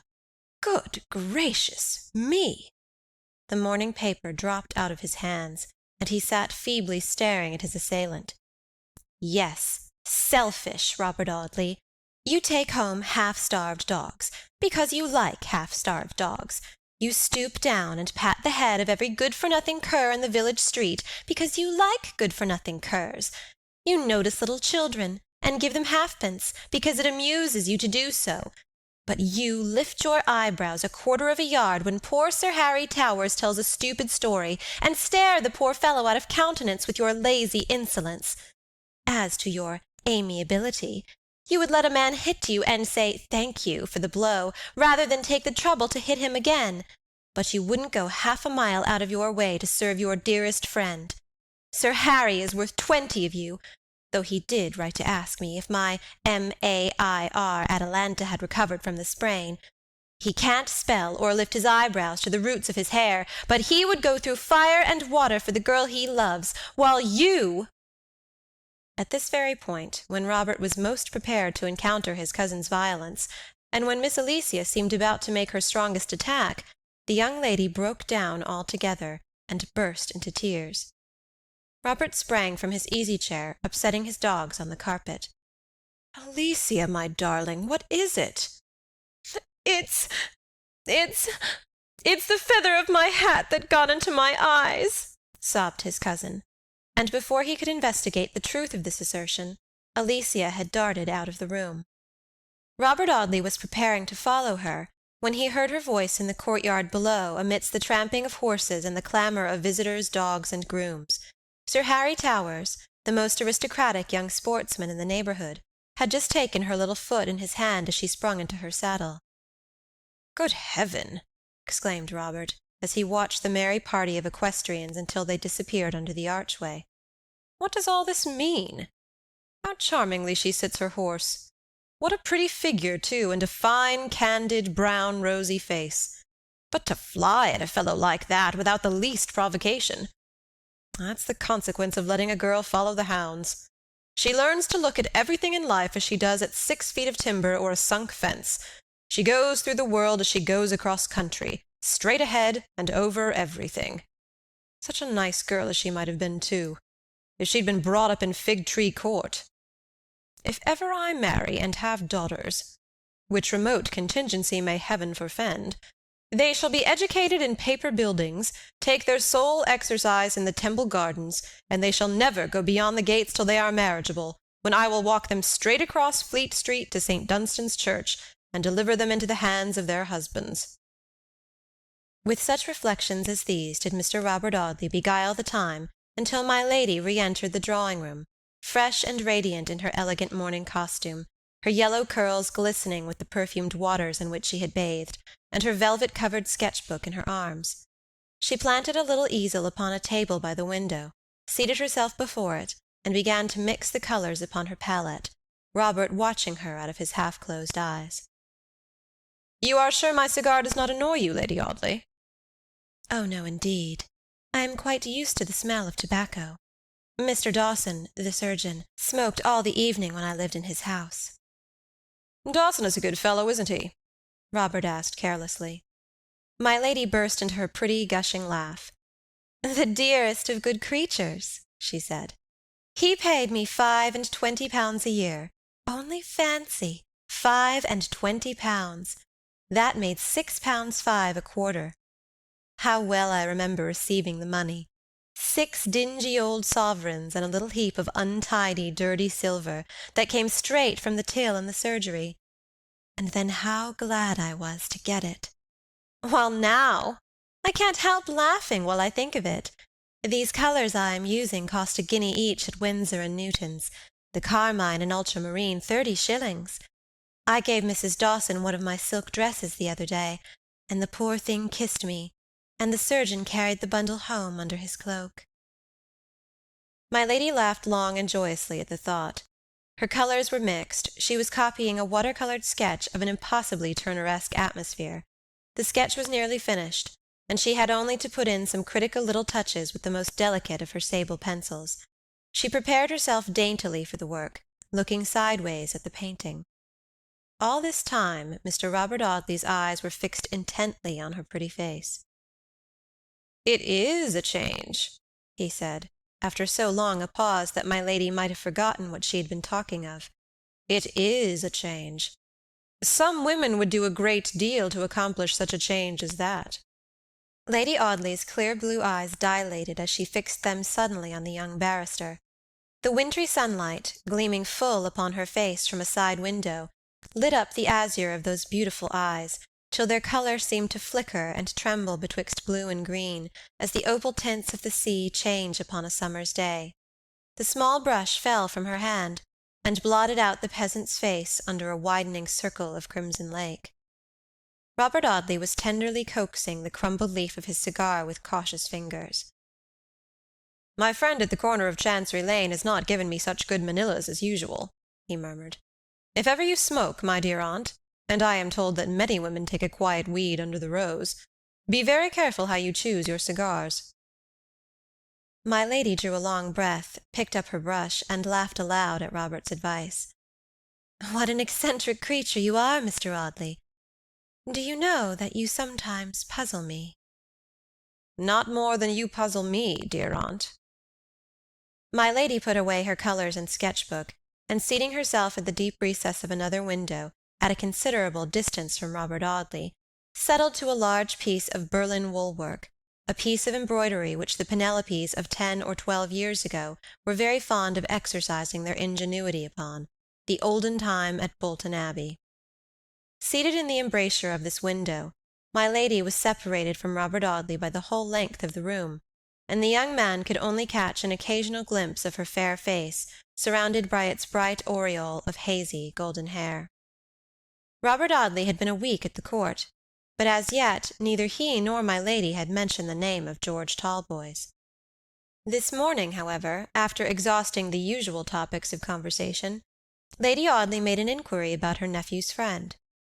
"That Mr. George, she said, hesitating. Talboys, suggested Robert.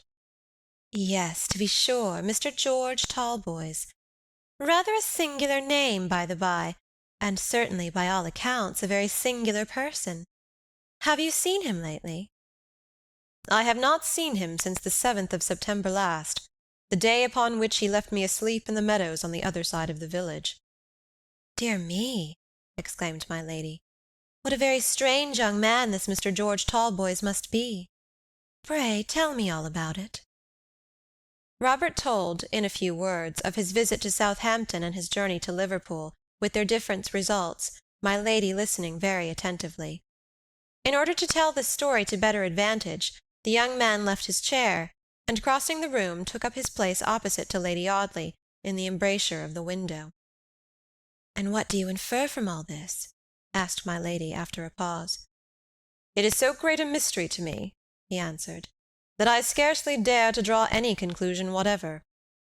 But in the obscurity I think I can grope my way to two suppositions, which to me seem almost certainties." "And they are?" "First, that George Talboys never went beyond Southampton. Second, that he never went to Southampton at all." "But you traced him there. His father-in-law had seen him." "I have reason to doubt his father-in-law's integrity." "Good gracious me!" cried my lady piteously. "What do you mean by all this?" "Lady Audley," answered the young man gravely, "I have never practiced as a barrister. I have enrolled myself in the ranks of a profession, the members of which hold solemn responsibilities and have sacred duties to perform, and I have shrunk from those responsibilities and duties, as I have from all the fatigues of this troublesome life. But we are sometimes forced into the very position we have most avoided, and I have found myself lately compelled to think of these things. Lady Audley, did you ever study the theory of circumstantial evidence?" "How can you ask a poor little woman about such horrid things?" exclaimed my lady. "Circumstantial evidence," continued the young man, as if he had scarcely heard Lady Audley's interruption, "that wonderful fabric which is built out of straws collected at every point of the compass, and which is yet strong enough to hang a man. Upon what infinitesimal trifles may sometimes hang the whole secret of some wicked mystery, inexplicable heretofore to the wisest upon the earth. A scrap of paper, a shred of some torn garment, the button off a coat, a word dropped incautiously from the overcautious lips of guilt, the fragment of a letter, the shutting or opening of a door, a shadow on a window blind, the accuracy of a moment tested by one of Benson's watches, 1,000 circumstances so slight as to be forgotten by the criminal, but links of iron in the wonderful chain forged by the science of the detective officer, and lo, the gallows is built up, the solemn bell tolls through the dismal grey of the early morning, the drop creaks under the guilty feet, and the penalty of crime is paid." Faint shadows of green and crimson fell upon my lady's face from the painted escutcheons in the mullioned window by which she sat, but every trace of the natural colour of that face had faded out, leaving it a ghastly ashen grey. Sitting quietly in her chair, her head fallen back upon the amber damask cushions, and her little hands lying powerless in her lap, Lady Audley had fainted away. "The radius grows narrower day by day," said Robert Audley. "George Talboys never reached Southampton." End of chapter 15. Chapter 16. Robert Audley gets his congé. The Christmas week was over, and one by one the country visitors dropped away from Audley Court. The fat squire and his wife abandoned the grey tapestried chamber, and left the black-browed warriors looming from the wall to scowl upon and threaten new guests, or to glare vengefully upon vacancy. The merry girls on the second story packed, or caused to be packed, their trunks and imperials, and tumbled gauze ball dresses were taken home that had been brought fresh to Audley. Blundering old family chariots with horses whose untrimmed fetlocks told of rougher work than even country roads, were brought round to the broad space before the grim oak door, and laden with chaotic heaps of womanly luggage. Pretty rosy faces peeped out of carriage windows to smile the last farewell upon the group at the hall door, as the vehicle rattled and rumbled under the ivied archway. Sir Michael was in request everywhere, shaking hands with the young sportsmen, kissing the rosy-cheeked girls, sometimes even embracing portly matrons who came to thank him for their pleasant visit. Everywhere genial, hospitable, generous, happy, and beloved, the baronet hurried from room to room, from the hall to the stables, from the stables to the courtyard, from the courtyard to the arched gateway to speed the parting guest. My lady's yellow curls flashed hither and thither like wandering gleams of sunshine on these busy days of farewell. Her great blue eyes had a pretty, mournful look, in charming unison with the soft pressure of her little hand, and that friendly, though perhaps rather stereotyped speech, in which she told her visitors how she was so sorry to lose them, and how she didn't know what she should do till they came once more to enliven the court by their charming society. But however sorry my lady might be to lose her visitors, there was at least one guest whose society she was not deprived of. Robert Audley showed no intention of leaving his uncle's house. He had no professional duties, he said. Fig-tree Court was delightfully shady in hot weather, but there was a sharp corner round which the wind came in the winter months, armed with avenging rheumatisms and influenzas. Everybody was so good to him at the court, that really he had no inclination to hurry away. Sir Michael had but one answer to this. "Stay, my dear boy, stay, my dear Bob, as long as ever you like. I have no son, and you stand to me in the place of one. Make yourself agreeable to Lucy, and make the court your home as long as you live." To which Robert would merely reply by grasping his uncle's hand vehemently, and muttering something about a jolly old prince. It was to be observed that there was sometimes a certain vague sadness in the young man's tone when he called Sir Michael a jolly old prince, some shadow of affectionate regret that brought a mist into Robert's eyes as he sat in a corner of the room looking thoughtfully at the white-bearded baronet. Before the last of the young sportsmen departed, Sir Harry Towers demanded and obtained an interview with Miss Lady Audley in the oak library, an interview in which considerable emotion was displayed by the stalwart young fox-hunter, so much emotion, indeed, and of such a genuine and honest character, that Alicia fairly broke down as she told him she should forever esteem and respect him for his true and noble heart, but that he must never, never, unless he wished to cause her the most cruel distress, ask more from her than this esteem and respect. Sir Harry left the library by the French window opening into the pond garden. He strolled into that very lime walk which George Talboys had compared to an avenue in a churchyard, and under the leafless trees fought the battle of his brave young heart. "What a fool I am to feel it like this," he cried, stamping his foot upon the frosty ground. "I always knew it would be so. I always knew that she was 100 times too good for me. God bless her. How nobly and tenderly she spoke. How beautiful she looked with the crimson blushes under her brown skin, and the tears in her big grey eyes. Almost as handsome as the day she took the sunk fence and let me put the brush in her hat as we rode home. God bless her.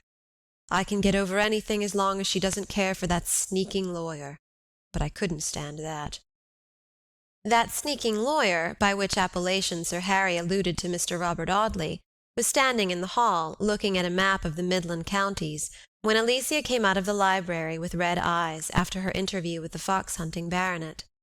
Robert, who was short-sighted, had his eyes within half an inch of the surface of the map as the young lady approached him. "Yes," he said, "Norwich is in Norfolk, and that fool young Vincent said it was in Herefordshire. Ha, Alicia, is that you?" He turned round so as to intercept Miss Audley on her way to the staircase. "Yes," replied his cousin curtly, trying to pass him. "Alicia, you have been crying." The young lady did not condescend to reply. "You have been crying, Alicia. Sir Harry Towers of Towers Park in the county of Hertfordshire has been making you an offer of his hand, eh?" "Have you been listening at the door, Mr. Audley?" "I have not, Miss Audley. On principle I object to listen, and in practice I believe it to be a very troublesome proceeding. But I am a barrister, Miss Alicia, and able to draw a conclusion by induction. Do you know what inductive evidence is, Miss Audley?" No, replied Alicia, looking at her cousin as a handsome young panther might look at its daring tormentor. I thought not. I dare say Sir Harry would ask if it was a kind of new horse-ball. I knew by induction that the baronet was going to make you an offer. First, because he came downstairs with his hair parted on the wrong side, and his face as pale as a tablecloth. Secondly, because he couldn't eat any breakfast, and let his coffee go the wrong way. And thirdly, because he asked for an interview with you before he left the court. Well, how's it to be, Alicia? Do we marry the baronet, and his poor cousin Bob to be the best man at the wedding? Sir Harry Towers is a noble-hearted young man, said Alicia, still trying to pass her cousin. But do we accept him? Yes or no? Are we to be Lady Towers, with a superb estate in Hertfordshire, summer quarters for our hunters, and a drag with outriders to drive us across to Papa's place in Essex? Is it to be so, Alicia, or not? What is that to you, Mr. Robert Audley? Cried Alicia passionately. What do you care what becomes of me, or whom I marry? If I married a chimney-sweep, you'd only lift up your eyebrows and say, "Bless my soul, she always was eccentric." I have refused Sir Harry Towers, but when I think of his generous and unselfish affection, and compare it with the heartless, lazy, selfish, supercilious indifference of other men, I've a good mind to run after him and tell him— That you'll retract and be my Lady Towers? Yes. Then don't, Alicia, don't, said Robert Audley, grasping his cousin's slender wrist and leading her upstairs. Come into the drawing-room with me, Alicia, my poor little cousin. My charming, impetuous, alarming little cousin. Sit down here in this mullioned window and let us talk seriously and leave off quarrelling if we can. The cousins had the drawing-room all to themselves. Sir Michael was out, my lady in her own apartments, and poor Sir Harry Towers walking up and down upon the gravel walk, darkened with the flickering shadows of the leafless branches in the cold winter sunshine. My poor little Alicia, said Robert, as tenderly as if he had been addressing some spoiled child. Do you suppose that because people don't wear vinegar tops, or part their hair on the wrong side, or conduct themselves altogether after the manner of well-meaning maniacs, by way of proving the vehemence of their passion, do you suppose because of this, Alicia Audley, that they may not be just as sensible of the merits of a dear little warm-hearted and affectionate girl as ever their neighbours can be? Life is such a very troublesome matter, when all is said and done, that it's as well even to take its blessings quietly. I don't make a great howling because I can get good cigars one door from the corner of Chancery Lane, and have a dear good girl for my cousin, but I am not the less grateful to Providence that it is so. Alicia opened her grey eyes to their widest extent, looking her cousin full in the face with a bewildered stare. Robert had picked up the ugliest and leanest of his attendant curs, and was placidly stroking the animal's ears. "Is this all you have to say to me, Robert?" said Miss Audley, meekly. "Well, yes, I think so," replied her cousin, after considerable deliberation. "I fancy that what I wanted to say was this. Don't marry the fox-hunting baronet if you like anybody else better, for if you'll only be patient and take life easily, and try and reform yourself of banging doors, bouncing in and out rooms, talking of the stables, and riding across country, I've no doubt the person you prefer will make you a very excellent husband." "Thank you, cousin," said Miss Audley, crimsoning with bright, indignant blushes up to the roots of her waving brown hair. "But as you may not know the person I prefer, I think you had better not take upon yourself to answer for him." Robert pulled the dog's ears thoughtfully for some moments. "No, to be sure," he said after a pause. "Of course, if I don't know him. I thought I did." "Did you?" exclaimed Alicia, and opening the door with a violence that made her cousin shiver, she bounced out of the drawing-room. "I only said I thought I knew him," Robert called after her, and then, as he sunk into an easy-chair, he murmured thoughtfully, "Such a nice girl, too, if she didn't bounce." So poor Sir Harry Towers rode away from Audley Court, looking very crestfallen and dismal. He had very little pleasure in returning to the stately mansion, hidden among sheltering oaks and venerable beeches. The square red-brick house, gleaming at the end of a long arcade of leafless trees, was to be forever desolate, he thought, since Alicia would not come to be its mistress. 100 improvements planned and thought of were dismissed from his mind as useless now. the hunter that Jim the trainer was breaking in for a lady, the 2 pointer pups that were being reared for the next shooting season, the big black retriever that would have carried Alicia's parasol, the pavilion in the garden, disused since his mother's death, but which he had meant to have restored for Miss Audley. All these things were now so much vanity and vexation of spirit. "What's the good of being rich if one has no one to help spend one's money?" said the young baronet. "One only grows a selfish beggar, and takes to drinking too much port. It's a hard thing that a girl can refuse a true heart, and such stables as we've got at the park. It unsettles a man somehow." Indeed, this unlooked-for rejection had very much unsettled the few ideas which made up the small sum of the baronet's mind. He had been desperately in love with Alicia ever since the last hunting season, when he had met her at the county ball. His passion, cherished through the slow monotony of a summer, had broken out afresh in the merry winter months, and the young man's mauvaise honte alone had delayed the offer of his hand. But he had never for a moment supposed that he would be refused. He was so used to the adulation of mothers who had daughters to marry, and of even the daughters themselves. He had been so accustomed to feel himself the leading personage in an assembly, although half the wits of the age had been there, and he could only say, "Ha, to be sure," and "By Jove, He had been so spoiled by the flatteries of bright eyes that looked, or seemed to look, the brighter when he drew near, that without being possessed of one shadow of personal vanity, he had yet come to think that he had only to make an offer to the prettiest girl in Essex to behold himself immediately accepted.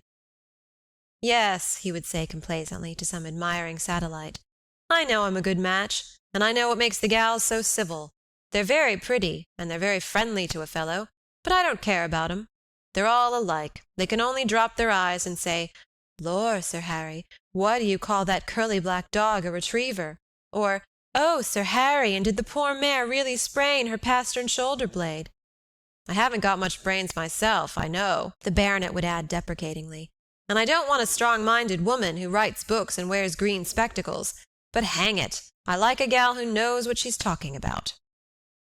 So when Alicia said "no," or rather made that pretty speech about esteem and respect, which well-bred young ladies substitute for the obnoxious monosyllable, Sir Harry Towers felt that the whole fabric of the future he had built so complacently was shivered into a heap of dingy ruins.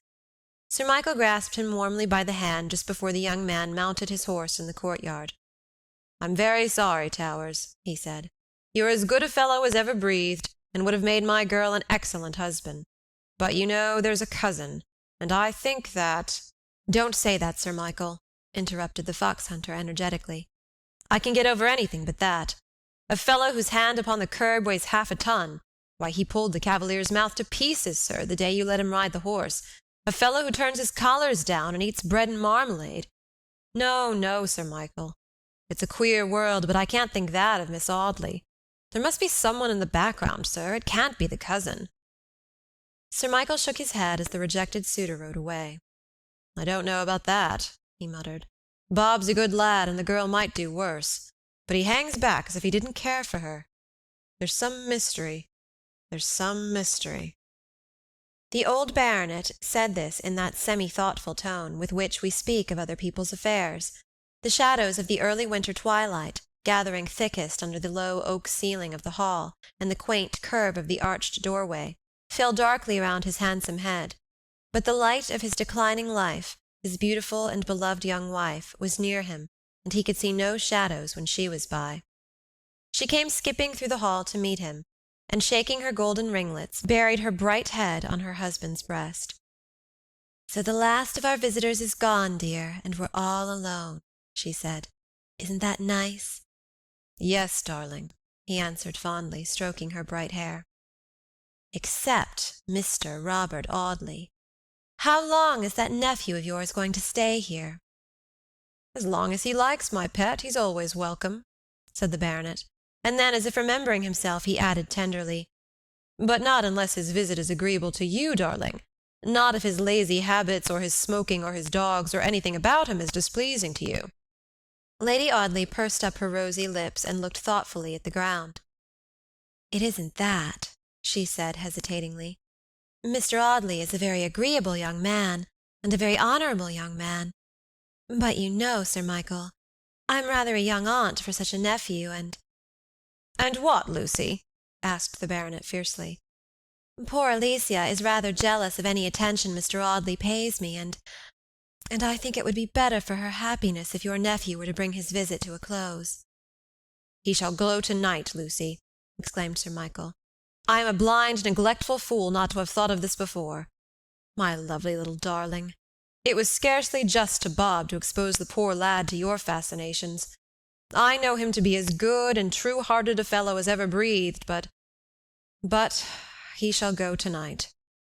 "But you won't be too abrupt, dear. You won't be rude." "Rude? No, Lucy. I left him smoking in the lime walk. I'll go and tell him that he must get out of the house in an hour." So in that leafless avenue, under whose gloomy shade George Talboys had stood on that thunderous evening before the day of his disappearance, Sir Michael Audley told his nephew that the court was no home for him, and that my lady was too young and pretty to accept the attentions of a handsome nephew of 28. Robert only shrugged his shoulders and elevated his thick black eyebrows as Sir Michael delicately hinted all this. "I have been attentive to my lady," he said. "She interests me." And then, with a change in his voice, and an emotion not common to him, he turned to the baronet, and grasping his hand, exclaimed, "God forbid, my dear uncle, that I should ever bring trouble upon such a noble heart as yours. God forbid that the slightest shadow of dishonour should ever fall upon your honoured head, least of all through agency of mine." The young man uttered these few words in a broken and disjointed fashion, in which Sir Michael had never heard him speak before, and then turning away his head, fairly broke down. He left the court that night, but he did not go far. Instead of taking the evening train for London, he went straight up to the little village of Mount Stanning, and walking into the neatly kept inn, asked Phoebe Marks if he could be accommodated with apartments.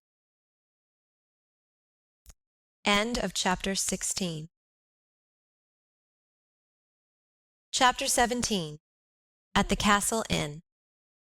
The little sitting-room into which Phoebe Marks ushered the baronet's nephew was situated on the ground floor, and only separated by a lath and plaster partition from the little bar-parlour occupied by the innkeeper and his wife.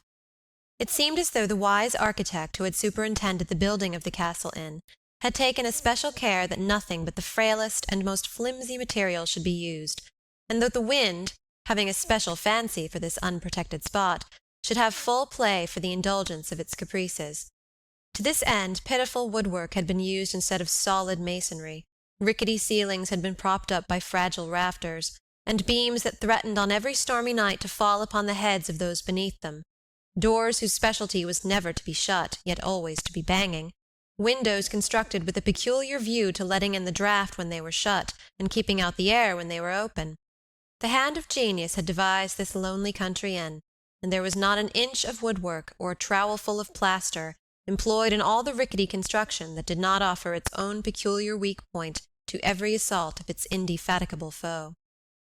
Robert looked around him with a feeble smile of resignation.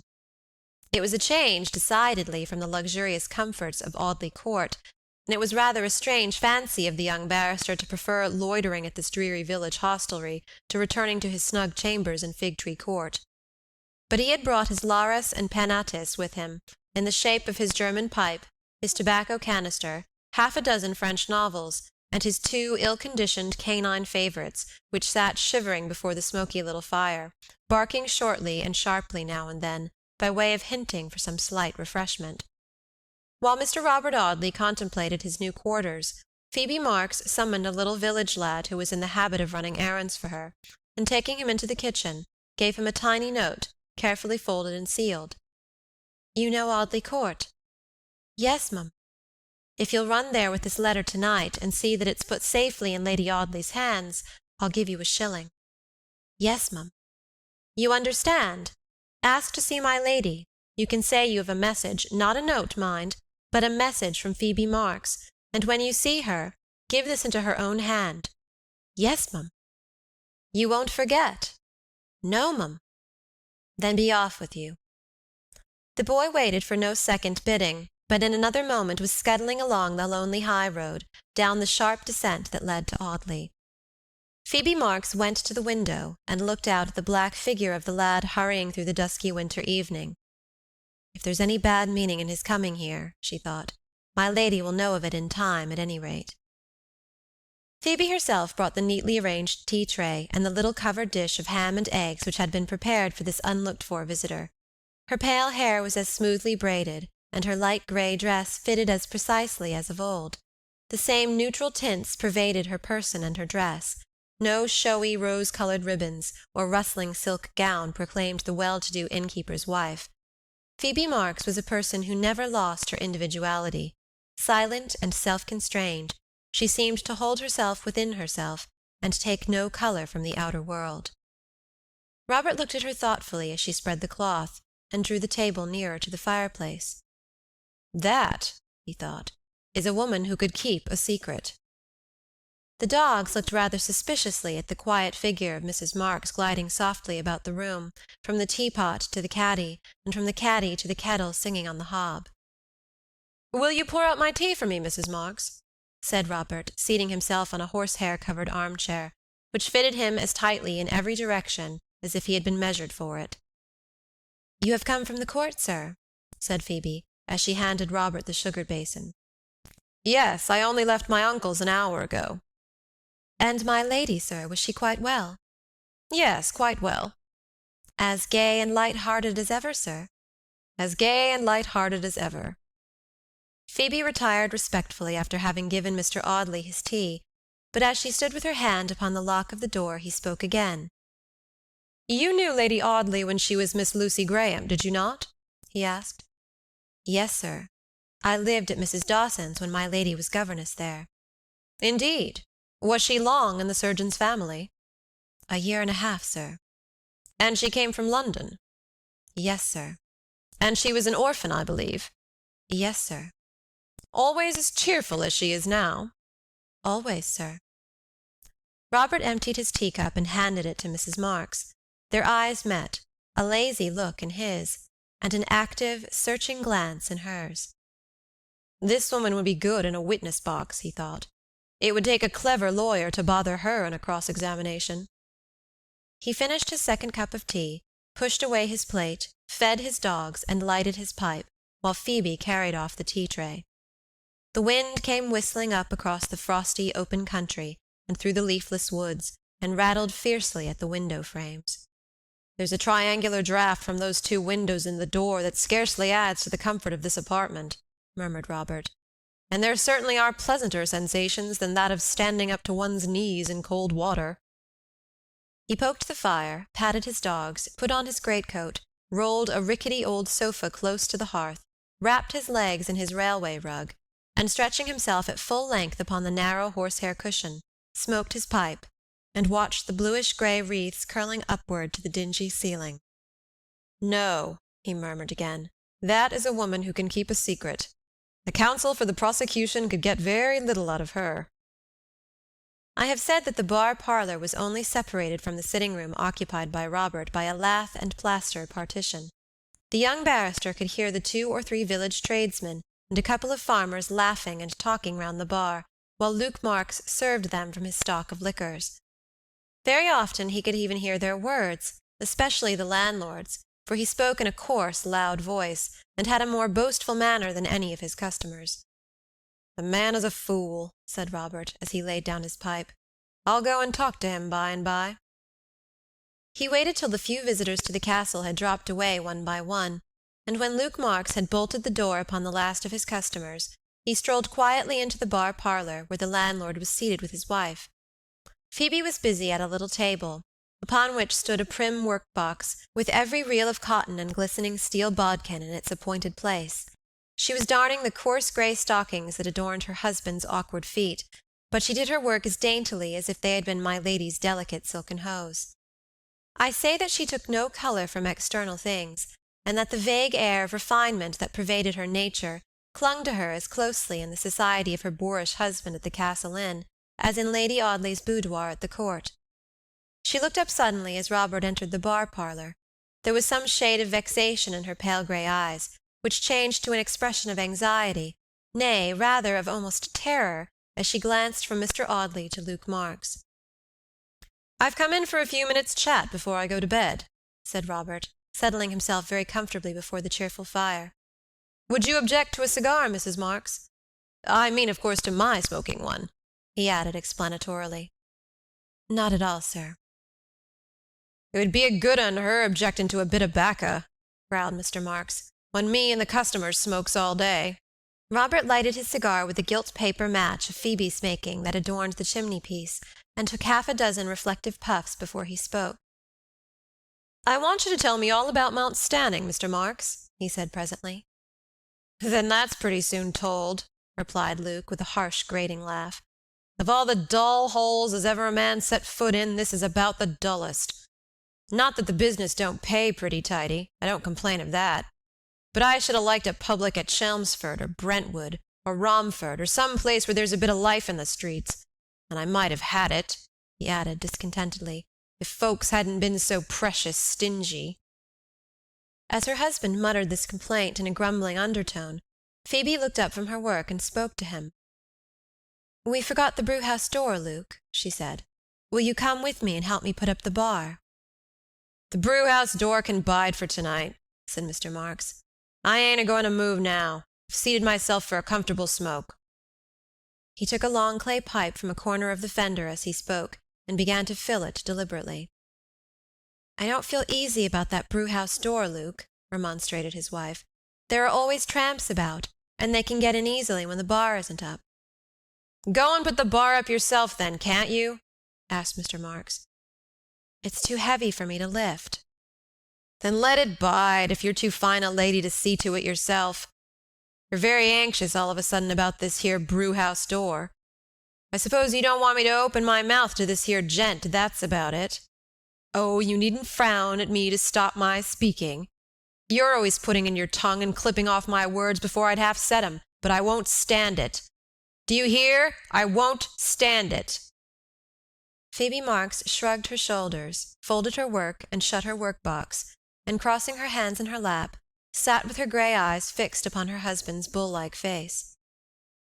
"Then you don't particularly care to live at Mount Stanning?" said Robert politely, as if anxious to change the conversation. "No, I don't," answered Luke. "And I don't care who knows it. And as I said before, if folks hadn't been so precious stingy, I might have had a public in a thriving market town instead of this tumble-down old place, where a man has his hair blowed off his head on a windy day. What's £50, or what's £100? Luke! Luke! No, you're not going to stop my mouth with all your Lukes, answered Mr. Marks to his wife's remonstrance. I say again, what's £100? No, answered Robert Audley with a wonderful distinctness, and addressing his words to Luke Marks, but fixing his eyes upon Phoebe's anxious face. What indeed is £100 to a man possessed of the power which you hold, or rather which your wife holds, over the person in question? Phoebe's face, at all times almost colourless, seemed scarcely capable of growing paler, but as her eyelids drooped under Robert Audley's searching glance, a visible change came over the pallid hues of her complexion. 11:45, said Robert, looking at his watch. Late hours for such a quiet village as Mount Stanning. Good night, my worthy host. Good night, Mrs. Marks. You needn't send me my shaving water till 9 o'clock tomorrow morning.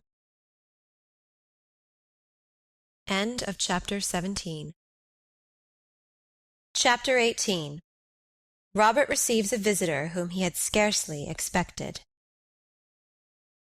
11 o'clock struck the next morning and found Mr. Robert Audley still lounging over the well-ordered little breakfast-table, with one of his dogs at each side of his armchair, regarding him with watchful eyes and open mouths, awaiting the expected morsel of ham or toast. Robert had a county paper on his knees, and made a feeble effort now and then to read the first page, which was filled with advertisements of farming stock, quack medicines, and other interesting matter. The weather had changed, and the snow, which had for the last few days been looming blackly in the frosty sky, fell in great feathery flakes against the windows, and lay piled in the little bit of garden ground without. The long, lonely road leading toward Audley seemed untrodden by a footstep, as Robert Audley looked out at the wintry landscape. "Lively," he said, "for a man used to the fascinations of Temple Bar." As he watched the snowflakes falling every moment thicker and faster upon the lonely road, He was surprised by seeing a brougham driving slowly up the hill. "I wonder what unhappy wretch has too restless a spirit to stop at home on such a morning as this," he muttered, as he returned to the armchair by the fire. He had only reseated himself a few moments when Phoebe Marks entered the room to announce Lady Audley. "Lady Audley? Pray beg her to come in," said Robert. And then, as Phoebe left the room to usher in this unexpected visitor, he muttered between his teeth, "A false move, my lady, and one I never looked for from you." Lucy Audley was radiant on this cold and snowy January morning. Other people's noses are rudely assailed by the sharp fingers of the grim ice-king, but not my lady's. Other people's lips turn pale and blue with the chilling influence of the bitter weather, but my lady's pretty little rosebud of a mouth retained its brightest coloring and cheeriest freshness. She was wrapped in the very sables which Robert Audley had brought from Russia, and carried a muff that the young man thought seemed almost as big as herself. She looked a childish, helpless, babified little creature, and Robert looked down upon her with some touch of pity in his eyes, as she came up to the hearth by which he was standing, and warmed her tiny gloved hands at the blaze. "What a morning, Mr. Audley," she said. "What a morning." "Yes, indeed. Why did you come out in such weather?" "Because I wished to see you, particularly." "Indeed?" "Yes," said my lady, with an air of considerable embarrassment, playing with the button of her glove, and almost wrenching it off in her restlessness. "Yes, Mr. Audley, I felt that you had not been well treated, that you had, in short, reason to complain, and that an apology was due to you." "I do not wish for any apology, Lady Audley." "But you are entitled to one," answered my lady quietly. "Why, my dear Robert, should we be so ceremonious toward each other? You were very comfortable at Audley. We were very glad to have you there. But my dear, silly husband must needs take it into his foolish head that it is dangerous for his poor little wife's peace of mind to have a nephew of 8 or 9 and 20 smoking his cigars in her boudoir, and behold, our pleasant little family circle is broken up." Lucy Audley spoke with that peculiar childish vivacity which seemed so natural to her, Robert looking down almost sadly at her bright, animated face. "Lady Audley," he said, "Heaven forbid that either you or I should ever bring grief or dishonor upon my uncle's generous heart. Better perhaps that I should be out of the house. Better perhaps that I had never entered it." My lady had been looking at the fire while her nephew spoke, but at his last words she lifted her head suddenly, and looked him full in the face with a wondering expression, an earnest, questioning gaze, whose full meaning the young barrister understood. "Oh, pray do not be alarmed, Lady Audley," he said gravely. "You have no sentimental nonsense, no silly infatuation, borrowed from Balzac or Dumas fils, to fear from me. The benchers of the Inner Temple will tell you that Robert Audley is troubled with none of the epidemics whose outward signs are turn-down collars and Byronic neckties. I say that I wish I had never entered my uncle's house during the last year, but I say it with a far more solemn meaning than any sentimental one." My lady shrugged her shoulders. "If you insist on talking in enigmas, Mr. Audley," she said, "you must forgive a poor little woman if she declines to answer them." Robert made no reply to this speech. "But tell me," said my lady, with an entire change of tone, "what could have induced you to come up to this dismal place?" "Curiosity." "Curiosity?" "Yes, I felt an interest in that bull-necked man with the dark red hair and wicked grey eyes. A dangerous man, my lady, a man in whose power I should not like to be." A sudden change came over Lady Audley's face. The pretty roseate flush faded out from her cheeks, and left them waxen white, and angry flashes lightened in her blue eyes. "What have I done to you, Robert Audley?" she cried passionately. "What have I done to you that you should hate me so?" He answered her very gravely. "I had a friend, Lady Audley, whom I loved very dearly, and since I have lost him I fear that my feelings toward other people are strangely embittered." "You mean the Mr. Talboys who went to Australia?" "Yes, I mean the Mr. Talboys who I was told set out for Liverpool with the idea of going to Australia." And you do not believe in his having sailed for Australia? I do not. But why not? Forgive me, Lady Audley, if I decline to answer that question. As you please, she said carelessly. A week after my friend disappeared, continued Robert, I posted an advertisement to the Sydney and Melbourne papers, calling upon him, if he was in either city when the advertisement appeared, to write and tell me of his whereabouts, and also calling on anyone who had met him, either in the colonies or on the voyage out, to give me any information respecting him. George Talboys left Essex, or disappeared from Essex, on the 6th of September last. I ought to receive some answer to this advertisement by the end of this month. Today is the 27th. The time draws very near. And if you receive no answer? Asked Lady Audley. If I receive no answer, I shall think that my fears have been not unfounded, and I shall do my best to act. What do you mean by that? Ah, Lady Audley, you remind me how very powerless I am in this matter. My friend might have been made away with in this very inn, and I might stay here for a 12-month, and go away at the last as ignorant of his fate as if I had never crossed the threshold. What do we know of the mysteries that may hang about the houses we enter? If I were to go tomorrow into that commonplace, plebeian, 8-roomed house in which Maria Manning and her husband murdered their guest, I should have no awful prescience of that bygone horror. Foul deeds have been done under the most hospitable roofs. Terrible crimes have been committed amidst the fairest scenes, and have left no trace upon the spot where they were done. I do not believe in mandrake, or in blood-stains that no time can efface.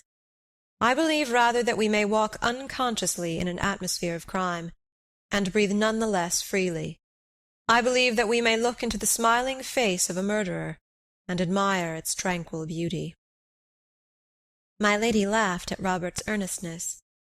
You seem to have quite a taste for discussing these horrible subjects, she said rather scornfully. You ought to have been a detective police officer. I sometimes think I should have been a good one. Why? Because I am patient. But to return to Mr. George Talboys, whom we lost sight of in your eloquent discussion. What if you receive no answer to your advertisements? I shall then consider myself justified in concluding my friend is dead. Yes, and then? I shall examine the effects he left at my chambers. Indeed, and what are they? Coats, waistcoats, varnished boots, and meerschaum pipes, I suppose, said Lady Audley, laughing. No. Letters. Letters from his friends, his old schoolfellows, his father, his brother officers. Yes. Letters, too, from his wife. My lady was silent for some moments, looking thoughtfully at the fire.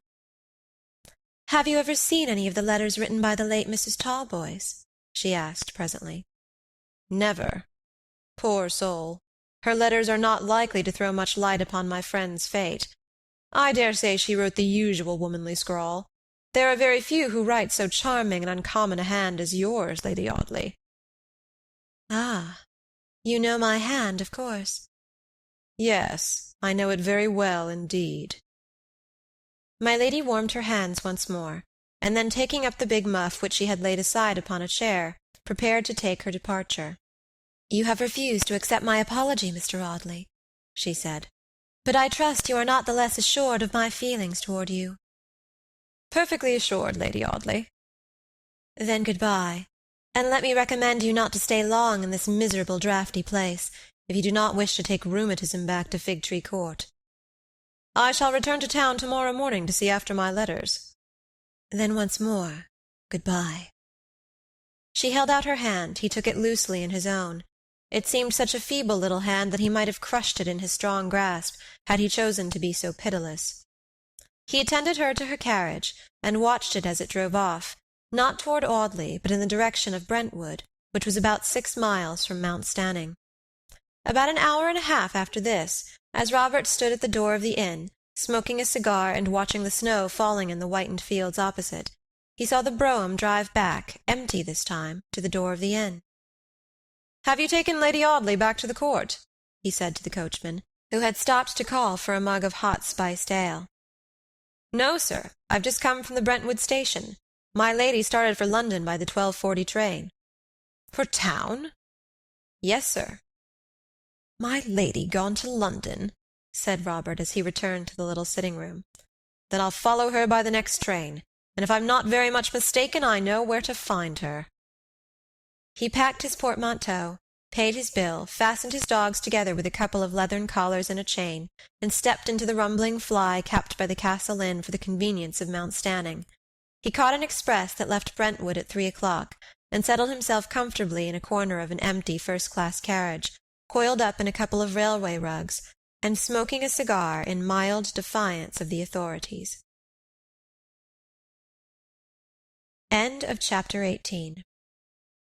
Chapter 19. The Writing in the Book. It was exactly 5 minutes past 4 as Mr. Robert Audley stepped out upon the platform at Shoreditch, and waited placidly until such time as his dogs and his portmanteau should be delivered up to the attendant porter who had called his cab, and undertaken the general conduct of his affairs with that disinterested courtesy which does such infinite credit to a class of servitors who are forbidden to accept the tribute of a grateful public. Robert Audley waited with consummate patience for a considerable time, but as the express was generally a long train, and as there were a great many passengers from Norfolk carrying guns and pointers, and other paraphernalia of a critical description, it took a long while to make matters agreeable to all claimants, and even the barrister's seraphic indifference to mundane affairs nearly gave way. "Perhaps when that gentleman who is making such a noise about a pointer with livered-coloured spots has discovered the particular pointer and spots that he wants, which happy combination of events scarcely seems likely to arrive, they'll give me my luggage and let me go. The designing wretches knew at a glance that I was born to be imposed upon, and that if they were to trample the life out of me upon this very platform, I should never have the spirit to bring an action against the company." Suddenly an idea seemed to strike him, and he left the porter to struggle for the custody of his goods, and walked round to the other side of the station. He heard a bell ring, and looking at the clock, had remembered that the down train for Colchester started at this time. He had learned what it was to have an earnest purpose since the disappearance of George Talboys, and he reached the opposite platform in time to see the passengers take their seats. There was one lady who had evidently only just arrived at the station, for she hurried on to the platform at the very moment that Robert approached the train, and almost ran against that gentleman in her haste and excitement. "I beg your pardon," she began ceremoniously. Then raising her eyes from Mr. Audley's waistcoat, which was about on a level with her pretty face, she exclaimed, "Robert, you in London already?" "Yes, Lady Audley, you were quite right. The Castle Inn is a dismal place, and—" "You got tired of it. I knew you would. Please open the carriage door for me. The train will start in 2 minutes." Robert Audley was looking at his uncle's wife with rather a puzzled expression of countenance. "What does it mean?" he thought. "She is altogether a different being to the wretched, helpless creature who dropped her mask for a moment, and looked at me with her own pitiful face in the little room at Mount Stanning 4 hours ago. What has happened to cause the change?" He opened the door for her while he thought this, and helped her to settle herself in her seat, spreading her furs over her knees and arranging the huge velvet mantle in which her slender little figure was almost hidden. "Thank you very much. How good you are to me," she said as he did this. "You will think me very foolish to travel upon such a day. Without my dear darling's knowledge, too. But I went up to town to settle a very terrific milliner's bill, which I did not wish my best of husbands to see, for indulgent as he is, he might think me extravagant, and I cannot bear to suffer even in his thoughts." "Heaven forbid that you ever should, Lady Audley," Robert said gravely. She looked at him for a moment with a smile which had something defiant in its brightness. "Heaven forbid it indeed," she murmured. "I don't think I ever shall." The second bell rung, and the train moved as she spoke. The last Robert Audley saw of her was that bright, defiant smile. "Whatever object brought her to London has been successfully accomplished," he thought. "Has she baffled me by some piece of womanly jugglery? Am I never to get any nearer to the truth, but am I to be tormented all my life by vague doubts and wretched suspicions, which may grow upon me until I become a monomaniac? Why did she come to London?" He was still mentally asking himself this question as he ascended the stairs in Fig Tree Court, with one of his dogs under each arm, and his railway rugs over his shoulder. He found his chambers in their accustomed order. The geraniums had been carefully tended, and the canaries had retired for the night under cover of a square of green baize, testifying to the care of honest Mrs. Maloney. Robert cast a hurried glance round the sitting-room, then setting down the dogs upon the hearth-rug, he walked straight into the little inner chamber which served as his dressing-room. It was in this room that he kept disused portmanteaus, battered japanned cases, and other lumber, and it was in this room that George Talboys had left his luggage. Robert lifted a portmanteau from the top of a large trunk, and kneeling down before it with a lighted candle in his hand, carefully examined the lock.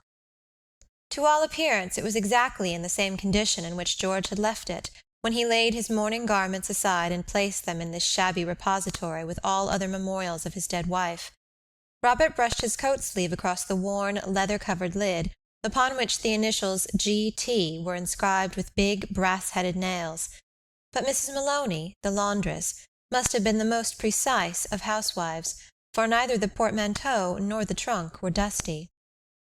Mr. Audley dispatched a boy to fetch his Irish attendant, and paced up and down his sitting-room waiting anxiously for her arrival.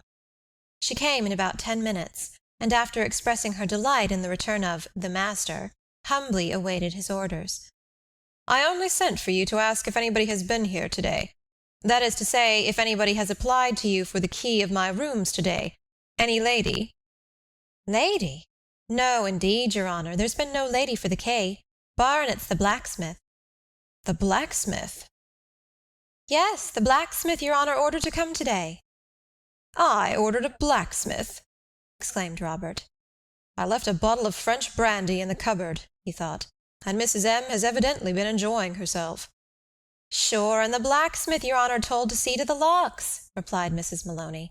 "It's him that lives down in one of the little streets by the bridge," she added, giving a very lucid description of the man's whereabouts. Robert lifted his eyebrows in mute despair. "If you'll sit down and compose yourself, Mrs. M.," he said. He abbreviated her name thus on principle for the avoidance of unnecessary labour. "Perhaps we shall be able by and by to understand each other. You say a blacksmith has been here?" "Sure and I did, sir."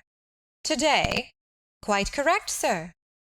Step by step Mr. Audley elicited the following information. A locksmith had called upon Mrs. Maloney that afternoon at 3 o'clock, and had asked for the key of Mr. Audley's chambers, in order that he might look to the locks of the doors, which he stated were all out of repair. He declared that he was acting upon Mr. Audley's own orders, conveyed to him by a letter from the country, where the gentleman was spending his Christmas. Mrs. Maloney, believing in the truth of this statement, had admitted the man to the chambers, where he stayed about a half-hour. "But you were with him while he examined the locks, I suppose?" Mr. Audley asked. "Sure I was, sir, in and out, as you may say, all the time, for I've been cleaning the stairs this afternoon, and I took the opportunity to begin my scouring while the man was at work." "Oh, you were in and out all the time. If you could conveniently give me a plain answer, Mrs. M., I should be glad to know what was the longest time that you were out while the locksmith was in my chambers." But Mrs. Maloney could not give a plain answer. It might have been 10 minutes, though she didn't think it was as much. It might have been a quarter of an hour, but she was sure it wasn't more. It didn't seem to her more than 5 minutes, but "them stairs, your honour," and here she rambled off into a disquisition upon the scouring of stairs in general, and the stairs outside Robert's chambers in particular. Mr. Audley sighed the weary sigh of mournful resignation. "Never mind, Mrs. M.," he said. "The locksmith had plenty of time to do anything he wanted to do, I dare say, without your being any the wiser." Mrs. Maloney stared at her employer with mingled surprise and alarm. "Sure, there wasn't anything for him to stale, your honour, barrin' the birds and the geraniums, and—" "No, I understand. There, that'll do, Mrs. M. Tell me where the man lives, and I'll go and see him." "But you'll have a bit of dinner first, sir." "I'll go and see the locksmith before I have my dinner."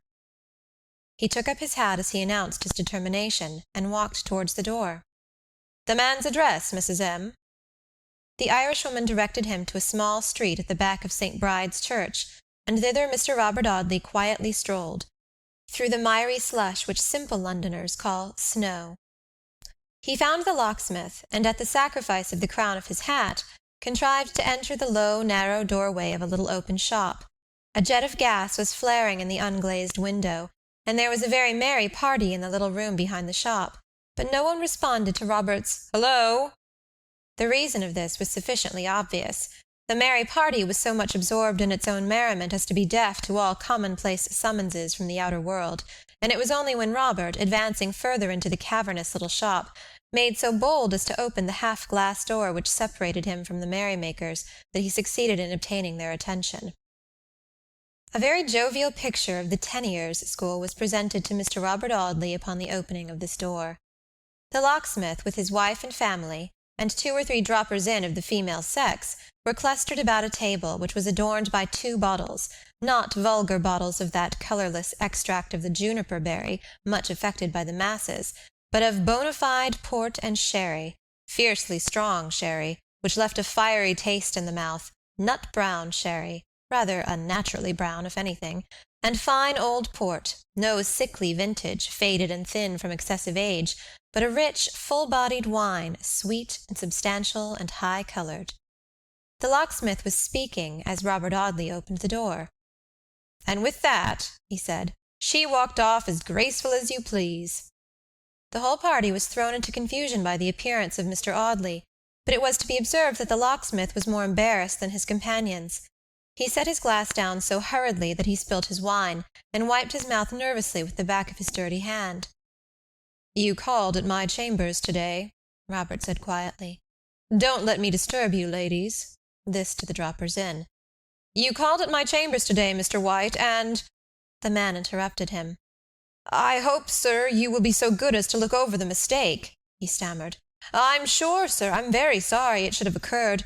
I was sent for to another gentleman's chambers, Mr. Alwyn, in Garden Court, and the name slipped my memory, and having done odd jobs before for you, I thought it must be you as wanted me to-day, and I called at Miss Maloney's for the key accordin', but directly I see the locks in your chambers, I says to myself, the gentleman's locks ain't out of order, the gentleman don't want all his locks repaired." "But you stayed half an hour." "Yes, sir, for there was 1 lock out of order, the door nighest the staircase, and I took it off and cleaned it and put it on again. I won't charge you nothing for the job, and I hope as you'll be as good as to look over the mistake as has occurred, which I've been in business 13 years come July, and—" "Nothing of this kind ever happened before, I suppose," said Robert gravely. "No, it's altogether a singular kind of business, not likely to come about every day. You've been enjoying yourself this evening, I see, Mr. White. You've done a good stroke of work to-day, I'll wager, made a lucky hit, and you're what you call standing treat, eh?" Robert Audley looked straight into the man's dingy face as he spoke. The locksmith was not a bad-looking fellow, and there was nothing that he need have been ashamed of in his face except the dirt, and that, as Hamlet's mother says, is common. But in spite of this, Mr. White's eyelids dropped under the young barrister's calm scrutiny, and he stammered out some apologetic sort of speech about his missus, and his missus's neighbours, and port wine and sherry wine, with as much confusion as if he, an honest mechanic in a free country, were called upon to excuse himself to Robert Audley for being caught in the act of enjoying himself in his own parlour. Robert cut him short with a careless nod. "Pray don't apologize," he said. "I like to see people enjoy themselves. Good night, Mr. White. Good night, ladies." He lifted his hat to the missus, and the missus's neighbours, who were much fascinated by his easy manner and his handsome face, and left the shop. "And so," he muttered to himself when he went back to his chambers, "with that she walked off as graceful as you please. Who was it that walked off, and what was the story which the locksmith was telling when I interrupted him at that sentence? Oh, George Talboys, George Talboys, am I ever to come any nearer to the secret of your fate? Am I coming nearer it now, slowly but surely? Is the radius to grow narrower day by day until it draws a dark circle around the home of those I love? How is it all to end?" He sighed wearily as he walked slowly back across the flagged quadrangles in the temple to his own solitary chambers. Mrs. Maloney had prepared for him that bachelor's dinner, which, however excellent and nutritious in itself, has no claim to the special charm of novelty. She had cooked for him a mutton chop, which was soddening itself between 2 plates upon the little table near the fire. Robert Audley sighed as he sat down to the familiar meal, remembering his uncle's cook with a fond, regretful sorrow. Her cutlets à la Maintenon made mutton seem more than mutton, a sublimated meat that could scarcely have grown upon any mundane sheep, he murmured sentimentally, and Mrs. Maloney's chops are apt to be tough. But such is life. What does it matter? He pushed away his plate impatiently after eating a few mouthfuls. I have never eaten a good dinner at this table since I lost George Talboys, he said. The place seems as gloomy as if the poor fellow had died in the next room, and had never been taken away to be buried. How long ago that September afternoon appears as I look back at it, that September afternoon upon which I parted with him alive and well, and lost him as suddenly and unaccountably as if a trap-door had opened in the solid earth and let him through to the Antipodes.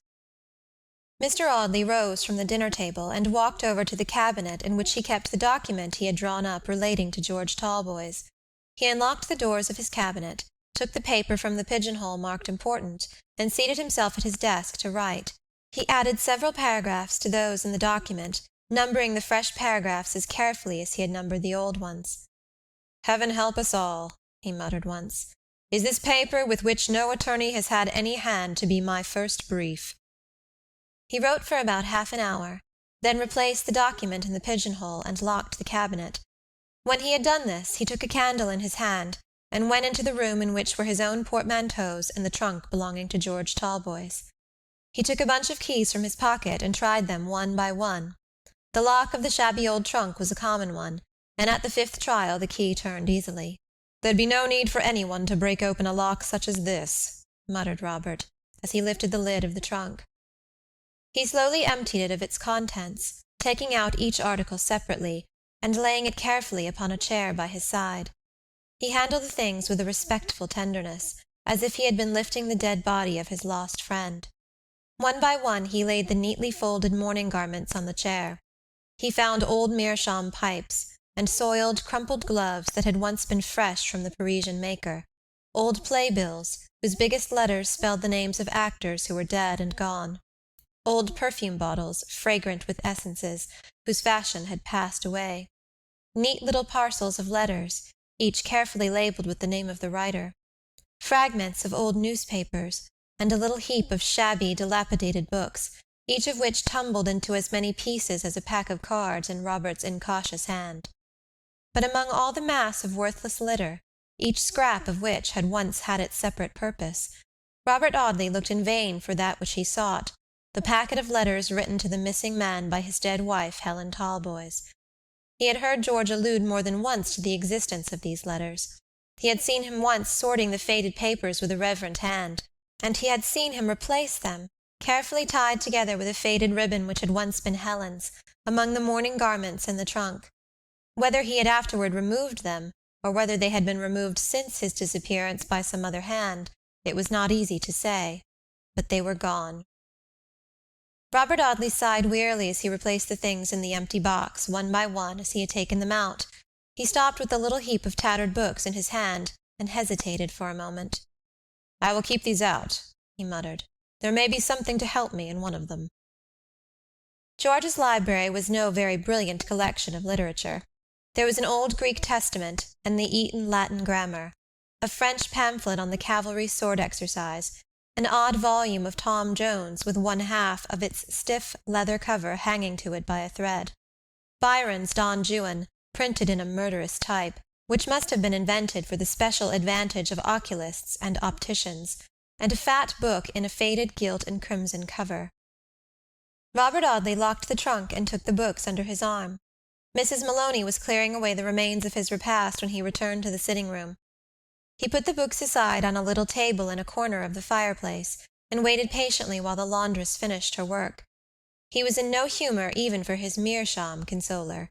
The yellow-papered fictions on the shelves above his head seemed stale and profitless. He opened a volume of Balzac, but his uncle's wife's golden curls danced and trembled in a glittering haze, alike upon the metaphysical diablerie of the peau de chagrin and the hideous social horrors of Cousin Bette. The volume dropped from his hand, and he sat wearily watching Mrs. Maloney as she swept up the ashes on the hearth, replenished the fire, drew the dark damask curtains, supplied the simple wants of the canaries, and put on her bonnet in the disused clerk's office, prior to bidding her employer good night. As the door closed upon the Irishwoman, he arose impatiently from his chair, and paced up and down the room. "Why do I go on with this?" he said, "when I know that it is leading me, step by step, day by day, hour by hour, nearer to that conclusion which, of all others, I should avoid? Am I tied to a wheel, and must I go with its every revolution, letting it take me where it will? Or can I sit down here tonight, and say I have done my duty to my missing friend, I have searched for him patiently, but I have searched in vain? Should I be justified in doing this? Should I be justified in letting the chain which I have slowly put together, link by link, drop at this point?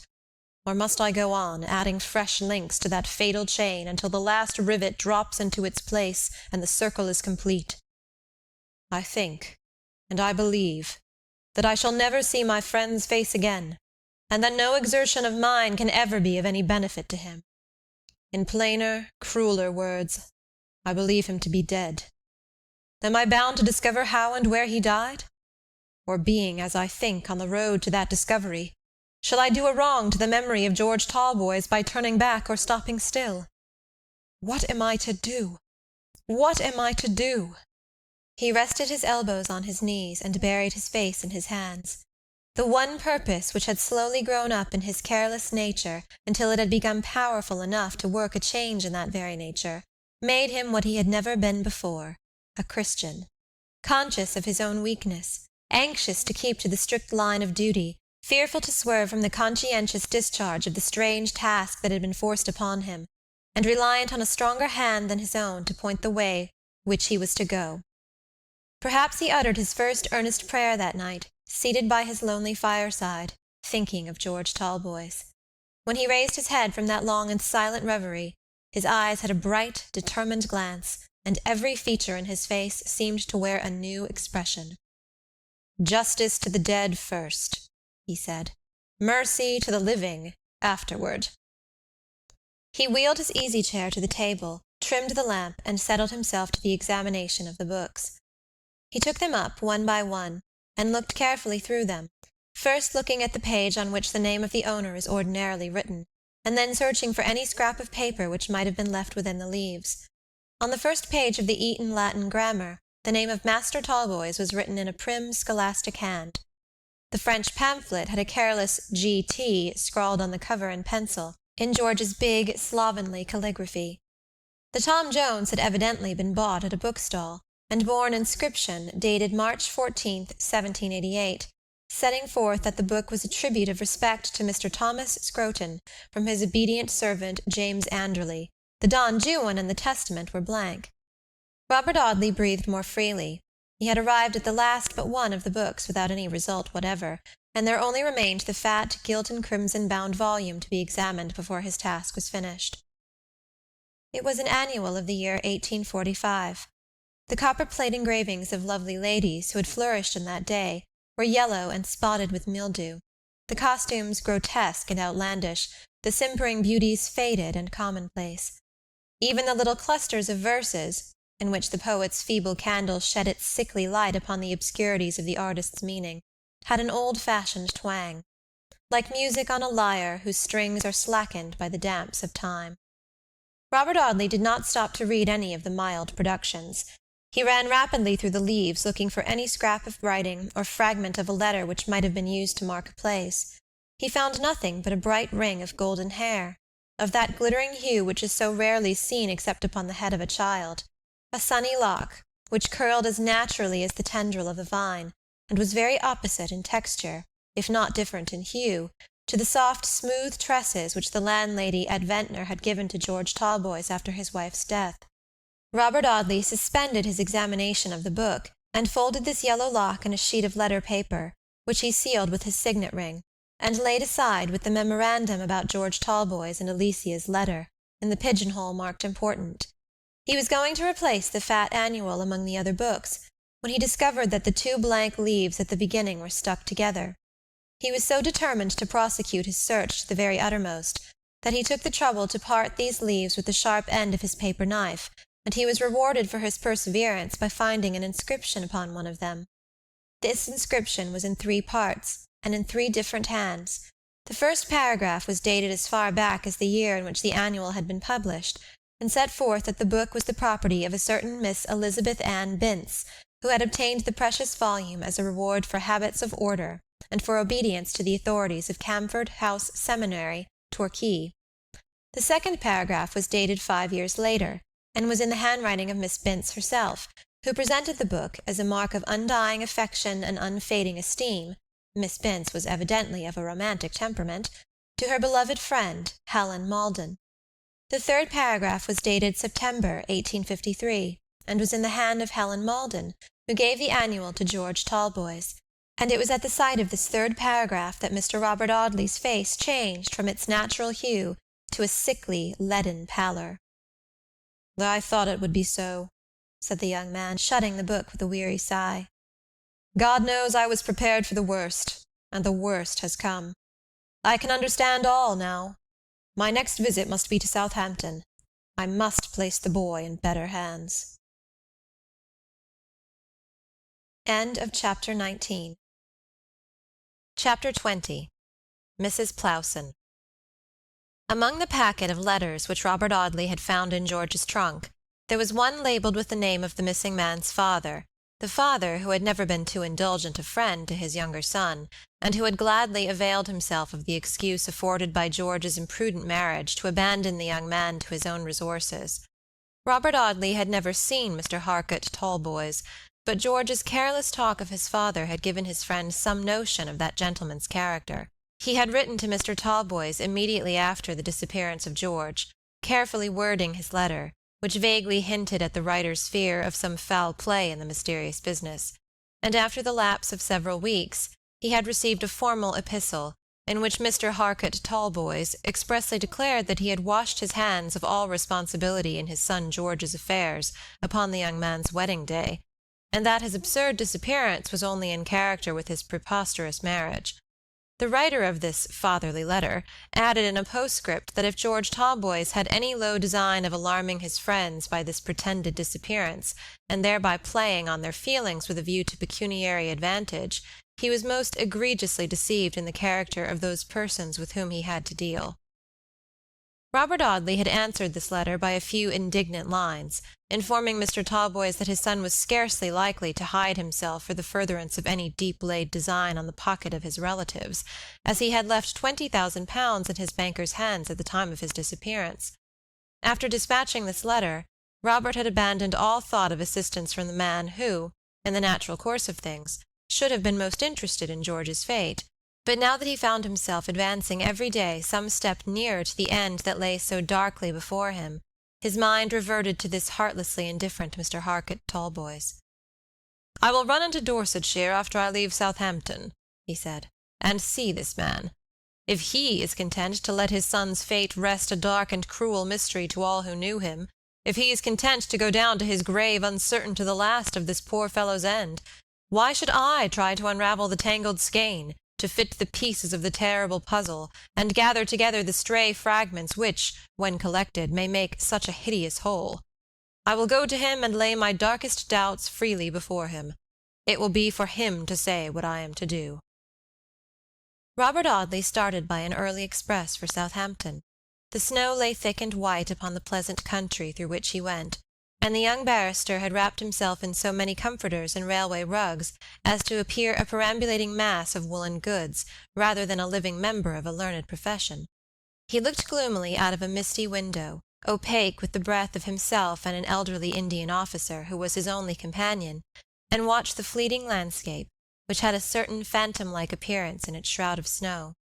He wrapped himself in the vast folds of his railway rug, with a peevish shiver, and felt inclined to quarrel with the destiny which compelled him to travel by an early train upon a pitiless winter's day. "Who would have thought that I could have grown so fond of the fellow?" he muttered, "or feel so lonely without him? I've a comfortable little fortune in the 3 per cents.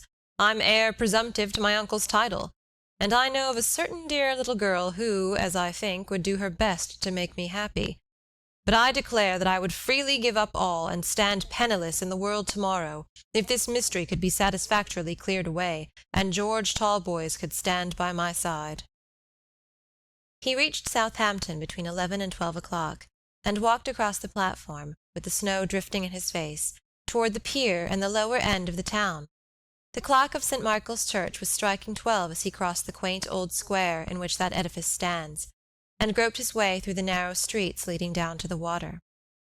Mr. Maldon had established his slovenly household gods in one of those dreary thoroughfares which speculative builders love to raise upon some miserable fragment of waste ground hanging to the skirts of a prosperous town. Brigsham's Terrace was, perhaps, one of the most dismal blocks of buildings that was ever composed of brick and mortar, since the first mason plied his trowel and the first architect drew his plan. The builder who had speculated in the 10 dreary 8-room prison houses had hung himself behind the parlor door of an adjacent tavern while the carcasses were yet unfinished.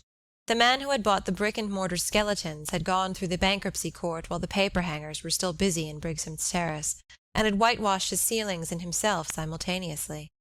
Ill luck and insolvency clung to the wretched habitations. The bailiff and the broker's man were as well known as the butcher and the baker, to the noisy children who played upon the waste ground in front of the parlor windows.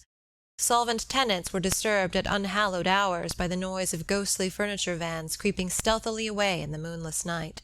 Insolvent tenants openly defied the collector of the water rate from their 10-roomed strongholds, and existed for weeks without any visible means of procuring that necessary fluid.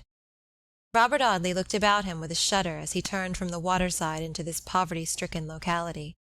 A child's funeral was leaving one of the houses as he approached, and he thought with a thrill of horror that if the little coffin had held George's son, he would have been in some measure responsible for the boy's death. "The poor child shall not sleep another night in this wretched hovel," he thought, as he knocked at the door of Mr. Maldon's house.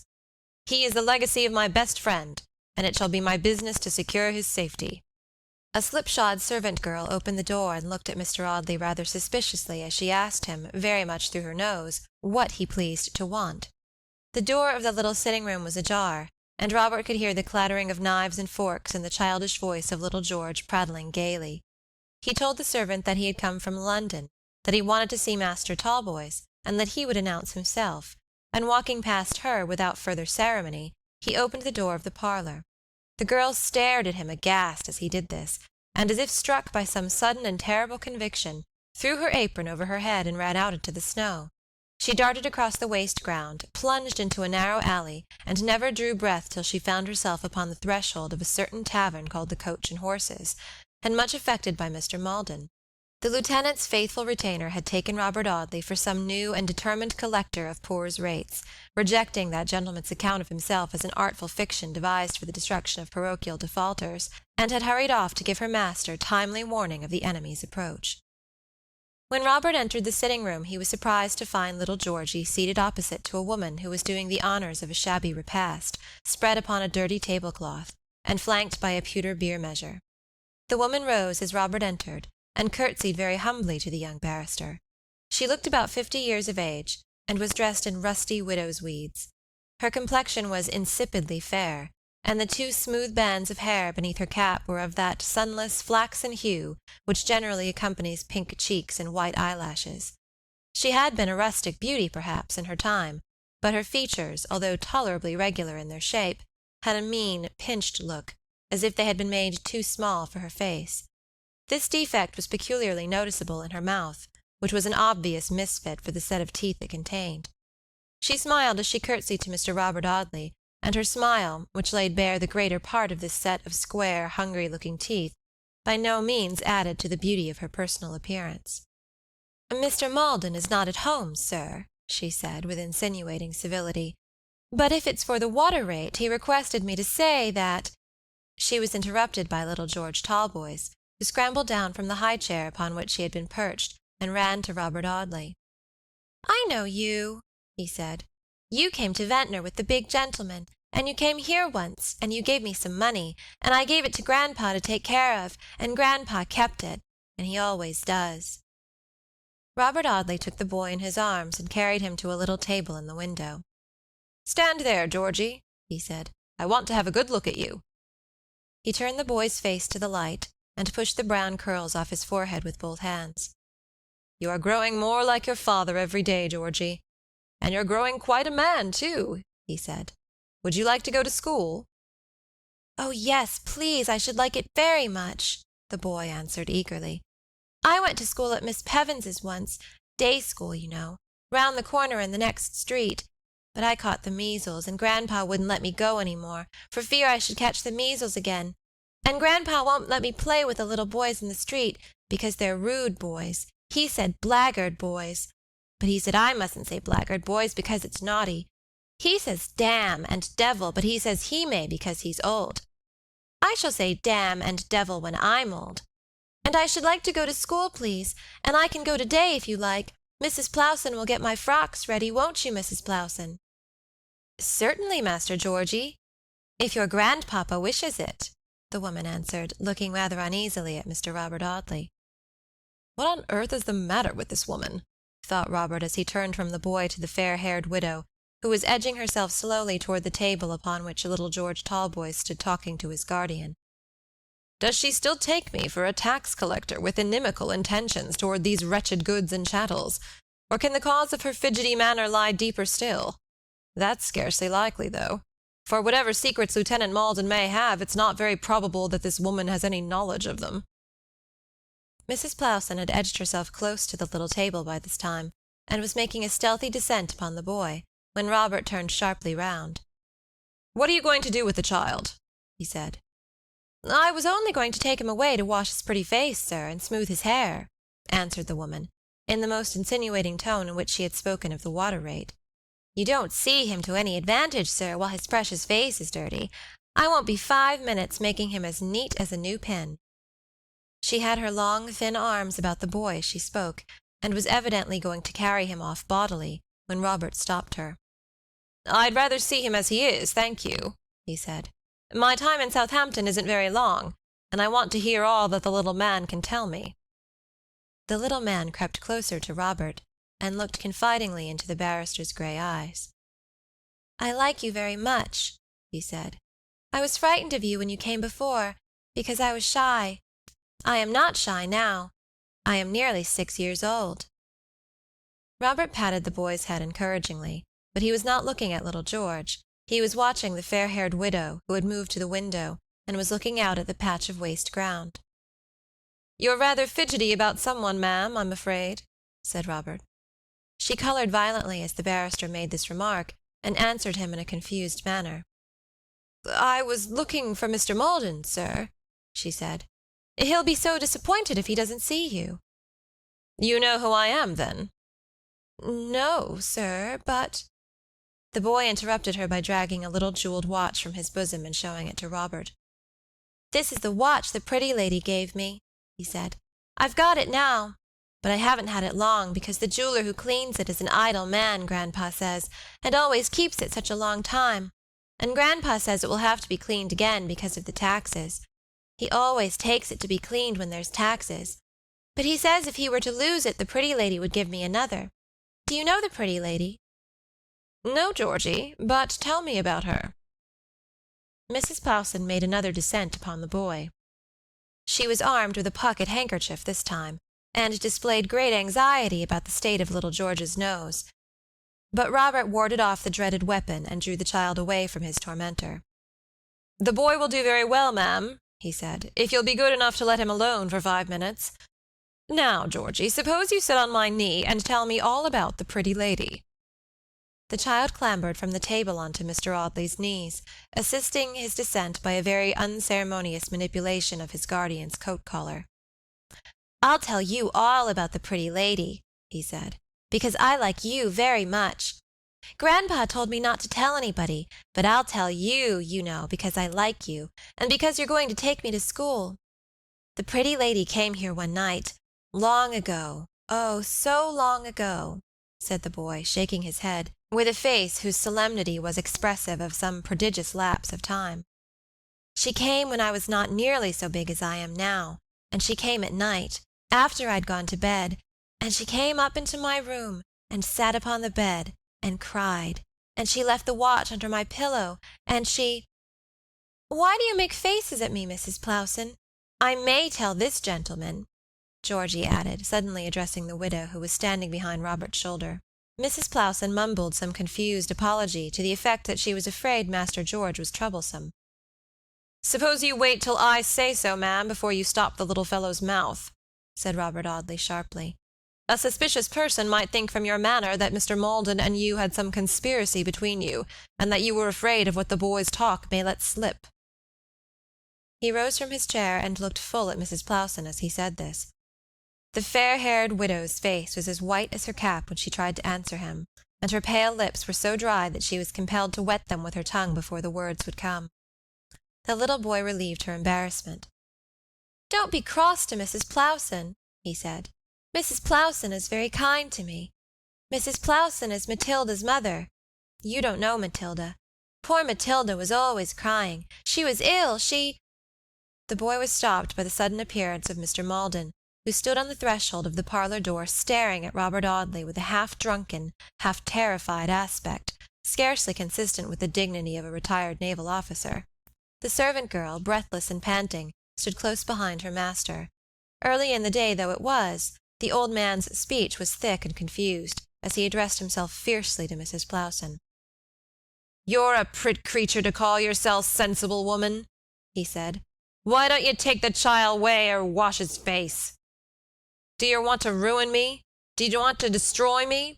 Take the child away.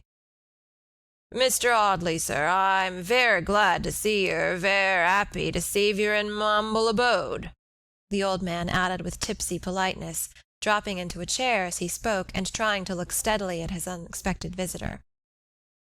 "Whatever this man's secrets are," thought Robert, as Mrs. Plowson hustled little George Talboys out of the room, "that woman has no unimportant share of them. Whatever the mystery may be, it grows darker and thicker at every step. But I try in vain to draw back or to stop short upon the road, for a stronger hand than my own is pointing the way to my lost friend's unknown grave." End of Chapter 20. Chapter 21. Little Georgie leaves his old home. "I am going to take your grandson away with me, Mr. Maldon," Robert said gravely, as Mrs. Plowson retired with her young charge. The old man's drunken imbecility was slowly clearing away like the heavy mists of a London fog, through which the feeble sunshine struggles dimly to appear. The very uncertain radiance of Lieutenant Maldon's intellect took a considerable time in piercing the hazy vapors of rum and water, but the flickering light at last faintly glimmered athwart the clouds, and the old man screwed his poor wits to the sticking point.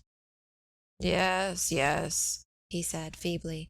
"Take the boy away from his poor old grandfather. I always thought so." "You always thought that I should take him away?" Scrutinizing the half-drunken countenance with a searching glance.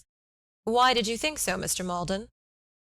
The fogs of intoxication got the better of the light of sobriety for a moment, and the lieutenant answered vaguely, "Thought so, 'cause I thought so."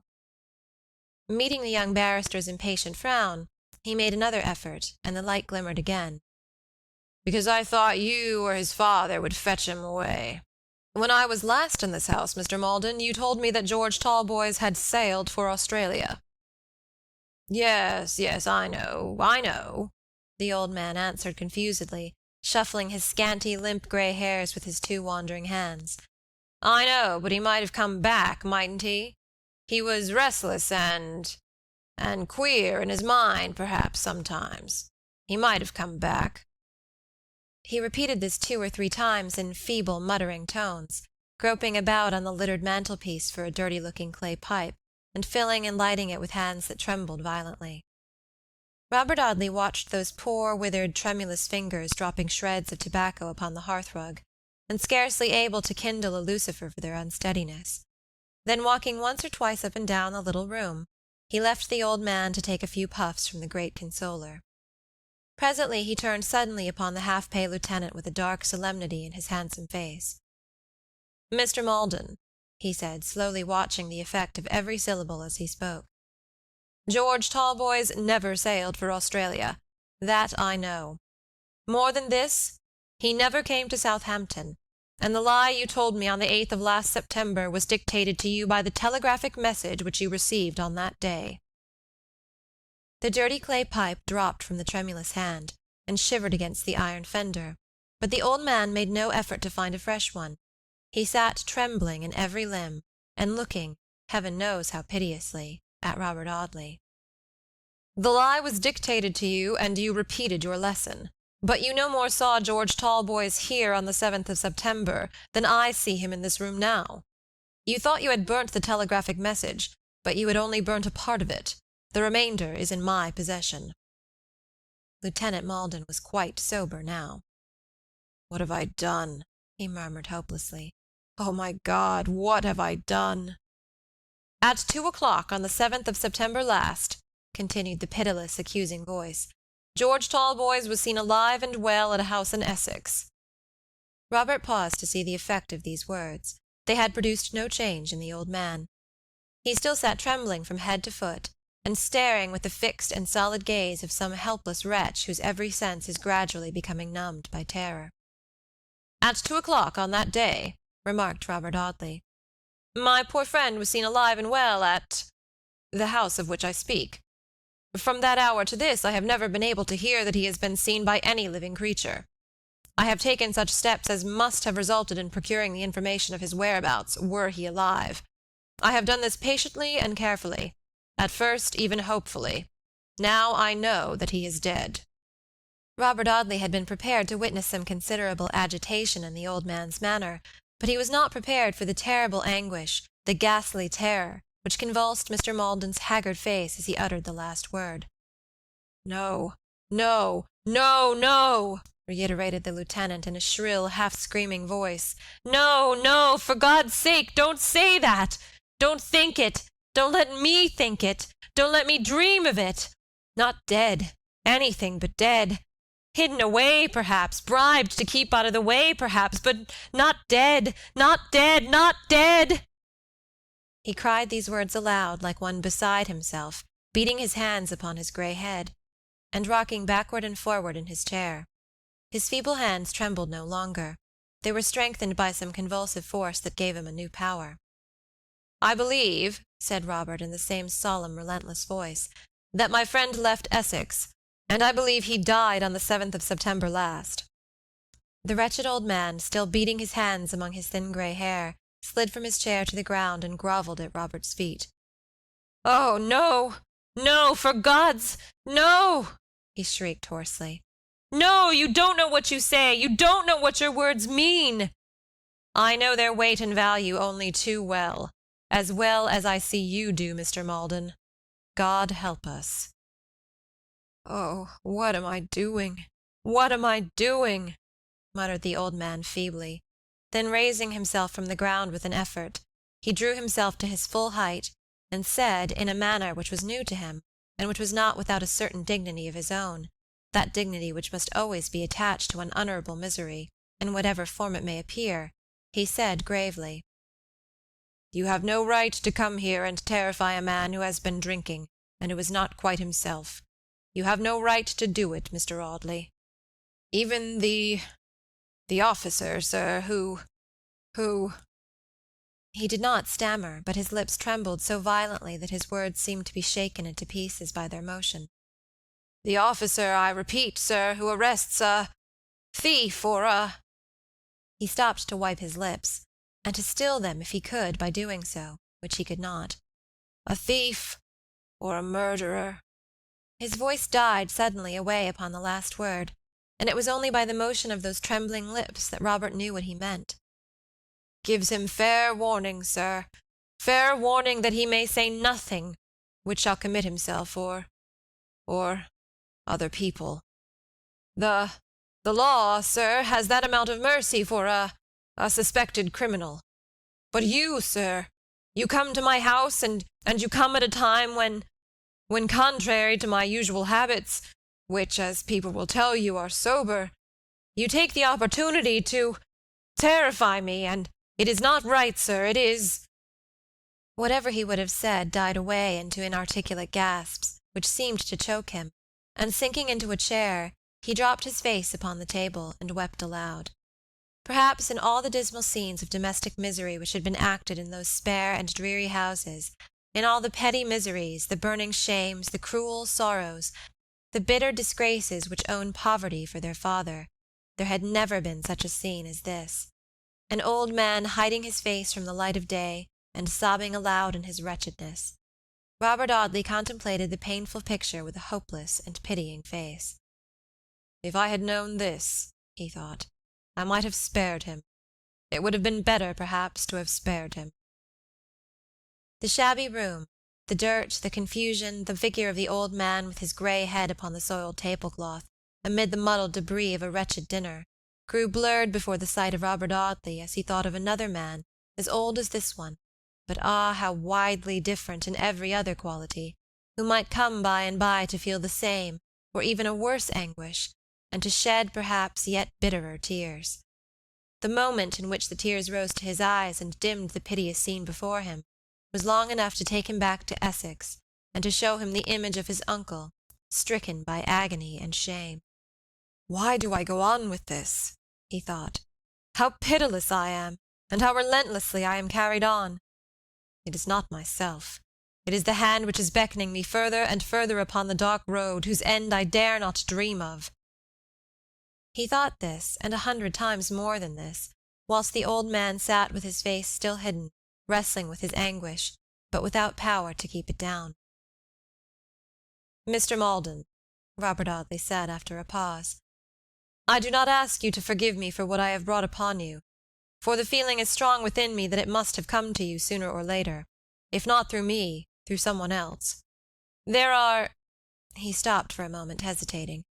The sobbing did not cease. It was sometimes low, sometimes loud, bursting out with fresh violence, or dying away for an instant, but never ceasing.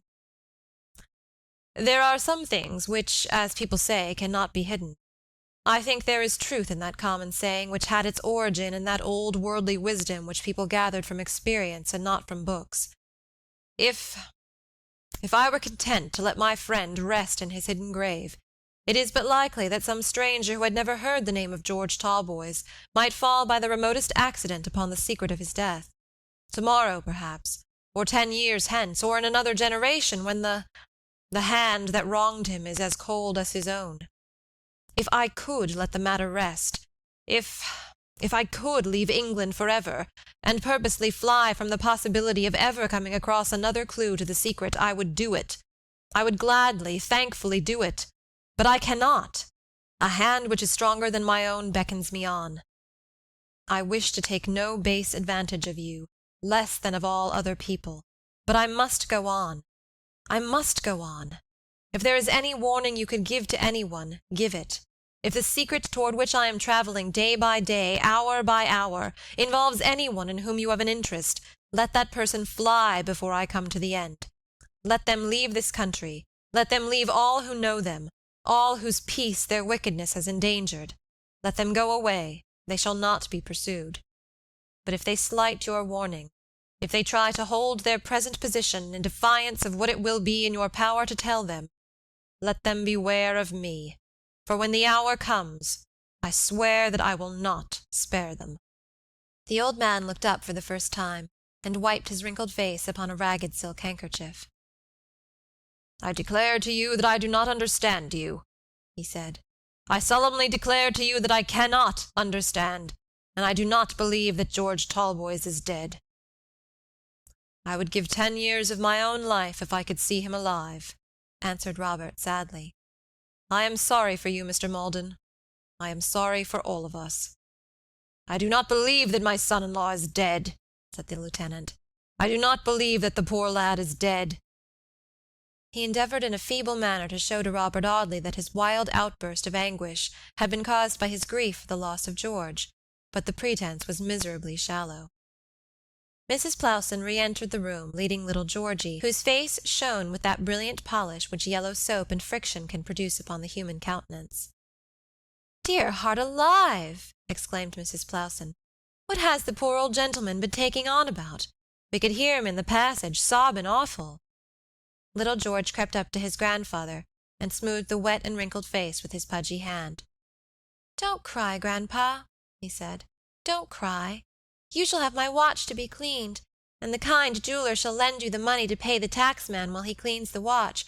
I don't mind, Grandpa. Let's go to the jeweler in High Street, you know, with golden balls painted upon his door, to show that he comes from Lombardshire. said the boy, making a dash at the name. "Come, Grandpa." The little fellow took the jeweled toy from his bosom and made for the door, proud of being possessed of a talisman which he had seen so often made useful. "There are wolves at Southampton," he said, with rather a triumphant nod to Robert Audley. "My grandpa says when he takes my watch that he does it to keep the wolf from the door. Are there wolves where you live?" The young barrister did not answer the child's question, but stopped him as he was dragging his grandfather toward the door. "Your grandpapa does not want the watch today, Georgie," he said gravely. "Why is he sorry, then?" said George naively. "When he wants the watch he is always sorry, and beats his poor forehead so—" the boy stopped to pantomime with his small fists, "and says that she, the pretty lady, I think he means, uses him very hard, and that he can't keep the wolf from the door. And then I say, 'Grandpa, have the watch!' And then he takes me in his arms and says, 'Oh, my blessed angel! How can I rob my blessed angel?' And then he cries, but not like today, not loud, you know. Only tears running down his poor cheeks, not so that you could hear him in the passage." Painful as the child's prattle was to Robert Audley, it seemed a relief to the old man. He did not hear the boys talk, but walked 2 or 3 times up and down the little room, and smoothed his rumpled hair and suffered his cravat to be arranged by Mrs. Plowson, who seemed very anxious to find out the cause of his agitation. "Poor dear old gentleman," she said, looking at Robert. "What has happened to upset him so?" "His son-in-law is dead," answered Mr. Audley, fixing his eyes upon Mrs. Plowson's sympathetic face. "He died within a year and a half after the death of Helen Talboys, who lies buried in Ventnor churchyard." The face into which he was looking changed very slightly, but the eyes that had been looking at him shifted away as he spoke, and Mrs. Plowson was obliged to moisten her white lips with her tongue before she answered him. "Poor Mr. Talboys dead," she said. "That is bad news indeed, sir." Little George looked wistfully up at his guardian's face as this was said. "Who's dead?" he said. "George Talboys is my name. Who's dead?" "Another person whose name is Talboys, Georgie." "Poor person. Will he go to the pit-hole?" The boy had that notion of death which is generally imparted to children by their wise elders, and which always leads the infant mind to the open grave and rarely carries it any higher. "I should like to see him put in the pit-hole," Georgie remarked after a pause. He had attended several infant funerals in the neighborhood, and was considered valuable as a mourner on account of his interesting appearance. He had come therefore to look upon the ceremony of interment as a solemn festivity, in which cake and wine and a carriage drive were the leading features. "You have no objection to my taking Georgie away with me, Mr. Maldon?" asked Robert Audley. The old man's agitation had very much subsided by this time. He had found another pipe stuck behind the tawdry frame of the looking-glass, and was trying to light it with a bit of twisted newspaper. "You do not object, Mr. Maldon?" "No, sir. No, sir, you are his guardian, and you have a right to take him where you please. He has been a very great comfort to me in my lonely old age, but I have been prepared to lose him. I may not have always done my duty to him, sir, in the way of schooling and boots. The number of boots which boys of his age wear out, sir, is not easily realized by the mind of a young man like yourself. He's been kept away from school, perhaps, sometimes, and occasionally worn shabby boots when our funds have got low, but he's not been unkindly treated. No, sir, if you were to question him for a week, I don't think you'd hear that his poor old grandfather ever said a harsh word to him." Upon this, Georgie, perceiving the distress of his old protector, set up a terrible howl, and declared that he would never leave him. "Mr. Maldon," said Robert Audley, with a tone which was half mournful, half compassionate, "when I looked at my position last night, I did not believe that I could ever come to think it more painful than I thought it then. I can only say, God have mercy upon us all. I feel it my duty to take the child away, but I shall take him straight from your house to the best school in Southampton, and I give you my honor that I will extort nothing from his innocent simplicity which can in any manner— I mean," he said, breaking off abruptly, "I mean this, I will not seek to come one step nearer the secret through him. I am not a detective officer, and I do not think the most accomplished detective would like to get his information from a child." The old man did not answer. He sat with his face shaded by his hand, and with his extinguished pipe between the listless fingers of the other. "Take the boy away, Mrs. Plowson," he said after a pause. "Take him away and put his things on. He is going with Mr. Audley." "Which I do say that it's not kind of the gentleman to take his poor grandpa's pet away," Mrs. Plowson exclaimed suddenly, with respectful indignation. "Hush, Mrs. Plowson," the old man answered piteously. "Mr. Audley is the best judge. I haven't many years to live. I shan't trouble anybody long." The tears oozed slowly through the dirty fingers with which he shaded his bloodshot eyes as he said this. "God knows I never injured your friend, sir," he said by and by when Mrs. Plowson and Georgie had returned, "nor even wished him any ill. He was a good son-in-law to me, better than many a son. I never did him any wilful wrong, sir. I spent his money, perhaps, but I am sorry for it. I am very sorry for it now. But I don't believe he is dead. No, sir, no, I don't believe it," exclaimed the old man, dropping his hand from his eyes and looking with new energy at Robert Audley. "I don't believe it, sir. How should he be dead?" Robert did not answer this eager questioning. He shook his head mournfully, and walking to the little window, looked out across a row of straggling geraniums at the dreary patch of waste ground on which the children were at play. Mrs. Plowson returned with little Georgie muffled in a coat and comforter, and Robert took the boy's hand. The little fellow sprung toward the old man, and clinging about him, kissed the dirty tears from his faded cheeks. "Don't be sorry for me, Grandpa," he said. "I am going to school to learn to be a clever man, and I shall come home to see you and Mrs. Plowson, shan't I?" he added, turning to Robert. "Yes, my dear, by and by." "Take him away, sir, take him away," cried Mr. Maldon. "You are breaking my heart." The little fellow trotted away contentedly at Robert's side. He was very well pleased at the idea of going to school, though he had been happy enough with his drunken old grandfather, who had always displayed a maudlin affection for the pretty child, and had done his best to spoil Georgie, by letting him have his own way in everything, in consequence of which indulgence Master Talboys had acquired a taste for late hours, hot suppers of the most indigestible nature, and sips of rum and water from his grandfather's glass. He communicated his sentiments upon many subjects to Robert Audley as they walked to the Dolphin Hotel, but the barrister did not encourage him to talk. It was no very difficult matter to find a good school in such a place as Southampton.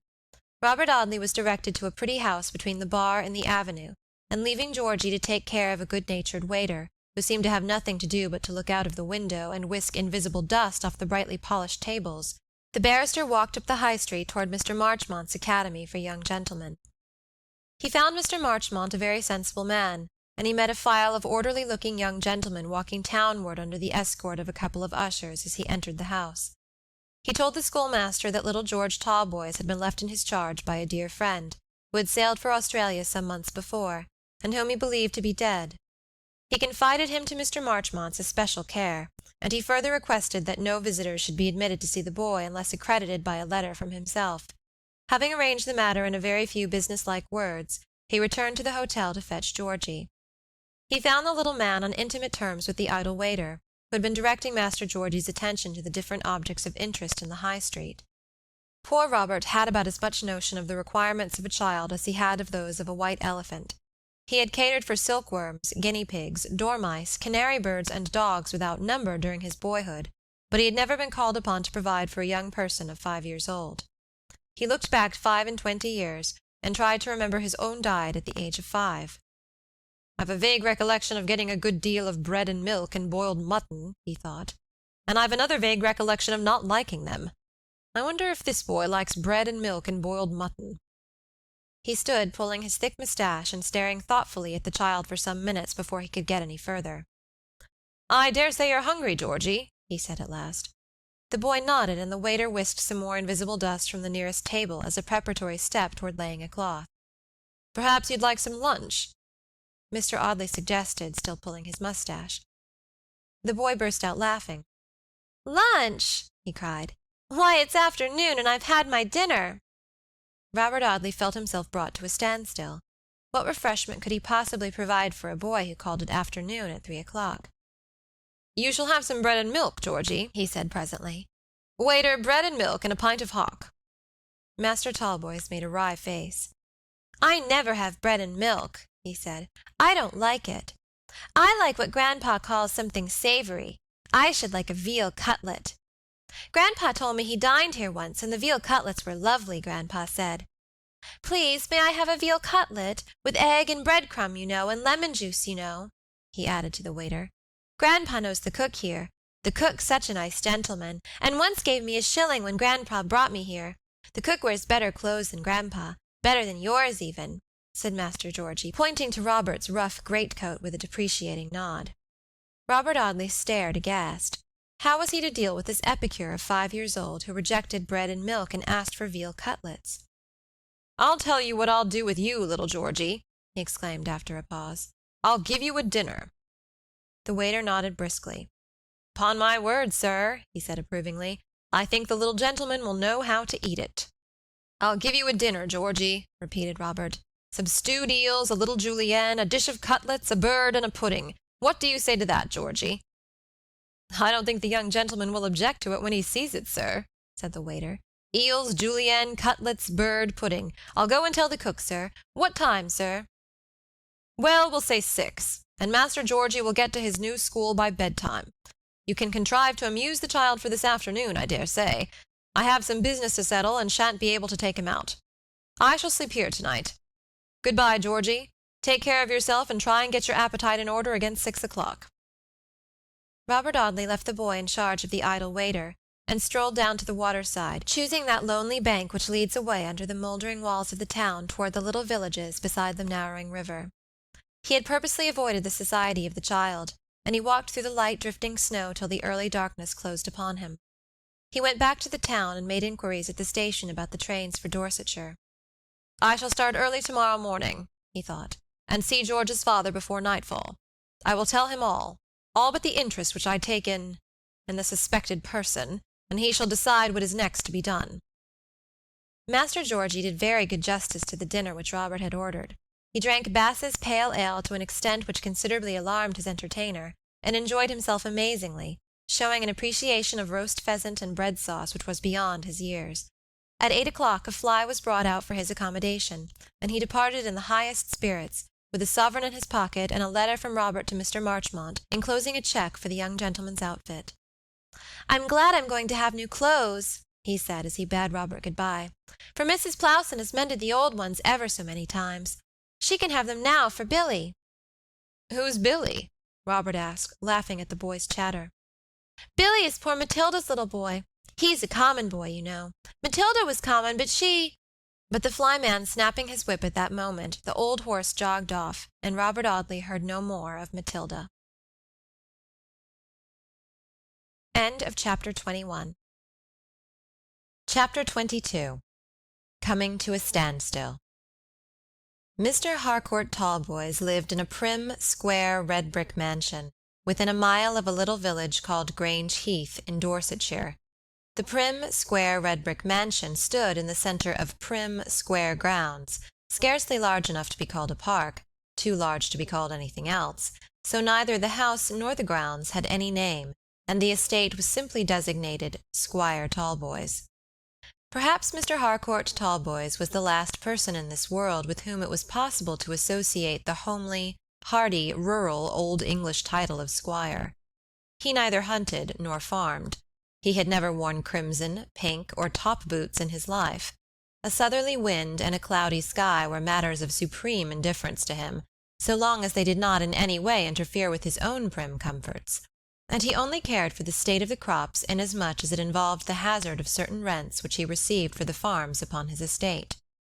He was a man of about 50 years of age, tall, straight, bony, and angular, with a square, pale face, light grey eyes, and scanty dark hair, brushed from either ear across a bald crown, and thus imparting to his physiognomy some faint resemblance to that of a terrier, a sharp, uncompromising, hard-headed terrier, a terrier not to be taken in by the cleverest dog-stealer who ever distinguished himself in his profession. Nobody ever remembered getting upon what is popularly called the blind side of Harcourt Talboys. He was like his own square-built, northern-fronted, shelterless house. There were no shady nooks in his character into which one could creep for shelter from his hard daylight. He was all daylight. He looked at everything in the same broad glare of intellectual sunlight, and would see no softening shadows that might alter the sharp outlines of cruel facts, subduing them to beauty. I do not know if I express what I mean when I say that there were no curves in his character, that his mind ran in straight lines, never diverging to the right or the left to round off their pitiless angles. With him, right was right, and wrong was wrong. He had never in his merciless, conscientious life admitted the idea that circumstances might mitigate the blackness of wrong or weaken the force of right. He had cast off his only son because his only son had disobeyed him, and he was ready to cast off his only daughter at 5 minutes' notice for the same reason. If this square-built, hard-headed man could be possessed of such a weakness as vanity, he was certainly vain of his hardness. He was vain of that inflexible squareness of intellect which made him the disagreeable creature that he was. He was vain of that unwavering obstinacy which no influence of love or pity had ever been known to bend from its remorseless purpose. He was vain of the negative force of a nature which had never known the weakness of the affections, or the strength which may be born of that very weakness. If he had regretted his son's marriage, and the breach of his own making between himself and George, his vanity had been more powerful than his regret, and had enabled him to conceal it. Indeed, unlikely as it appears at the first glance that such a man as this could have been vain, I have little doubt that vanity was the centre from which radiated all the disagreeable lines in the character of Mr. Harcourt Talboys. I dare say Junius Brutus was vain, and enjoyed the approval of awe-stricken Rome when he ordered his son off for execution. Harcourt Talboys would have sent poor George from his presence between the reversed faces of the lictors, and grimly relished his own agony. Heaven only knows how bitterly this hard man may have felt the separation between himself and his only son, or how much the more terrible the anguish might have been made by that unflinching self-conceit which concealed the torture. "My son did me an unpardonable wrong by marrying the daughter of a drunken pauper," Mr. Talboys would answer to any one who had the temerity to speak to him about George. "And from that hour I had no longer a son. I wish him no ill. He is simply dead to me. I am sorry for him, as I am sorry for his mother who died 19 years ago. If you talk to me of him as you would talk of the dead, I shall be ready to hear you. If you speak of him as you would speak of the living, I must decline to listen." I believe that Harcourt Talboys hugged himself upon the gloomy Roman grandeur of this speech, and that he would like to have worn a toga, and wrapped himself sternly in its folds, as he turned his back upon poor George's intercessor. George never in his own person made any effort to soften his father's verdict. He knew his father well enough to know that the case was hopeless. "If I write to him, he will fold my letter with the envelope inside, and endorse it with my name and the date of its arrival," the young man would say, "and call everybody in the house to witness that it had not moved him to one softening recollection or one pitiful thought. He will stick to his resolution to his dying day. I dare say, if the truth was known, he is glad that his only son has offended him and given him the opportunity of parading his Roman virtues." George had answered his wife thus when she and her father had urged him to seek assistance from Harcourt Talboys. "No, my darling," he would say, conclusively. "It's very hard, perhaps, to be poor, but we will bear it. We won't go with pitiful faces to the stern father, and ask him to give us food and shelter, only to be refused in long Johnsonian sentences, and made a classical example for the benefit of the neighborhood. No, my pretty one. It is easy to starve, but it is difficult to stoop." Perhaps poor Mrs. George did not agree very heartily to the first of these two propositions. She had no great fancy for starving, and she whimpered pitifully when the pretty pint bottles of champagne, with Clicquot's and Moet's brands upon their corks, were exchanged for sixpenny ale, procured by a slipshod attendant from the nearest beer-shop. George had been obliged to carry his own burden and lend a helping hand with that of his wife, who had no idea of keeping her regrets or disappointments a secret. "I thought dragoons were always rich," she used to say peevishly. "Girls always want to marry dragoons, and tradespeople always want to serve dragoons, and hotel-keepers to entertain dragoons, and theatrical managers to be patronized by dragoons. Who could have ever expected that a dragoon would drink sixpenny ale, smoke horrid bird's-eye tobacco, and let his wife wear a shabby bonnet?" If there were any selfish feelings displayed in such speeches as these, George Talboys had never discovered it. He had loved and believed in his wife from the first to the last hour of his brief married life. The love that is not blind is perhaps only a spurious divinity after all, for when Cupid takes the fillet from his eyes it is a fatally certain indication that he is preparing to spread his wings for a flight. George never forgot the hour in which he had first become bewitched by Lieutenant Maldon's pretty daughter, and however she might have changed, the image which had charmed him then, unchanged and unchanging, represented her in his heart. Robert Audley left Southampton by a train which started before daybreak, and reached Wareham station early in the day. He hired a vehicle at Wareham to take him over to Grange Heath. The snow had hardened upon the ground, and the day was clear and frosty, every object in the landscape standing in sharp outline against the cold blue sky. The horses' hoofs clattered upon the ice-bound road, the iron shoes striking on the ground that was almost as iron as themselves. The wintry day bore some resemblance to the man to whom Robert was going. Like him, it was sharp, frigid, and uncompromising.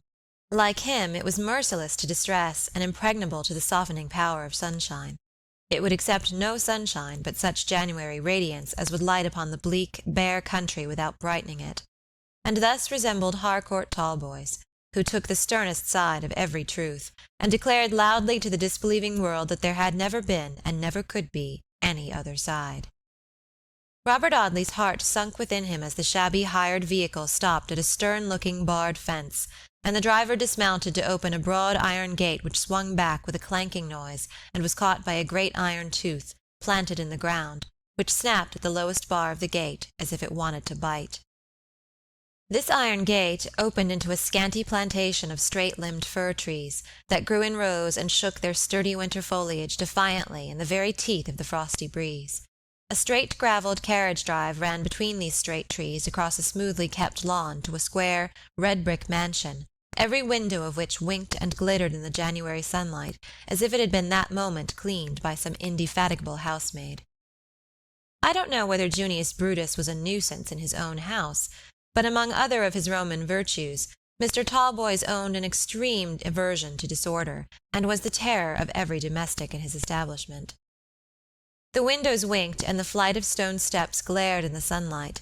The prim garden walks were so freshly gravelled that they gave a sandy, gingery aspect to the place, reminding one unpleasantly of red hair. The lawn was chiefly ornamented with dark, wintry shrubs of a funereal aspect, which grew in beds that looked like problems in algebra, and the flight of stone steps leading to the square half-glass door of the hall was adorned with dark green wooden tubs containing the same sturdy evergreens. "If the man is anything like his house," Robert thought, "I don't wonder that poor George and he parted." At the end of a scanty avenue the carriage drive turned a sharp corner, it would have been made to describe a curve in any other man's grounds, and ran before the lower windows of the house.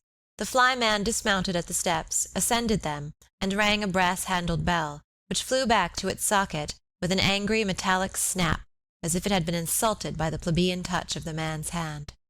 A man in black trousers and a striped linen jacket, which was evidently fresh from the hands of the laundress, opened the door. Mr. Talboys was at home. Would the gentleman send in his card? Robert waited in the hall while his card was taken to the master of the house. The hall was large and lofty, paved with stone.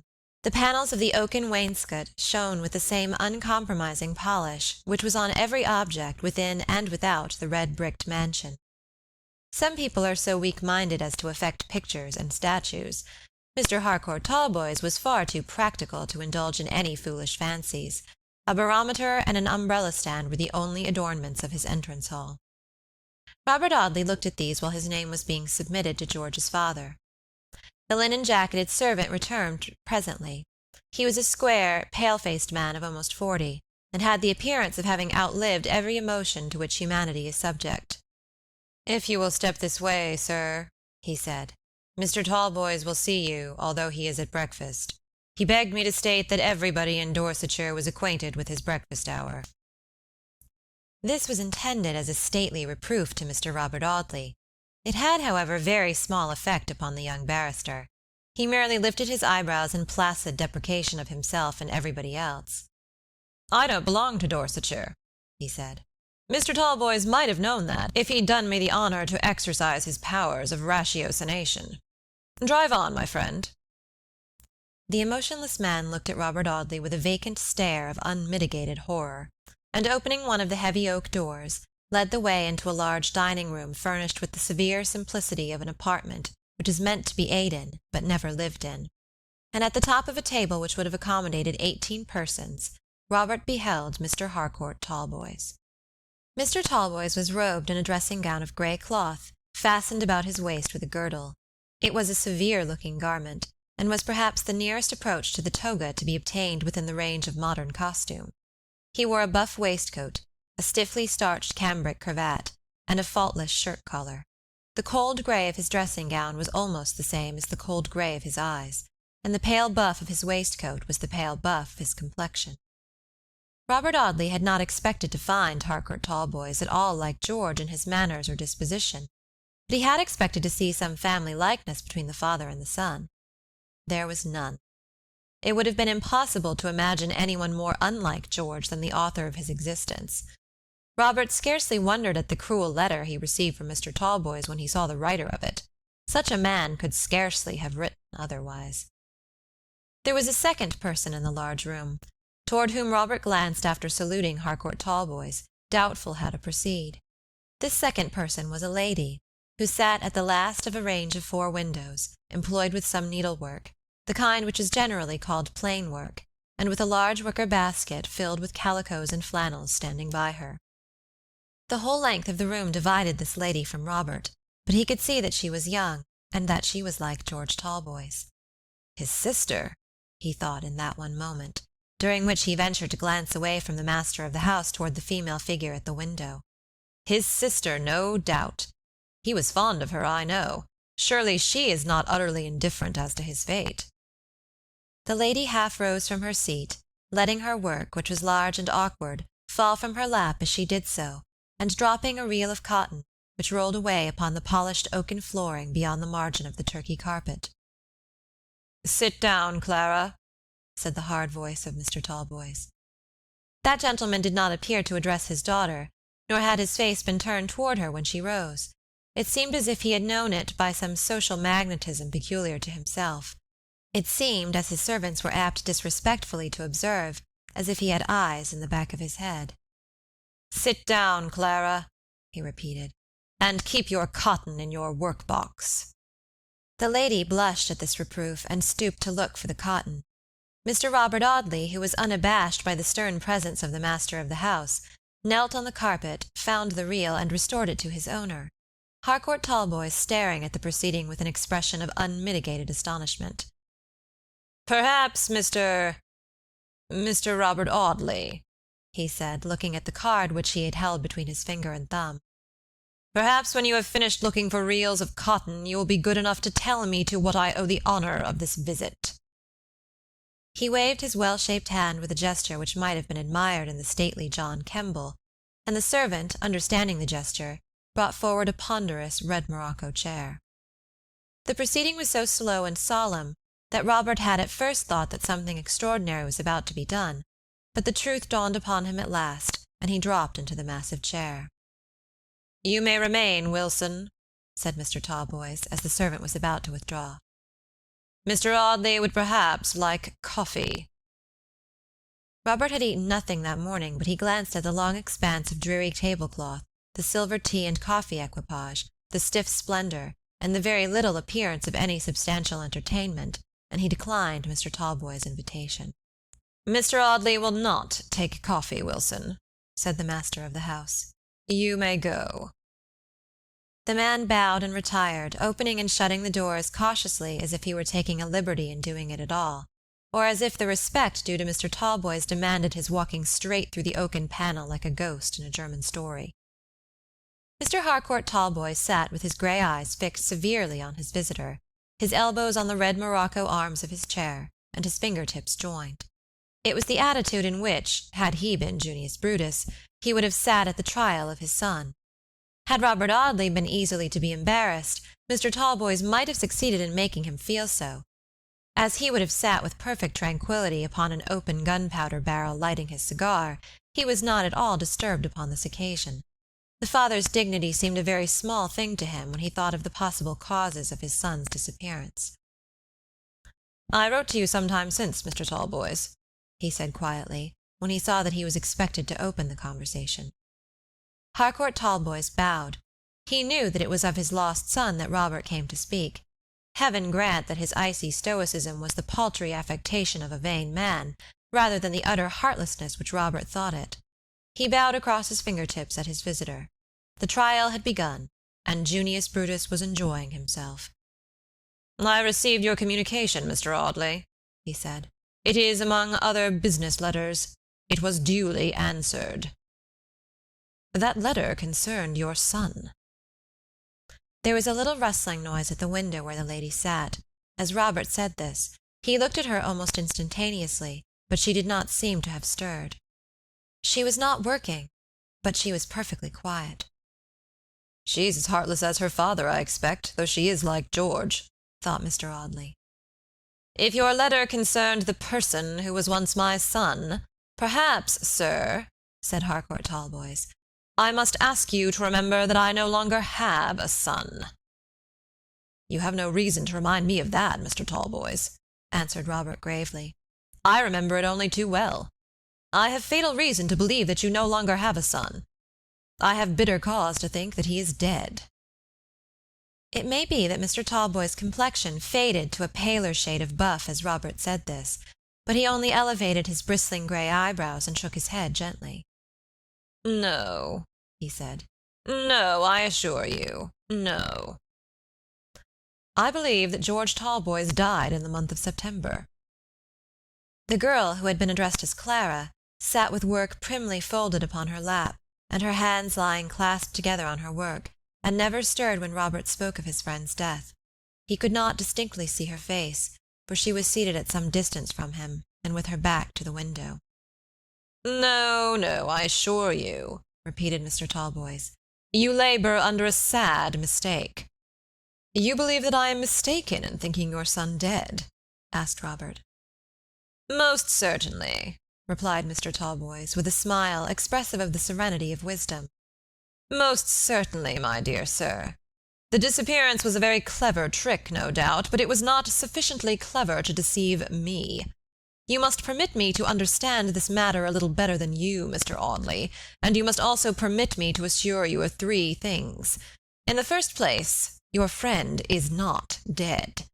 In the second place, he is keeping out of the way for the purpose of alarming me, of trifling with my feelings as a man who was once his father, and of ultimately obtaining my forgiveness.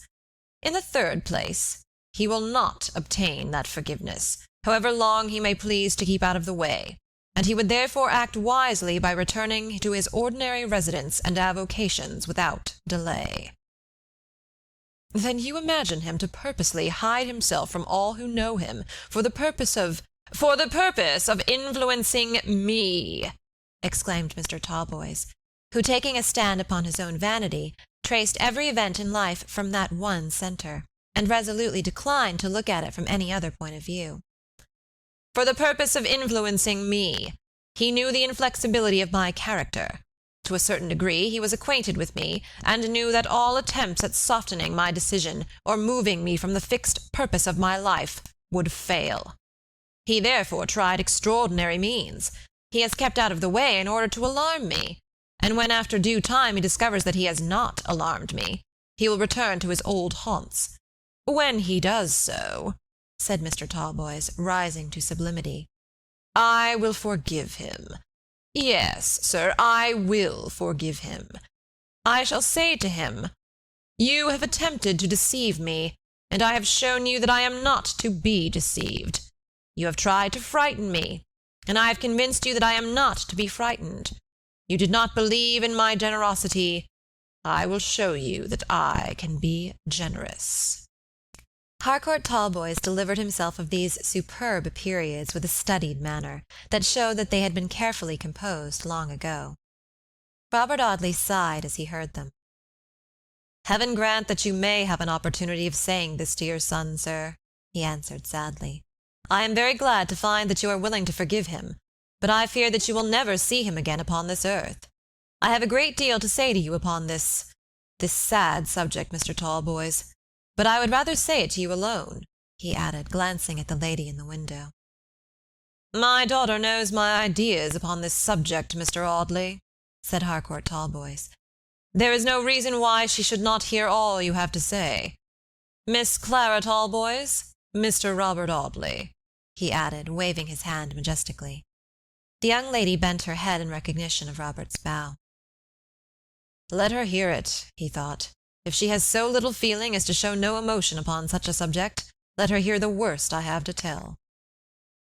There was a few minutes' pause, during which Robert took some papers from his pocket, among them the document which he had written immediately after George's disappearance. "I shall require all your attention, Mr. Talboys," he said, "for that which I have to disclose to you is of a very painful nature.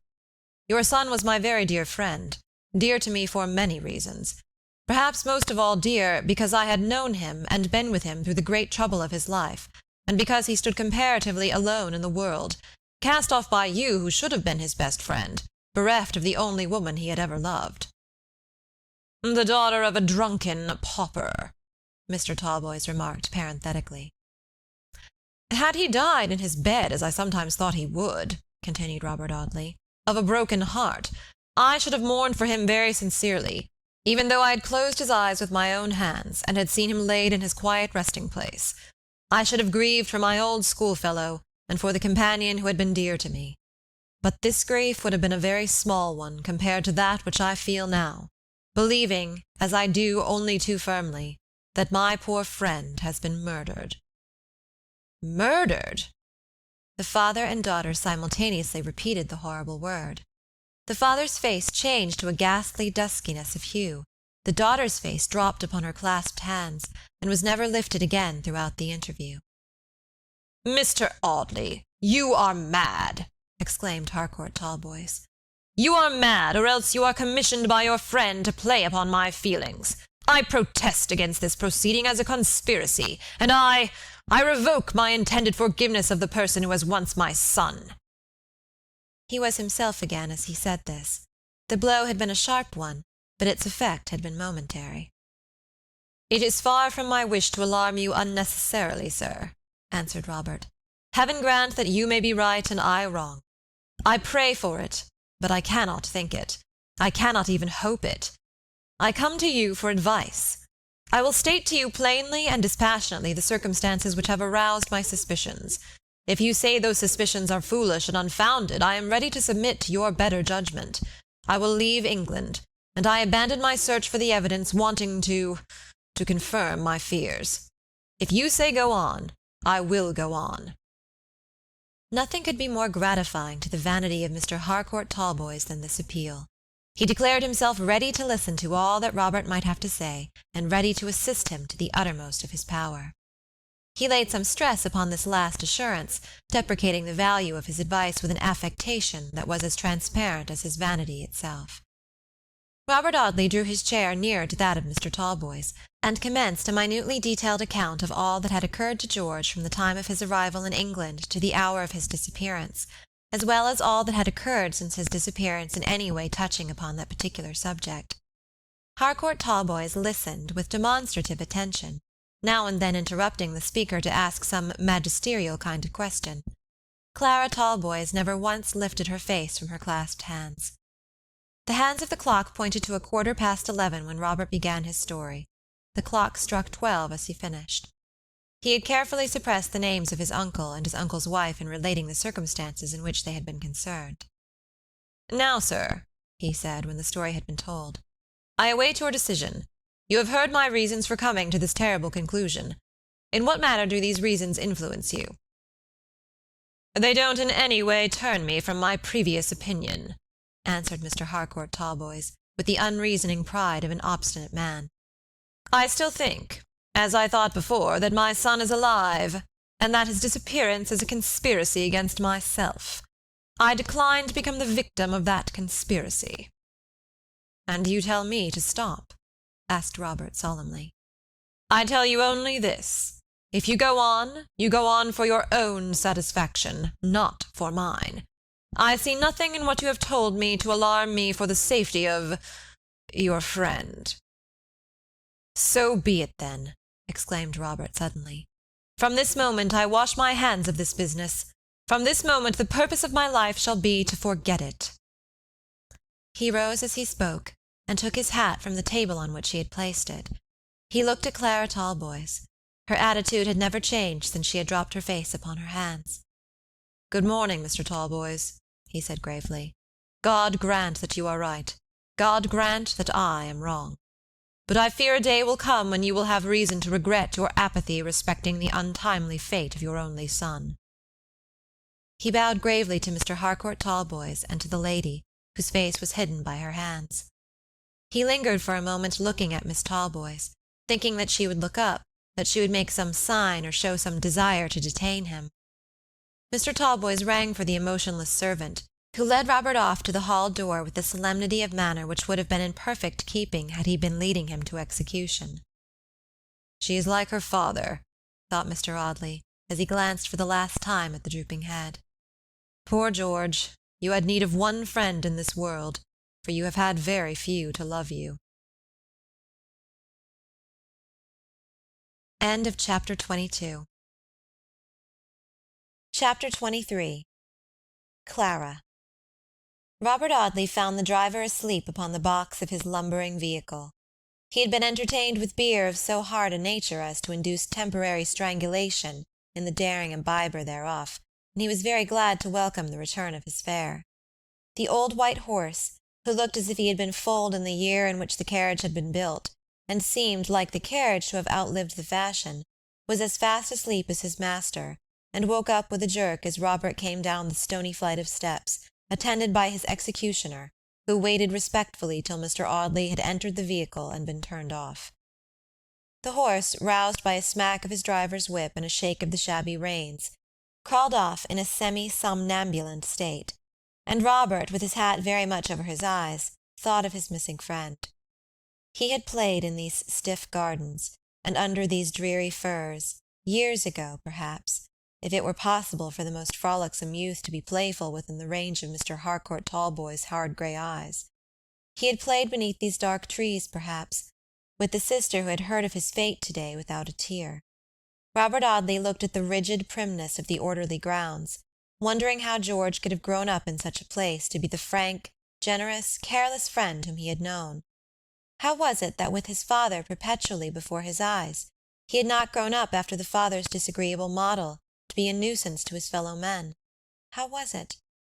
Because we have some one higher than our parents to thank for the souls which make us great or small, and because while family noses and family chins may descend in orderly sequence from father to son, from grandsire to grandchild, as the fashion of the fading flowers of one year is reproduced in the budding blossoms of the next, the spirit, more subtle than the wind which blows among these flowers, independent of all earthly rule, owns no order but the harmonious law of God.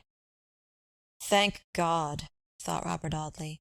"Thank God, it is over.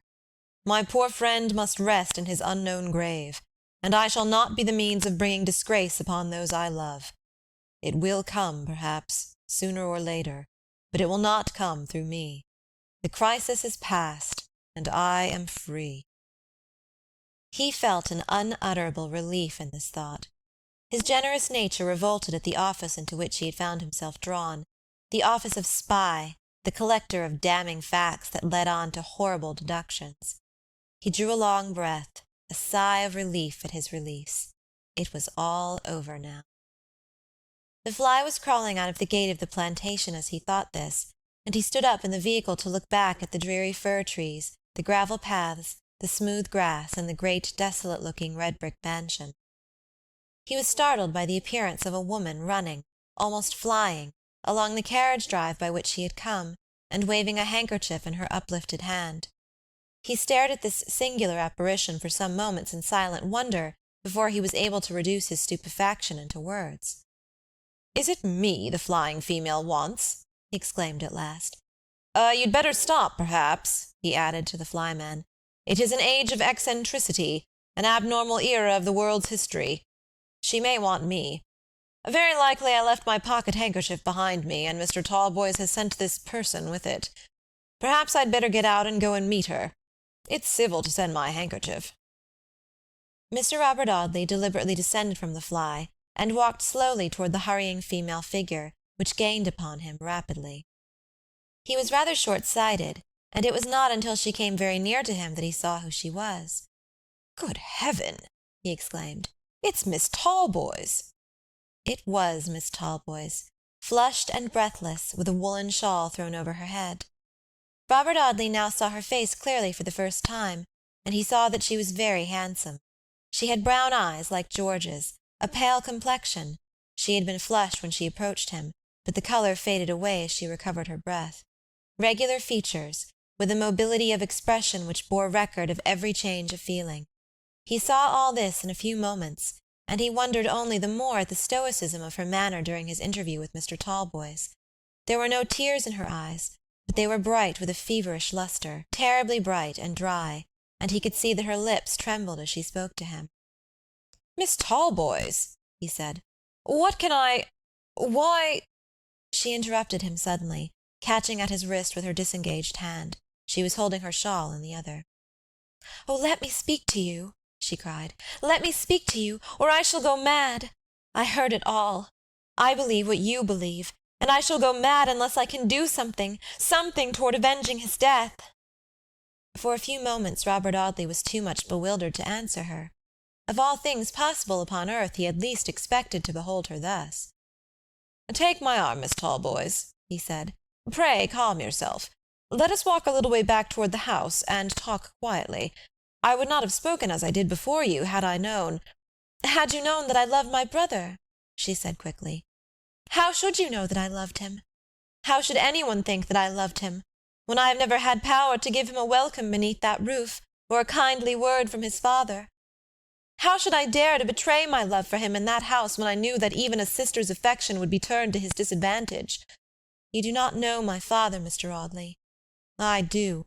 I knew that to intercede for George would have been to ruin his cause. I knew that to leave matters in my father's hands, and to trust to time, was my only chance of ever seeing that dear brother again. And I waited patiently, always hoping for the best, for I knew that my father loved his only son. I see your contemptuous smile, Mr. Audley, and I dare say it is difficult for a stranger to believe that underneath his affected stoicism my father conceals some degree of affection for his children. No very warm attachment, perhaps, for he has always ruled his life by the strict law of duty. Stop, she said suddenly, laying her hand upon his arm, and looking back through the straight avenue of pines. I ran out of the house by the back way. Papa must not see me talking to you, Mr. Audley, and he must not see the fly standing at the gate. Will you go into the high road and tell the man to drive on a little way? I will come out of the plantation by a little gate further on, and meet you in the road. But you will catch cold, Miss Talboys, remonstrated Robert, looking at her anxiously, for he saw that she was trembling. You are shivering now. Not with cold, she answered. I am thinking of my brother George. If you have any pity for the only sister of your lost friend, do what I ask you, Mr. Audley. I must speak to you. I must speak to you. Calmly, if I can. She put her hand to her head as if trying to collect her thoughts, and then pointed to the gate. Robert bowed and left her. He told the man to drive slowly toward the station, and walked on by the side of the tarred fence surrounding Mr. Talboys' grounds. About 100 yards beyond the principal entrance, he came to a little wooden gate in the fence, and waited at it for Miss Talboys. She joined him presently, with her shawl still over her head, and her eyes still bright and tearless. "Will you walk with me inside the plantation?" she said. "We might be observed on the high road." He bowed, passed through the gate, and shut it behind him. When she took his offered arm, he found that she was still trembling very violently. Pray calm yourself, Miss Talboys," he said. "I may have been deceived in the opinion which I have formed. I may—" "No, no, no!" she exclaimed. "You are not deceived. My brother has been murdered. Tell me the name of that woman, the woman whom you suspect of being concerned in his disappearance, in his murder." "That I cannot do until—" "Until when?" "Until I know that she is guilty." You told my father that you would abandon all idea of discovering the truth. that you would rest satisfied to leave my brother's fate a horrible mystery never to be solved upon this earth. But you will not do so, Mr. Audley. You will not be false to the memory of your friend. You will see vengeance done upon those who have destroyed him. You will do this, will you not?" A gloomy shadow spread itself like a dark veil over Robert Audley's handsome face. He remembered what he had said the day before at Southampton. "A hand that is stronger than my own is beckoning me onward upon the dark road." A quarter of an hour before he had believed that all was over, and that he was released from the dreadful duty of discovering the secret of George's death. Now this girl, this apparently passionless girl, had found a voice, and was urging him on toward his fate. "If you knew what misery to me may be involved in discovering the truth, Miss Talboys," he said, "you would scarcely ask me to pursue this business any further." "But I do ask you," she answered, with suppressed passion. "I do ask you. I ask you to avenge my brother's untimely death. Will you do so? Yes or no?" "What if I answer no?" "Then I will do it myself," she exclaimed, looking at him with her bright brown eyes. "I myself will follow up the clue to this mystery. I will find this woman, though you refuse to tell me in what part of England my brother disappeared. I will travel from one end of the world to the other to find the secret of his fate, if you refuse to find it for me. I am of age, my own mistress, rich, for I have money left me by one of my aunts. I shall be able to employ those who will help me in my search, and I will make it to their interest to serve me well. Choose between the two alternatives, Mr. Audley. Shall you or I find my brother's murderer?"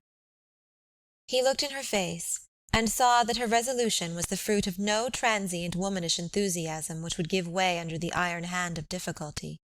Her beautiful features, naturally statuesque in their noble outlines, seemed transformed into marble by the rigidity of her expression. The face in which he looked was the face of a woman whom death only could turn from her purpose. "I have grown up in an atmosphere of suppression," she said quietly. "I have stifled and dwarfed the natural feelings of my heart until they have become unnatural in their intensity. I have been allowed neither friends nor lovers. My mother died when I was very young. My father has always been to me what you saw him today. I have had no one but my brother. All the love that my heart can hold has been centred upon him.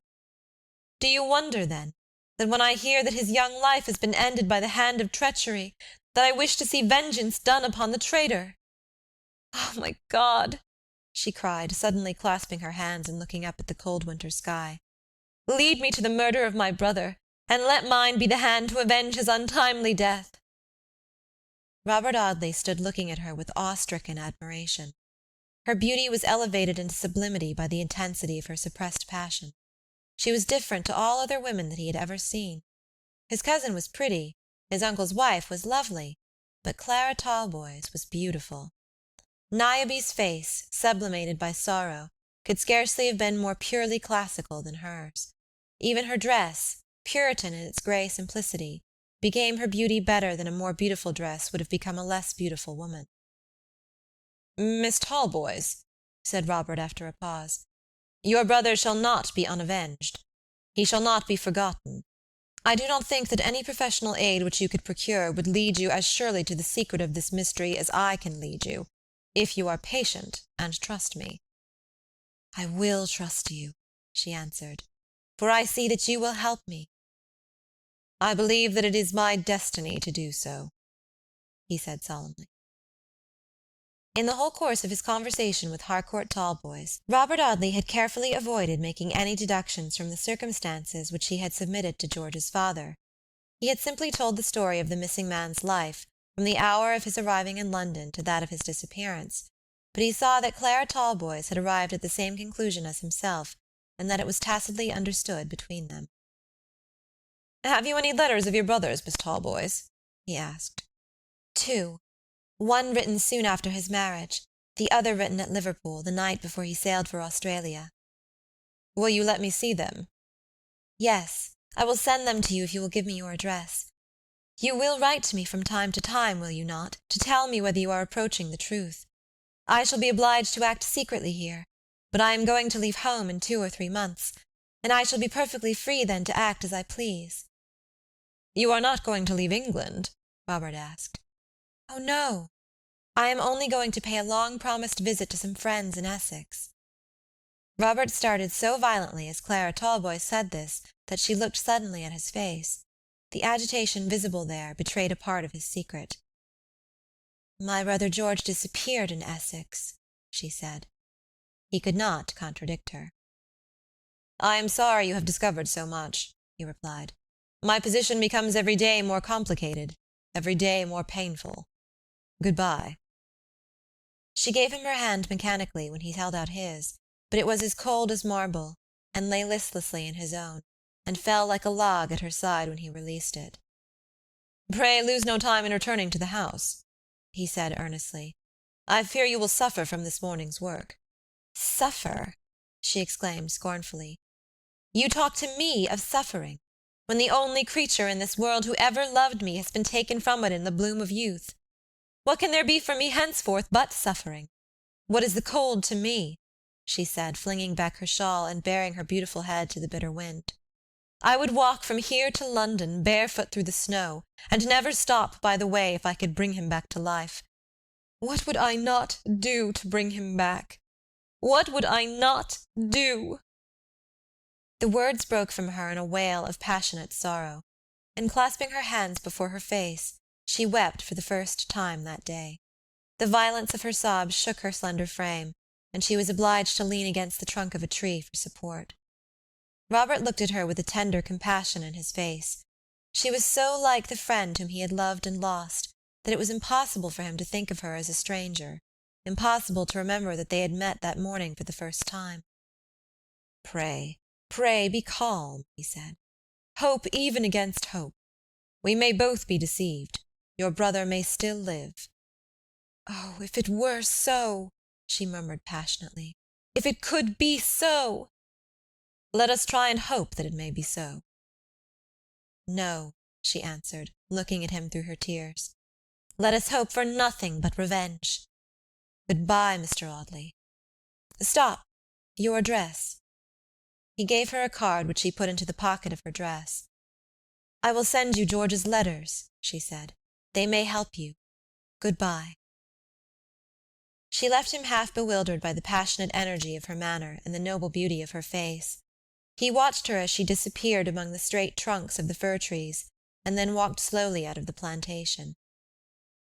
Heaven help those who stand between me and the secret, he thought, for they will be sacrificed to the memory of George Talboys. End of chapter 23.